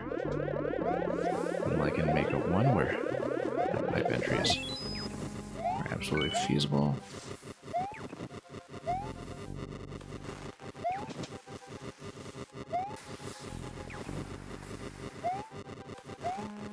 Okay, I think actually the on-off switch is reachable for us. Then we have this fight over here. We're going to get pushed into it. Whoa. Alright. And then it's going to be up throw with the mecha. Okay, so expert mode looks like it's just hard mode of the boss fight, which is fine. We'll do it. That must be what's responsible for the 46-second speed record, because you just skipped a whole level to do the hard mode boss fight.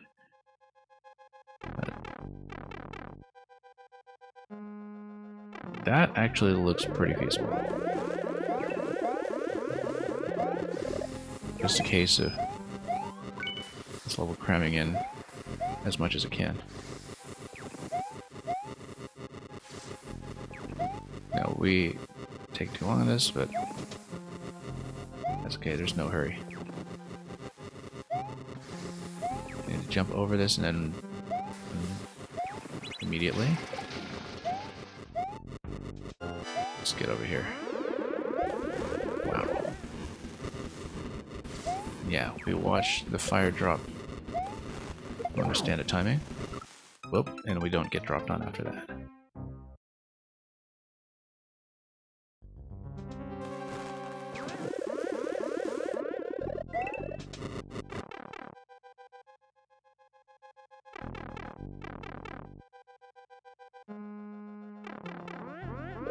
Okay, let's try it again. Oh, no, too late. Too much dithering around.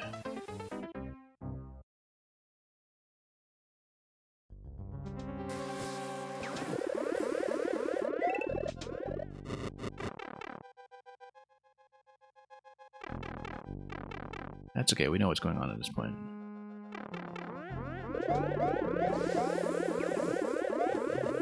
Oh, bad idea. Let's get back down here.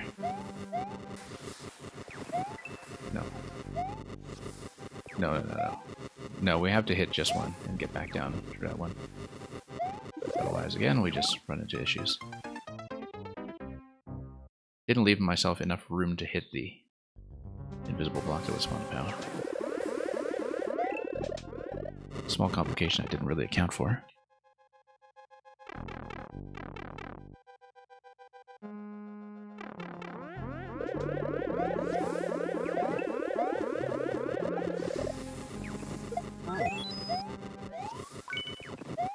Really try to hit the blocks in pairs whenever possible. I always intend to, but sometimes I miss.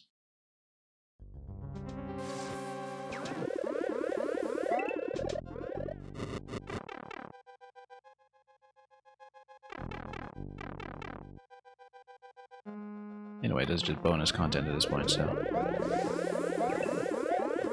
I always do love to see it.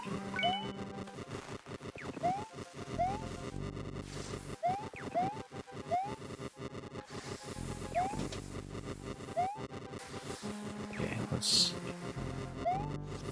get the timing down for this, and then we raise this and go. Go for the mecha, stand out of the center. That's very, very important.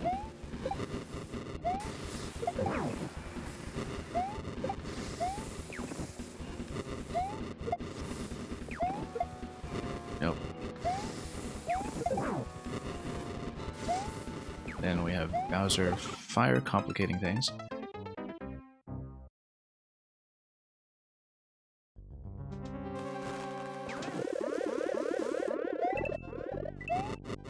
Exactly the way that we might have supposed.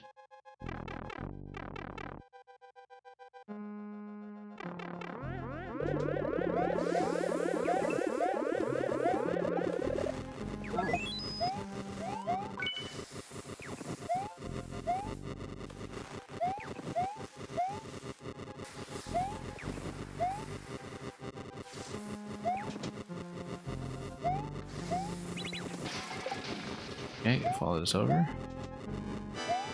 Those look good.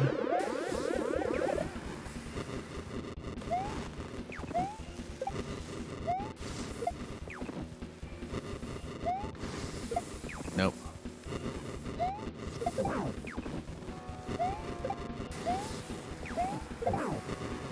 Okay, now we need to compensate for Bowser Fire. Oh, there's a bit of RNG there, and we just need to time our bounces accordingly too as the mecha is walking over. It's easiest to get the mecha as far over to its spawn point in the right column as possible, because that's where you have the most time to react to the fire, but then oddly enough in the last phase the least time to react to Bowser Fire.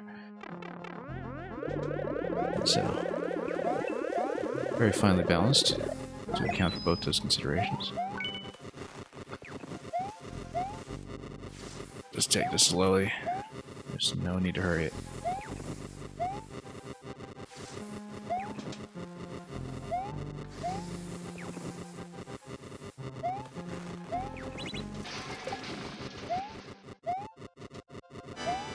Again, let the spawn happen. How intricately controlled all of the timings are here.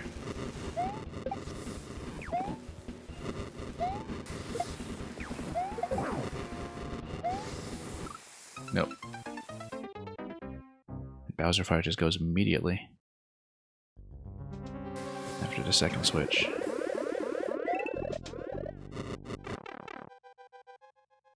Probably some kind of track loading off screen on the right side, if I had to guess.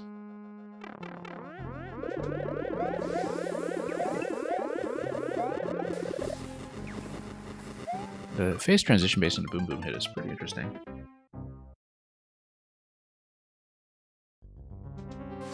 I haven't really thought carefully about how that works.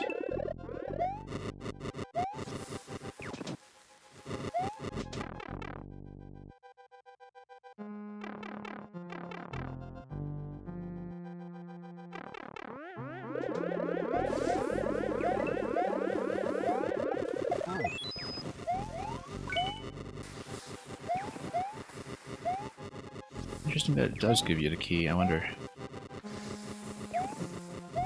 that prevents some other issue that we don't know about.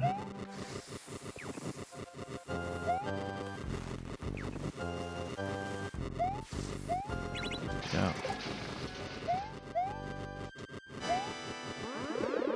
Spawn. Drop number 1. I hit pretty accurately if we can.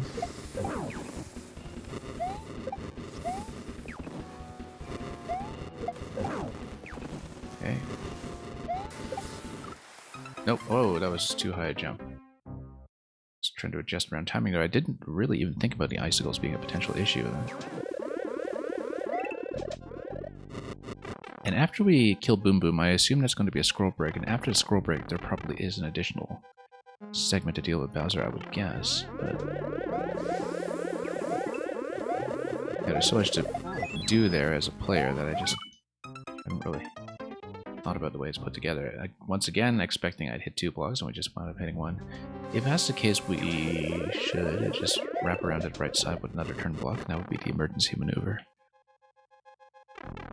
To escape to the right rather than trying to escape underneath.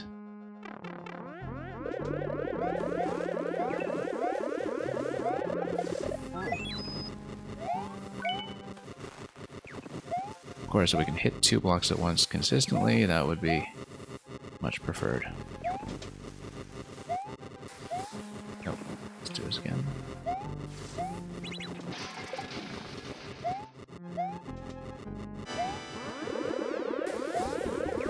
Okay, let's go over the first one.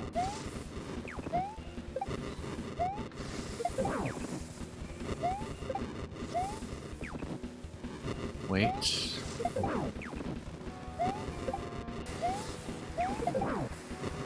State switch? No, not yet. Looks like we have some overlapping. Yeah, it's multiple overlapping boom booms on a track, so we've got a lot of hits to do. Actually, didn't even realize that.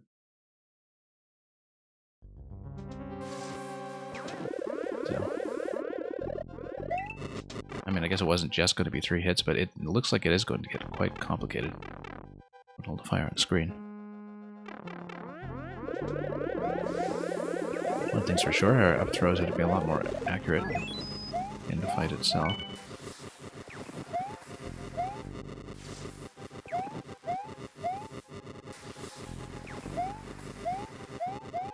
Nope.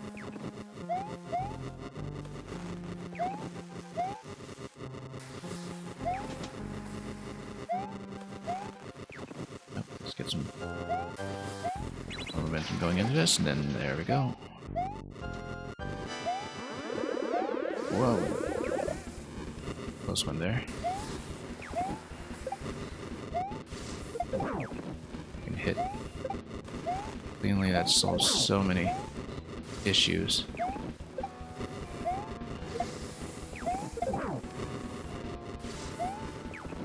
Yeah, actually the Bowser fire seems to be based on timing, not based on hits. Because it came after my 3rd hit this time.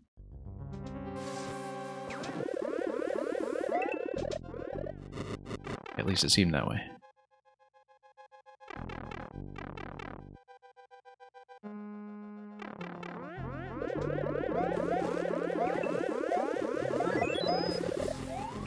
Okay.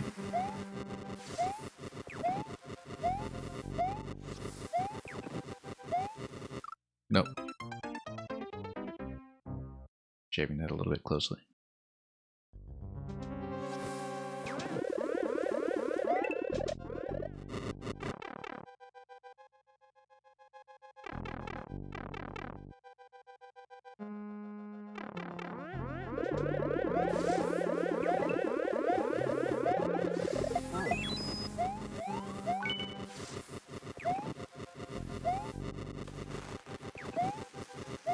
Okay, there we go.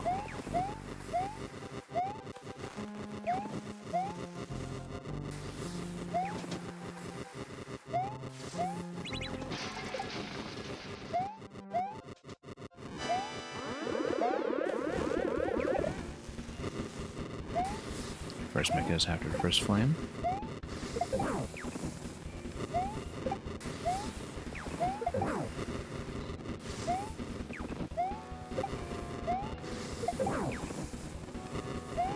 Here comes Bowser. No.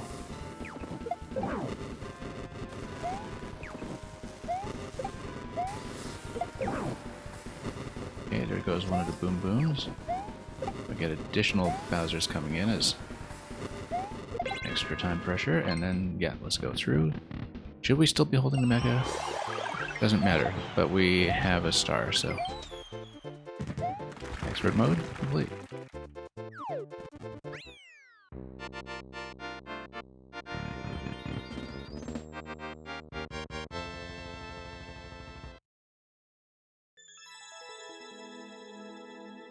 Thank you for the GG. I've kind of got a little bit of a list to get through, and I'm not going to be on for too long, but I do run viewer levels at the same time tomorrow. Starting at 10 Pacific, 1 Eastern, 7 Central European, I believe, and I run for a couple hours. So I do my open viewer level queue on the next stream.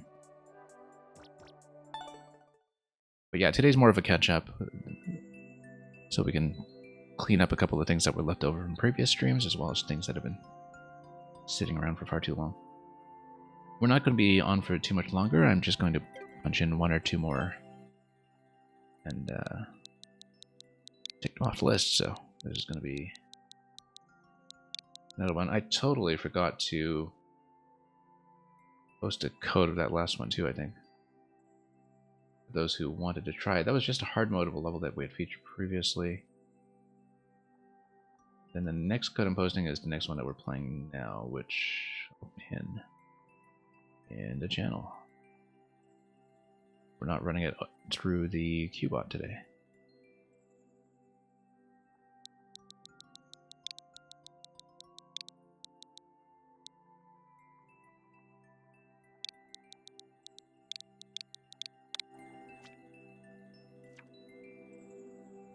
Unfortunate Son. Radical R, trying to bring in a bit of Credence Clearwater revival. And we probably have to kill the Angry Sun, that's what I'm guessing. We'll see how it goes.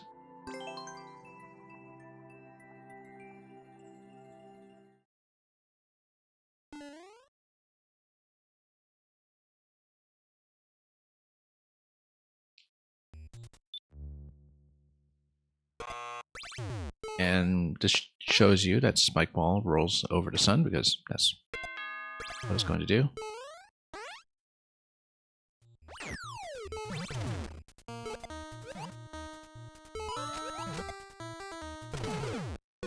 Well, we needed to hit to the right side, right, to get the Sun to do its thing.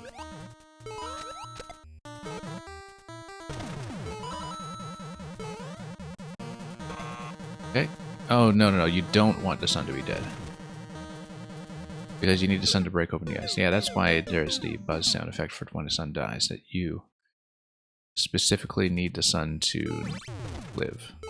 Hence the on switch here, hence getting rid of the bomb over here, and then breaking the Spike Ball this way. Yeah, basically you want to... Well, let's do this at checkpoint, because there is a checkpoint past the little tutorial segment. Basically you want to keep the Sun alive and escort it, which is a really interesting concept. I've seen my share of Kill the Sun levels, because, you know, that's something that fulfills a power fantasy from SMB3, but in terms of just keeping the Sun alive, that's not typical. I think you have to jump down there with the Spiny Hat to steal the shell and then get back out. Spiny Hat allows you to just take damage from there. No, we need to just do a high bounce off of this and stop it. This hardly has any place. This is a very inventive concept. Whoops.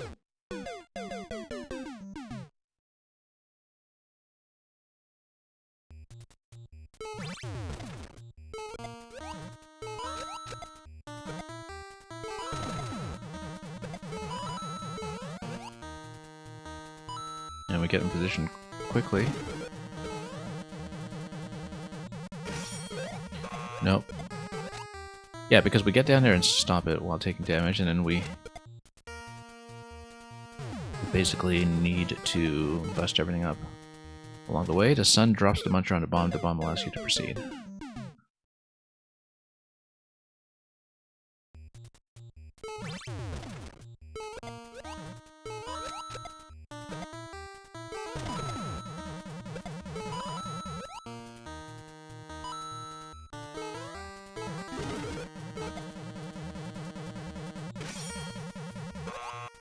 No, we actually have to jump it first and then go for a Spiny Shell. We're taking too long to jump it. And at this point we kill everything up there. We kill this, and then the Sun drops that. Given the bomb explosion... Well, we'll see what we are still keeping alive by that point.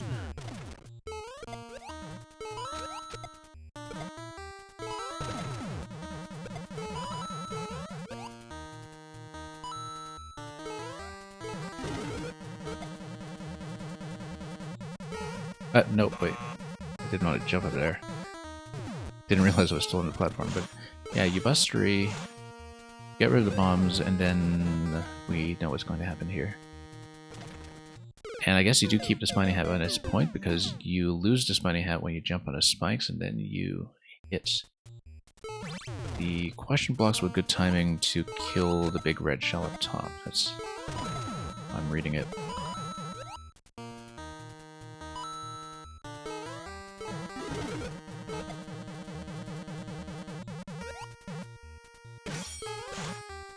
Hit that.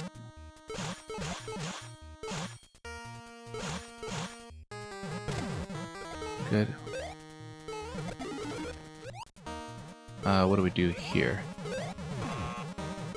On-off switch drops it. Yeah, okay. We jump it with the boot, and then we hit the on-off switch, and then we do need to retain the boot because that gives us the ability to knock out the green shell up top.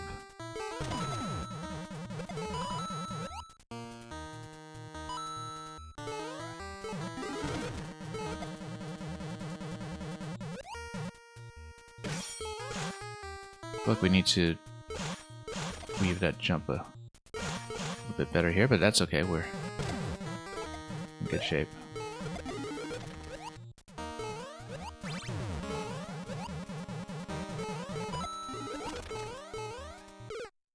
And then we have to jump over, obviously, and we just flipped it.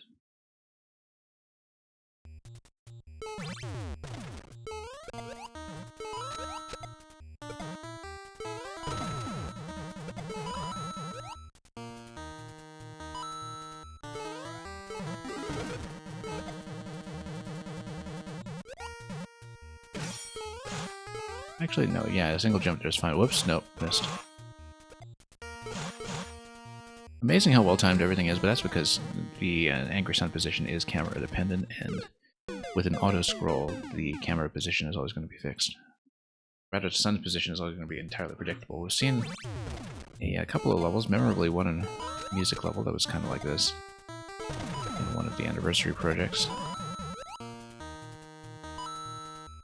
Which is also how I'm acquainted with Radical R's maker, as one of the anniversary alumni.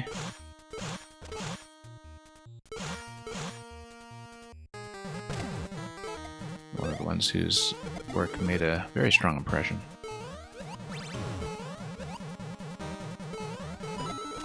Yeah, everything's just beautifully timed in this level. Then, if this go through,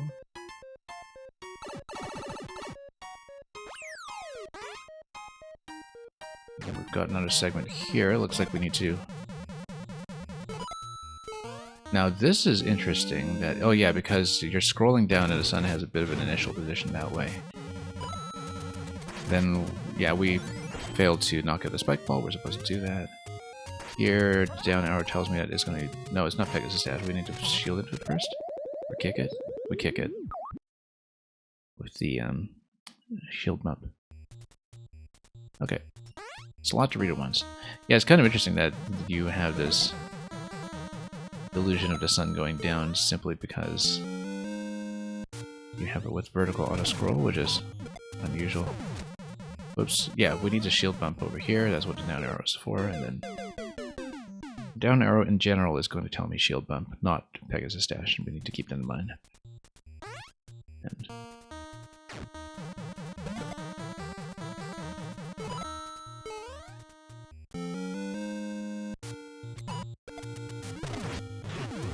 I'm going to go down. I think, yeah, no, you need to kill it with the bomb, but or maybe kill it with the arrow. If you can do the down diagonal, I think it's the bomb, but C for throw, perhaps. We shall see.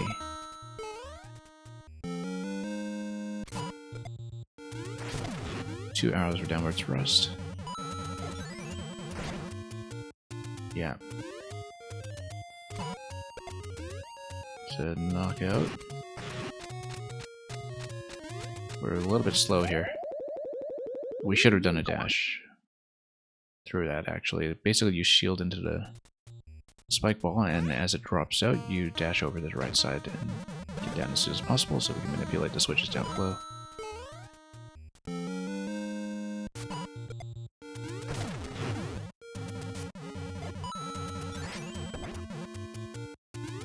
Then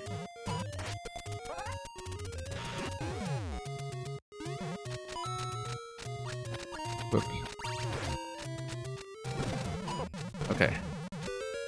Actually, that was fine because we were supposed to get SMB2 at that point. Anyway, the only problem is we were supposed to keep SMB2. And then we go down, and then we have a bit of shell manipulation past that point. So it was actually a recoverable mistake to lose Link at that juncture since we got far enough to proceed.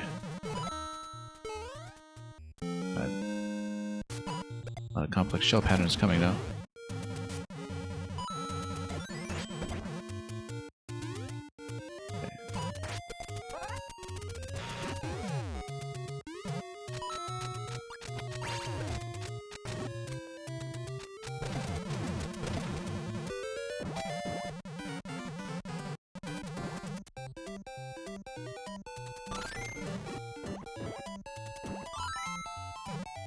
Oh, no. I feel like we're supposed to toss that to the right. Toss it to the left and then toss it to the right. Yeah, toss it to the left, pick it up, toss it to the right. That's what it is. So both of those throw markers refer to the same object. We just need to not drop the spring prematurely. Easy to understand once you've seen it.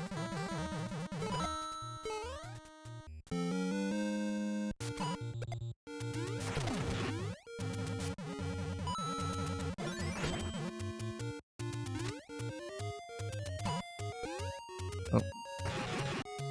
That's fine. We'll still make it, I think.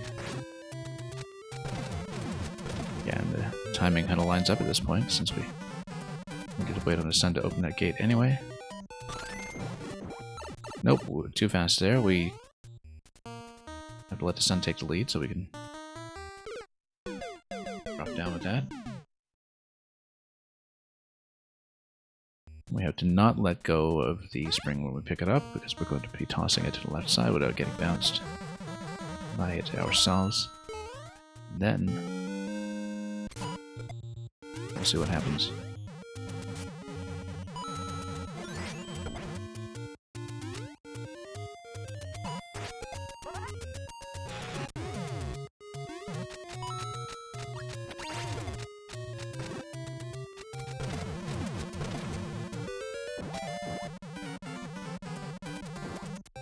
Okay, same idea.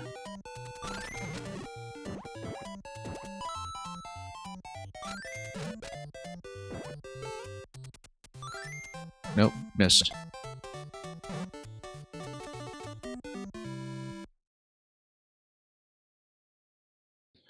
I suppose there's some value to throwing at the marker, rather than just trusting our own positioning.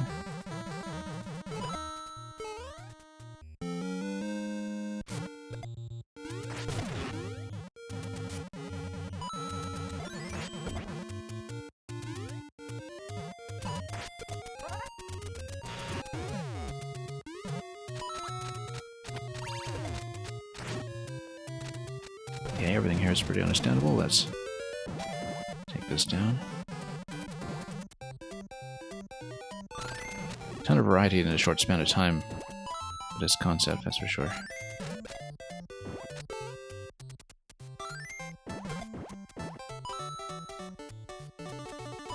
Alright. And then out. And as a power-up check, jump, you're saying. Because the sun is going to sweep? Or oh, it's a jumping challenge so you don't kill the sun yourself.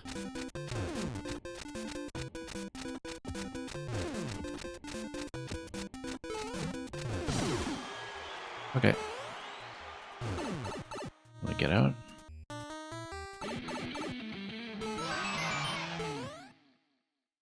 Anything over? Nope. Just a flag.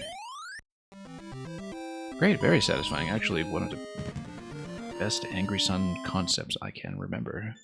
Very beautifully implemented. Tons of variety to it.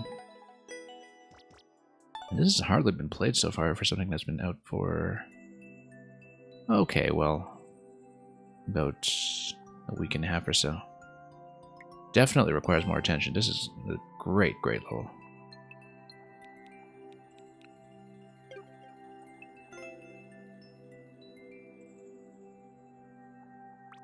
Yeah, more people need to see this one. This is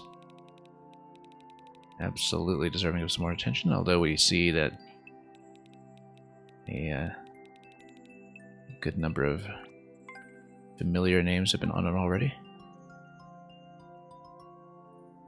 Now, looking at the time we have, we can maybe do one or two more.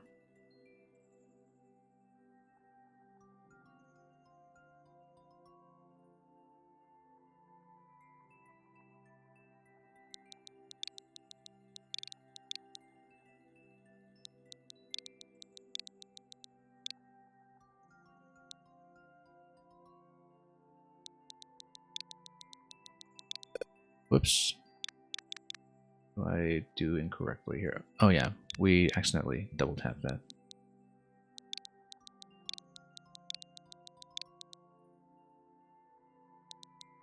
Portable document format.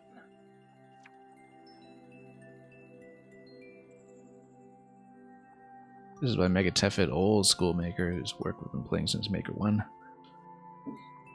And who recently,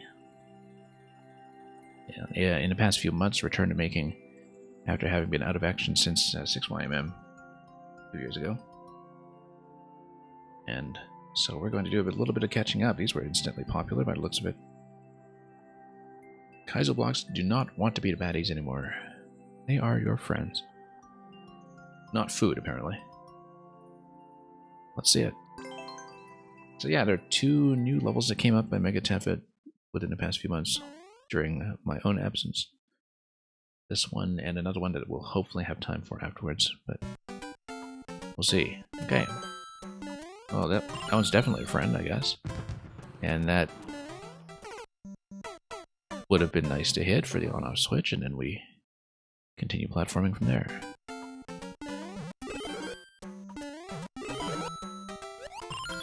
And just up to the P-switch. Okay. Too busy looking at all the mechanisms to really scope out what's going on. Totally missed that too. And then, okay, that gives you a landing because of the P-switch, and then was. Let's see.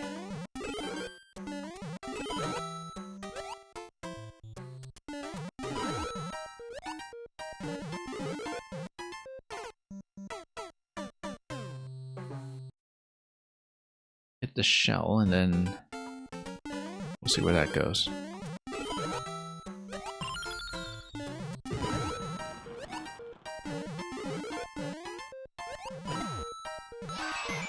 Okay. Supposed to dunk you there, at least until the P-switch expires underneath you. Can't really hang out there forever, but... Okay, so this is going to be a little bit of a chase. Ah, I see. That's fine, we've got it.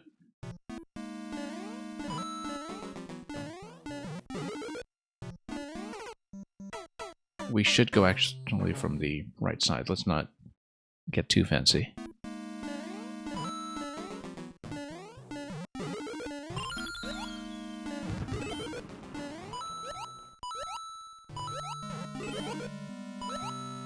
Whoops, came in a bit low there. I mean, that was clearly what was going to happen. We just didn't quite know what the stack was going to look like, and that threw me off slightly. Whoops, no, we're behind on time now.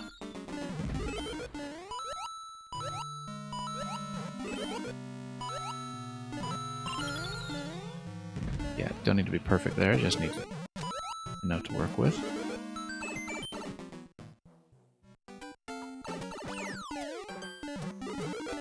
Okay, oh, yeah, that's how it works. I should have guessed, I just didn't know what the landing zone was going to be because I didn't really read that accurately. A little bit too early on that. Did need that to fall into the trap first, so we'll just make the appropriate adjustment.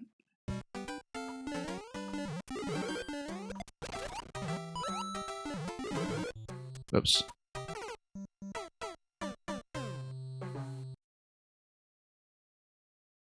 Just a little bit of slippage here and there.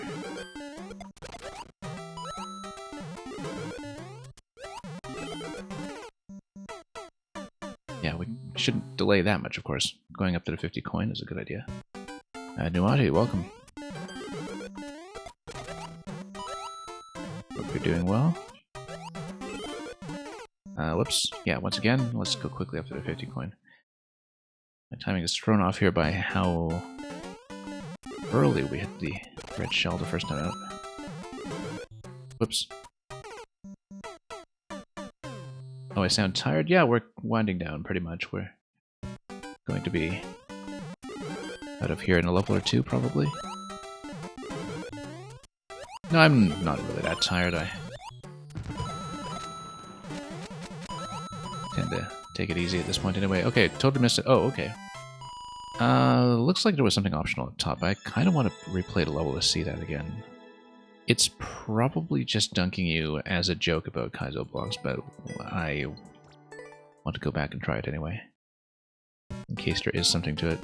This is an easy enough level that it'll be worthwhile to just redo it and give the ending another look. I think it is just a bit of a joke ending, though, to make you think the top right is doable, just to dunk you down below. Where's the gold card, since that's what tricks out people's expectations.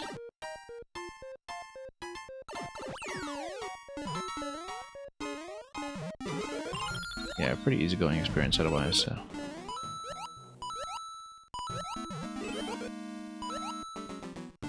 Oh, whoops, nope, my mistake.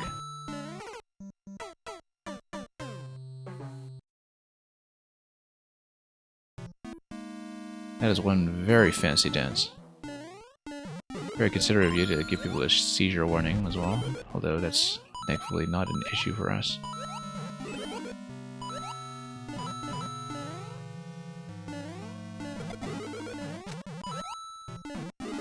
Okay, let's get out. This time we'll take another look at the top right just to see what's going on. I'm mostly convinced it's just a joke ending. We keep delaying here. Bad habits.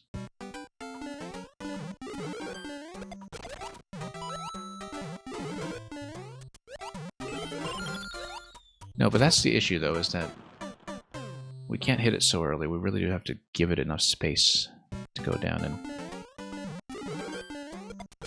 something about my particular timing has not been working out too well for this. Oh, there we go. Exit we missed.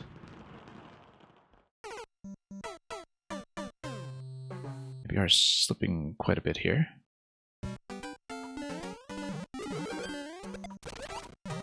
Yeah, this one's quick though. We'll do one more after this one and we'll probably call it from there.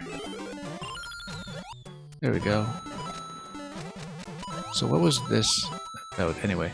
Yeah, okay, so that's the joke, is that it's meant to make you think that there is an on-off switch up above that's going to get you across the passage, and actually all it does is dunk you here. If I look at more info, I think I'm probably correct, although if it's a pipe exit, we don't know for sure.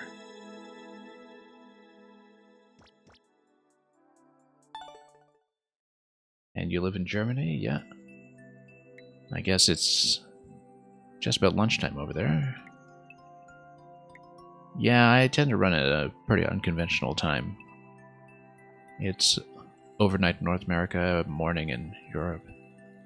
Tends to be inconvenient for everybody.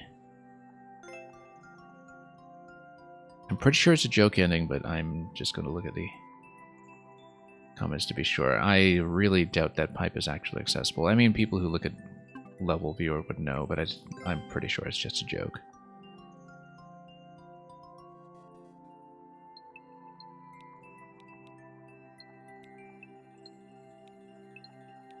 Yeah. Negative used to make some super easy, but also very interesting levels for more casual, high clear rate audiences. And I think the DGR crowd must have mobbed this one a little bit, so. So unfortunately, no insight here as to whether there's anything in particular at the ending pipe, but I'm fairly certain is a misdirection rather. Okay, we'll do one more. Yeah, so a lot of people still subscribe to him after a long, long time away. When you have school Monday to Friday, you can't be here. Yeah, yeah. Well, we try to run both Saturday and Sunday morning for those of you in Europe. Usually, we'll have viewer levels back here tomorrow, so. So this is the other one that's new. I'm going to punch in this code as well. This is from July. I wonder if I missed this. This came out the same day as Pikmin 4. Which we recently finished on stream. Some kind of Kaisolette, I guess. Oh, maybe so. Rumble in the forest. Yeah, this will likely be the last one we do today.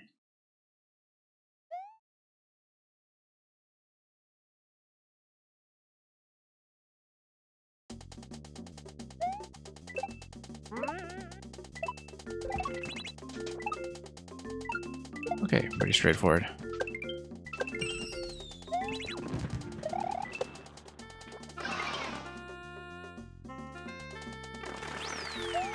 Yeah, what I was saying about Megatep's audience is that naturally that does lead some of the clear rates to appear lower than you would ordinarily expect, simply because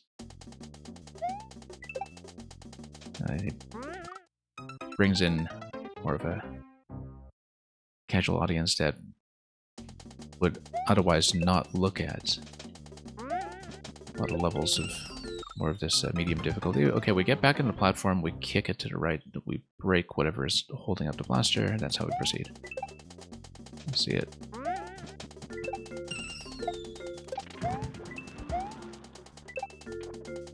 Very well-timed coin over the... well-placed coin, rather, over the cannonball timing. Everything just kind of lined up there very neatly. And yeah, you'll be here tomorrow? That'll be great. Particularly if you have levels you want to send me, tomorrow's a great time for it. Whoops.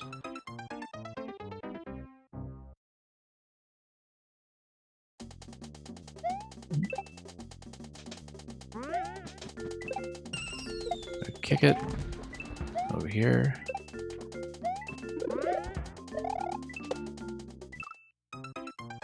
And I guess you would need to do a first bounce off the spine to get a 50 coin and a second bounce afterwards to get over. I was busy looking at how that 50 coin was going to go.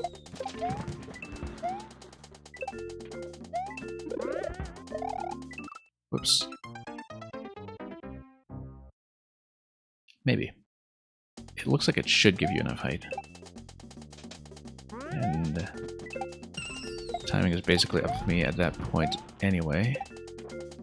Whoops. Bit of excessive hesitation here, but...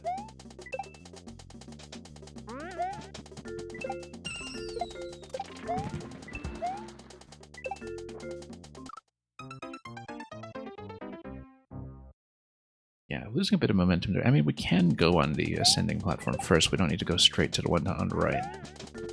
It's not strictly necessary.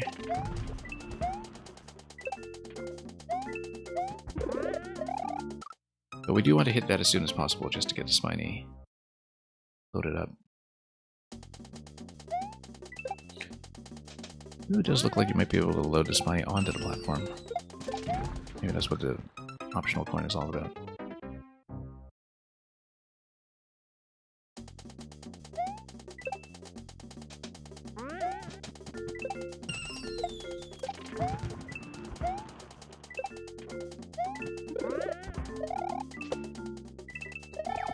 Whoops. Didn't expect a parachute, and I was timing this around what I expected from a Master Thwomp. Then that's because we played a level earlier today where we had to pace around the Thwomp quite a bit. And so we have these expectations that have been trained. There is enough time to read the parachute, it's just that we didn't really even think to expect it. And so I threw things off slightly.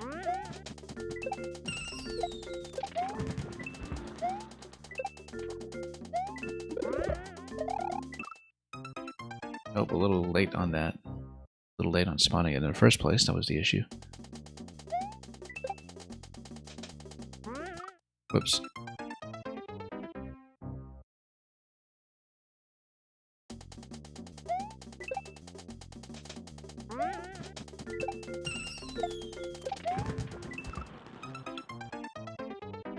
Wonder why we're overshooting something that simple. We are starting to die to some of the easy stuff, which tells you how things are going at this stage. Right, nice early spawn on a spiny, and once again, just expecting too much of that thwomp.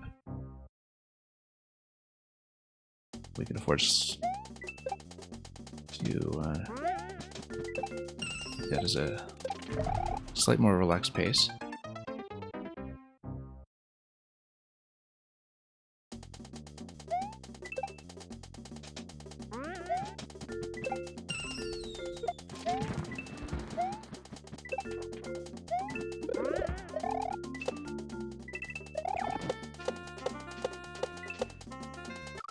And that's a little bit early. But then, once we get over there, we'll be able to do that sequential kick with the mecha once we drop it. Clip its wings.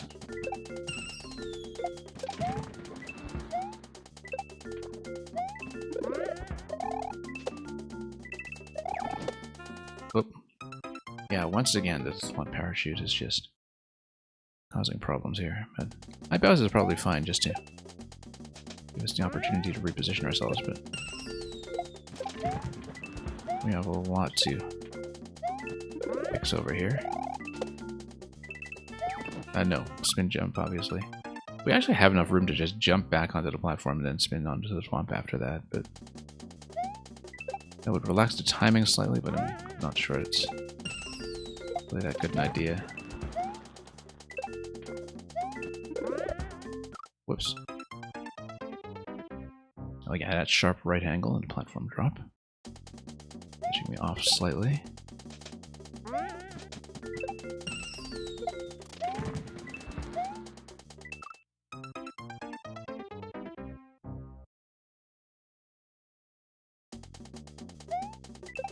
Yeah, deceptive in how simple it is.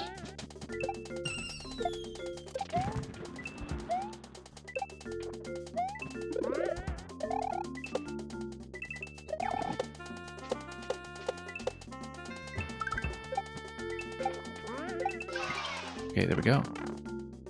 Out of here. And then... yeah, the second coin should have been a clue there. Back onto the spiny, and then... well, I mean, and everything's visible too. You know exactly what's going to drop to project the spiny over. I should have taken the time to read it properly. And gain enough momentum going into that bounce as well.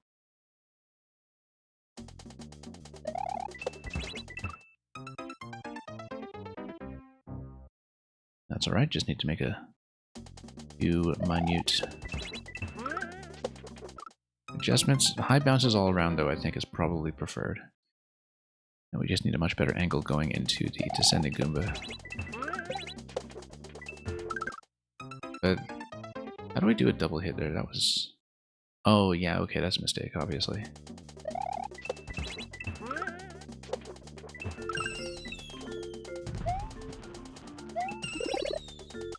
A little bit too slow going around. I should have noticed that just from reading this.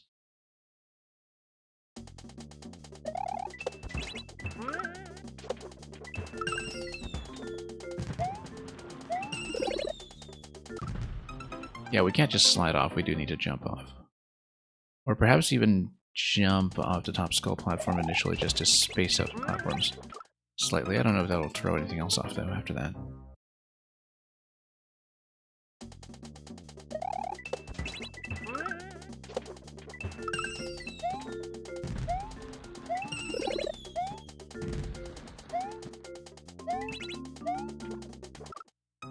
And yeah, we do kind of need to spill off of that in order to reach the Koopa. I don't know if the shell needs to be projected, or rather the Koopa in the interior needs to be projected in a given direction, but when in doubt, we'll just assume left to right here in case we... yeah, that's correct. And it's going to be over and down.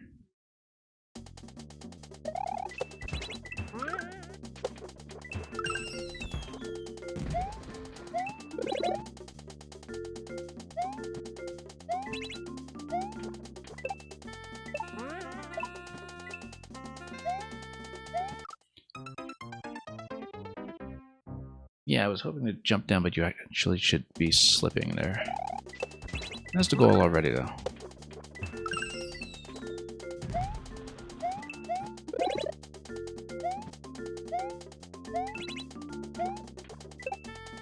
right, and up. And that's it. Big cheers all around.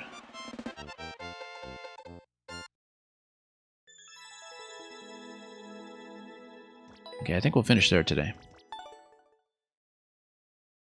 But got through a pretty good number of courses today, including some that had previously been sticking points. And I'll be happy to pass you folks on to somebody else at this point. Likely someone else running Maker at this hour. We will be back, like I said, at the same time slot for viewer levels tomorrow. And I might as well post my finally updated schedule command, which we hadn't used in well over a year. But we're going to pass you on to somebody else who's been running this game very regularly. And we'll see you over there in just a moment. Thanks for watching, and enjoy our next destination. And as always, fare thee well.